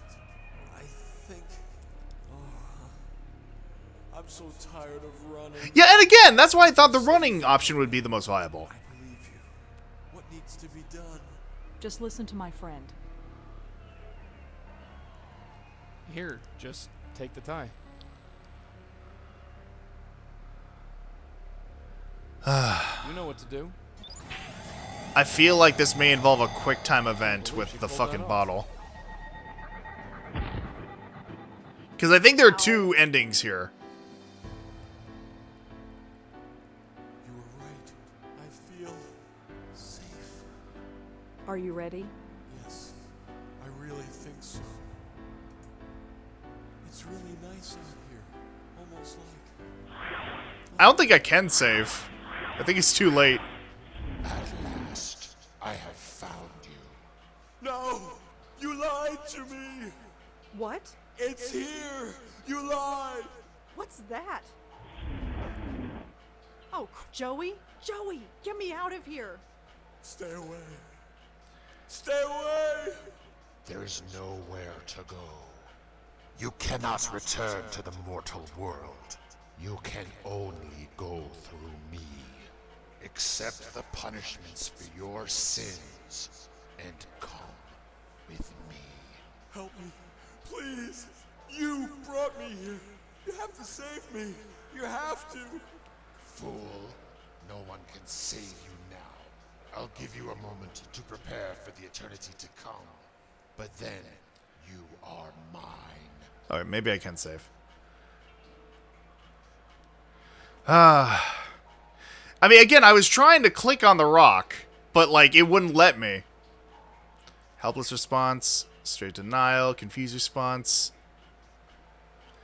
But yeah, no, I think I am gonna have to click this. It caught my eye immediately. What is that thing? It's come to take me to hell. Just like it always said it would.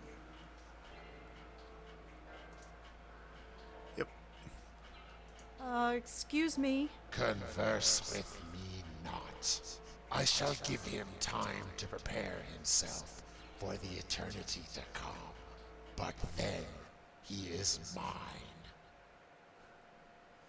Ask about his origins, says about his reasons, asks for mercy. I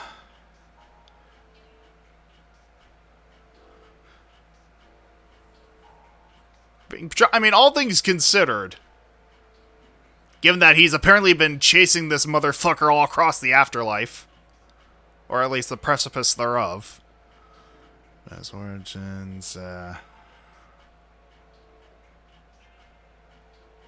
Can't you just let him go? He has killed many with his madness. His sins weigh him down even as we speak.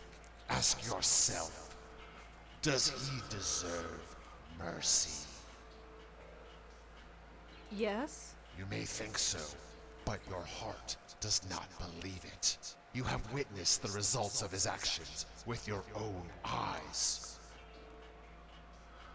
Oh. So let me save and... this... I feel like this is going to be a fucking timed thing as well.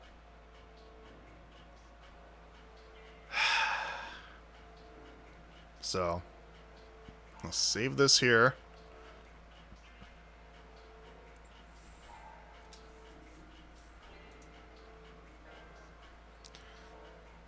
Yeah, the flask, I feel. What is that in your pocket? My flask. Yeah, what's in it? Nothing. It's just a force of habit, I guess. Used to keep whiskey in it when I was alive.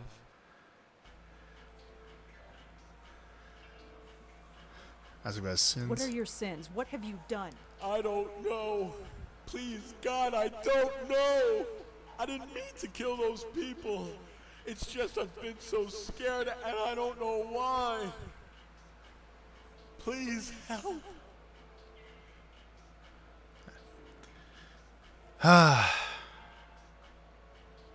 He's got the demon. So what can I do? What does he want? He wants me. I don't know why. What is that thing? I don't know. It haunted my dreams when I was alive and wouldn't leave me alone after death. And now Oh my god, the fucking... there's no place left to the plosive on the mic. Excuse me. Converse with me not. I shall give him time to prepare himself for the eternity to come. But then he is mine. How did you get here?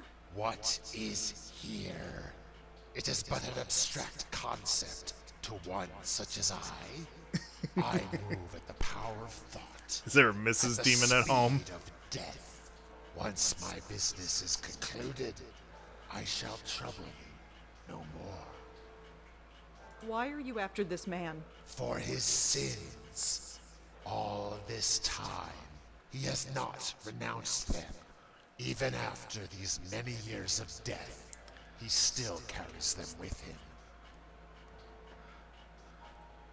Can't you just let him go? He has killed many with his madness. His sins weigh him down even as we speak.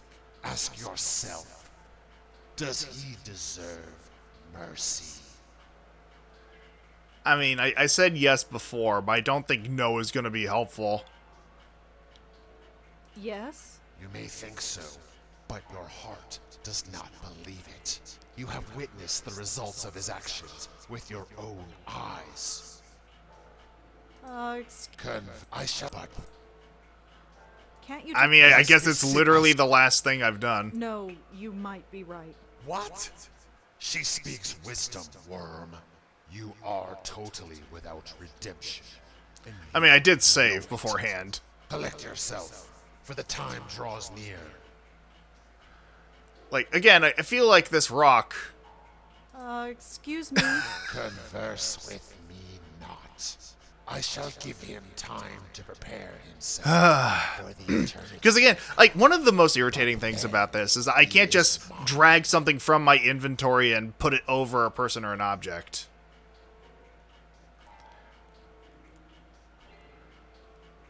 Like, if it were me in this situation, I'd, like, drag the fucking... I might wait for, like, a timed thing where the deacon pulls his, like, flask out and then throw the rock at it. Because there have been timed events in this game before. What do you think is weighing him down? Like, guilt. Clearly.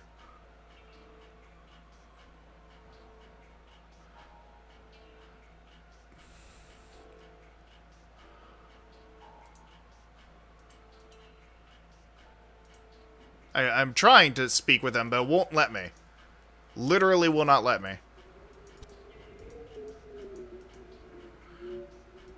I cannot speak with him. I can speak to the demon, but not the deacon. Yeah, weird as fuck indeed. Might be bugged? Maybe. Can I combine this with anything? No. No. May try the reloading? Maybe.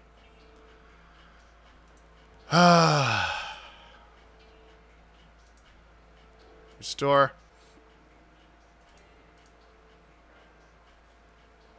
Ask about the demon, ask about his flask. I did ask for all of these things, but when I asked about the flask, it just... What is that in your pocket?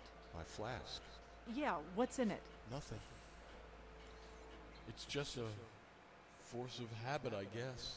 Used to keep whiskey in it when I was alive. And yeah, no, that's it.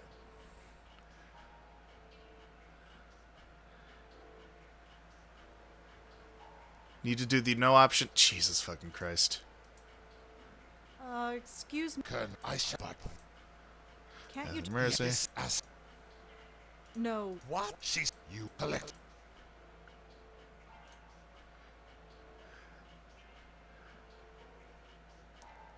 Try talking to Balp. Talk about his What are your sins. sins? I don't... Please, I didn't mean... Please. Yeah, it's bugged? Oh, great. Fan-tucking-fastic.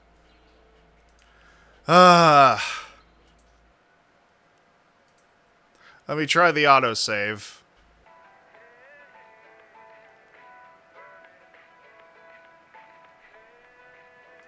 Well, you said it was bugged, so what else was I supposed to do but go back?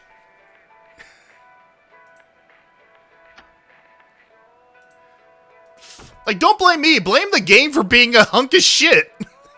I hope you better. Like, if it legitimately is bugged to the point where I can't progress, I literally have no choice but to go further back.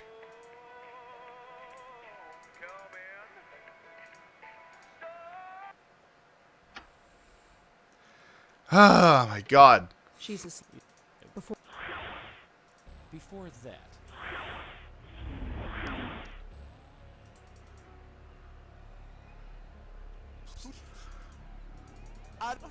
Well, I know what the fucking solution is now, so I might as well just go through. Hey, I'm. Wait, just yeah. We.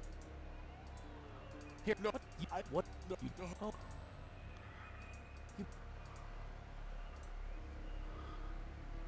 What? It's trouble. What? This you too. Who? I forgot where he. Let me. Oh, you. What? You. Yeah. There's. Oh my god. I'm working. I've been doing this for 40 years, Bucko. Every ghost I meet. Get the flask and piss in it. Don't. Were it so easy. You wanna? Alright, so now that we know that's hope. I know you were not, but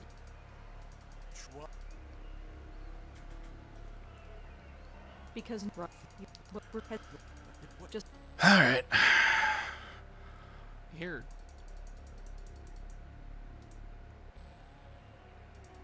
You know what's.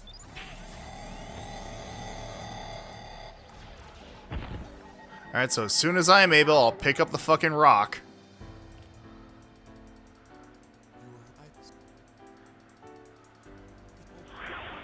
Yep.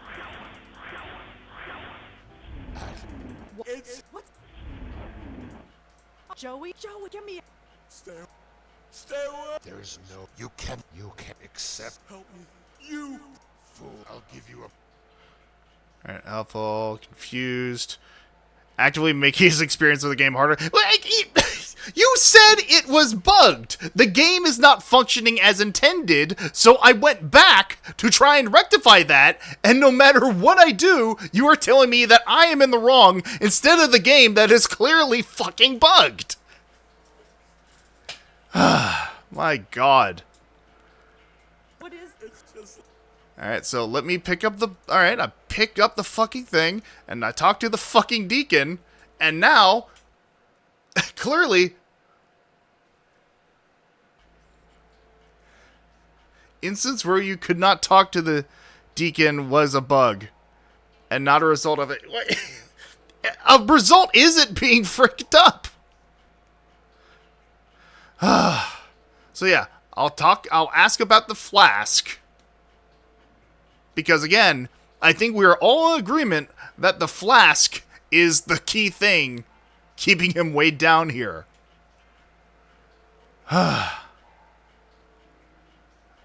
Actually, no, I think it was like, talk to the demon, say no, then ask about the flask. Can't you just? He has his ass. No. What? She's you collector. And now, ask about What is that in your flask. pocket? Yeah. Nothing. It's just used to keep whiskey in. And literally nothing has changed.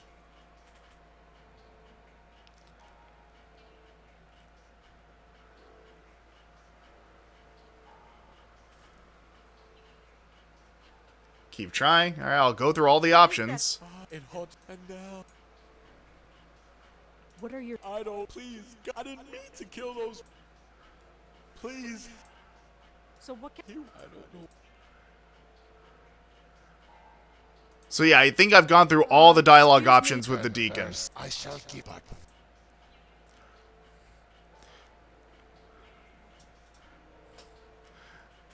Multiple times. Just asking the same thing over. The fucking... I mean, I hate to quote the fucking definition of insanity. Yes. You have. But like... Just saying no, no, no, no, no, no, no. Why are you? For all even. I have asked him all of these things multiple times before and has not changed the Can't you outcome. just... He has his ass. No. What? She's you collect. Can I spot? I already got his reasons before. There is literally nothing else I can do.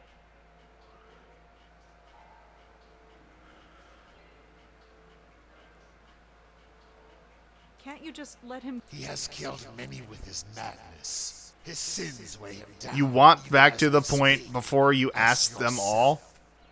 To do what? I can't do anything with the rock. The game doesn't give me the option.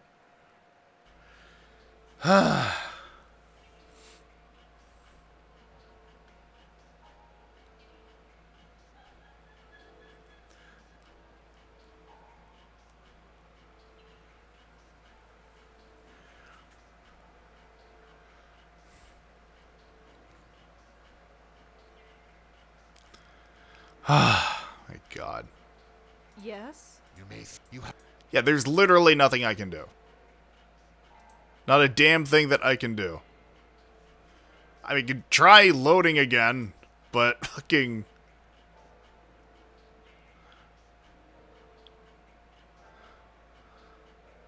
No? Well then, smart Alec, tell me what to do. I've tried everything. Colonel, I shall give him time, but then... Yeah, the notebook. Let's see how let... Ah, for fuck's sake.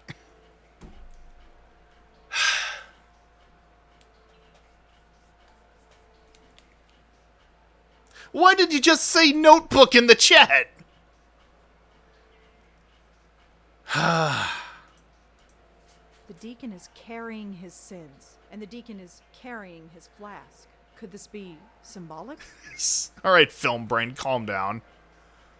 But no, here's the thing, like, the fucking notebook is a mechanic for when you are, like, passively investigating something. Not in an active situation where someone is practically being held at gunpoint. Whatever. Please, help. Get rid of that flask. Huh? Your flask. Get rid of it. My flask? Why? Just do it. But I can't. Why not? Because it's my flask. You want to be free of that demon? Trust me. Okay. You no longer carry your sins with you, dead one, but they still taint this place. That is not enough to save you. Alright, so what now? Do I take the fucking flask? Smash the flask with the stone. There we go. It is done. The sins have been abolished from this place. And my claim on you, dead one, is gone. Fucking Christ. Peace, and be troubled no more. He's gone? I think so. He's gone. My word. I'm free of him. I'm really free. All this time. It's all so clear to me now. Like my head was full of Can you imagine driving several young women to suicide because you couldn't put down your baba? Who died. They killed themselves. Me.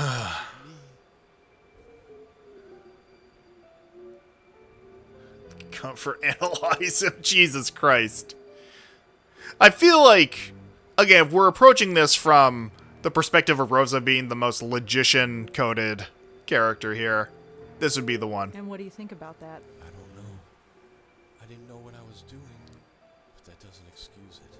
I spent most of my life as a drunk, and most of my death as a murderer. I was worried about going to hell before. Maybe I'm okay with that now that I know I might deserve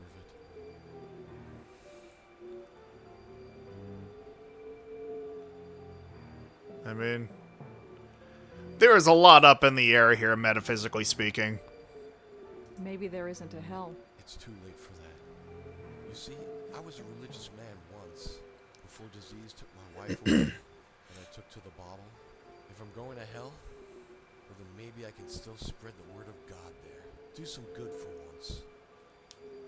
Well, this is it. Goodbye, and thanks. And one last plosive into the mic before he heads off.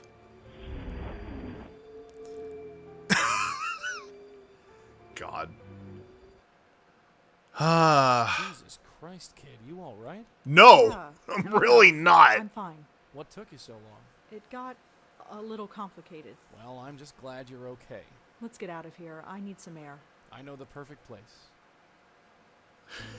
Yeah. He's at peace now, I guess. Wherever he is. I saved him, I think. Gave him some hope at least. He's getting no more than he deserves. No more than any of us deserve.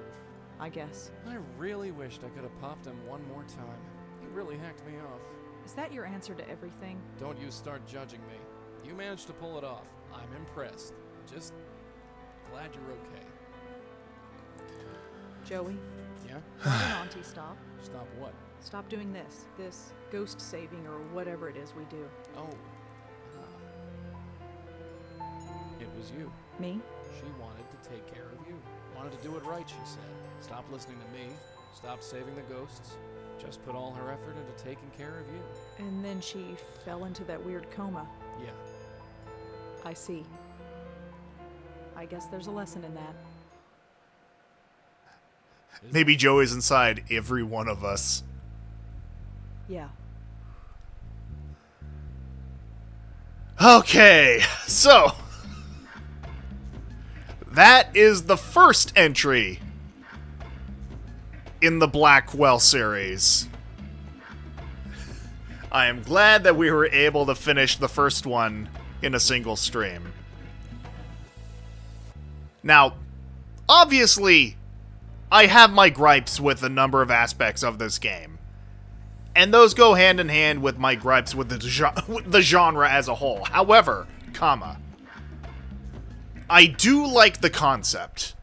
I very much enjoy the concept of a generational haunting serving as the catalyst for a medium's power and the driving point behind their origin story in helping lost souls. I like the concept. The execution leaves something to be desired. But as Lorelei said, there apparently has been some streamlining with the later entries. So, I am absolutely willing to give the other games a chance. Like, this is the only game I've ever known anything about, and I've known about, like, the ending and all those things. I forgot the solutions to the puzzles and whatnot, but the story overall I remembered, largely. And I think that may have even contributed to a bit of my frustration, because I knew the solutions, like the actual narrative solutions, I just didn't know how to get there. Because it was all coded through the lens of, unfortunately, point-and-click adventure tropes that I am not a fan of. You'll still have some of the same kinds of puzzles going. I mean, that will be frustrating, no doubt. But again, I enjoy the story enough that I am willing to give it a chance.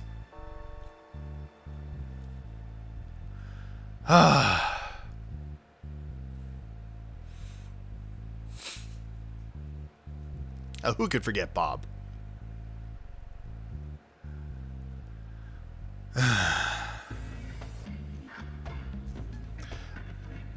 Now, having said all that, this game is on sale.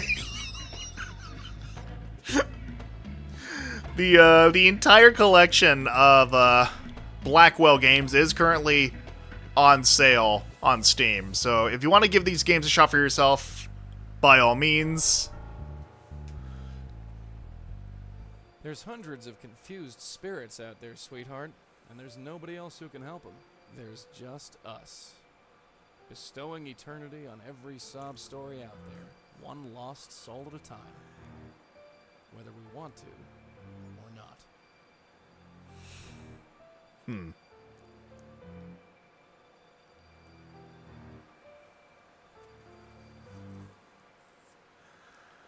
Okay. And I suppose it is only fitting that the game fucking just closes by itself upon completion. Fucking Christ. Okay. So, I do plan on playing the next entry in the Blackwell series next Friday. Going forward, I will have no earthly idea what is waiting for me. Again, having watched Lore play through this years ago, I, again, mainly just had the vaguest notion of a number of things. The story overall I knew, and some solutions, but getting there was the main issue because of how poorly I remembered those details. But again, I like the idea of the story. The story itself is very intriguing, despite certain things like the fucking therapist. And, I mean, I have already talked your ears off long enough about it. I digress. Look forward, if you can, to me playing through the other Blackwell games for the next several Fridays, because this is a fan favorite to a lot of people, and despite my personal gripes and hang-ups rather, I'd say that's deservedly so. But until the next time, thank you very much for tuning in, stay safe, and always remember to fucking think. Oh boy.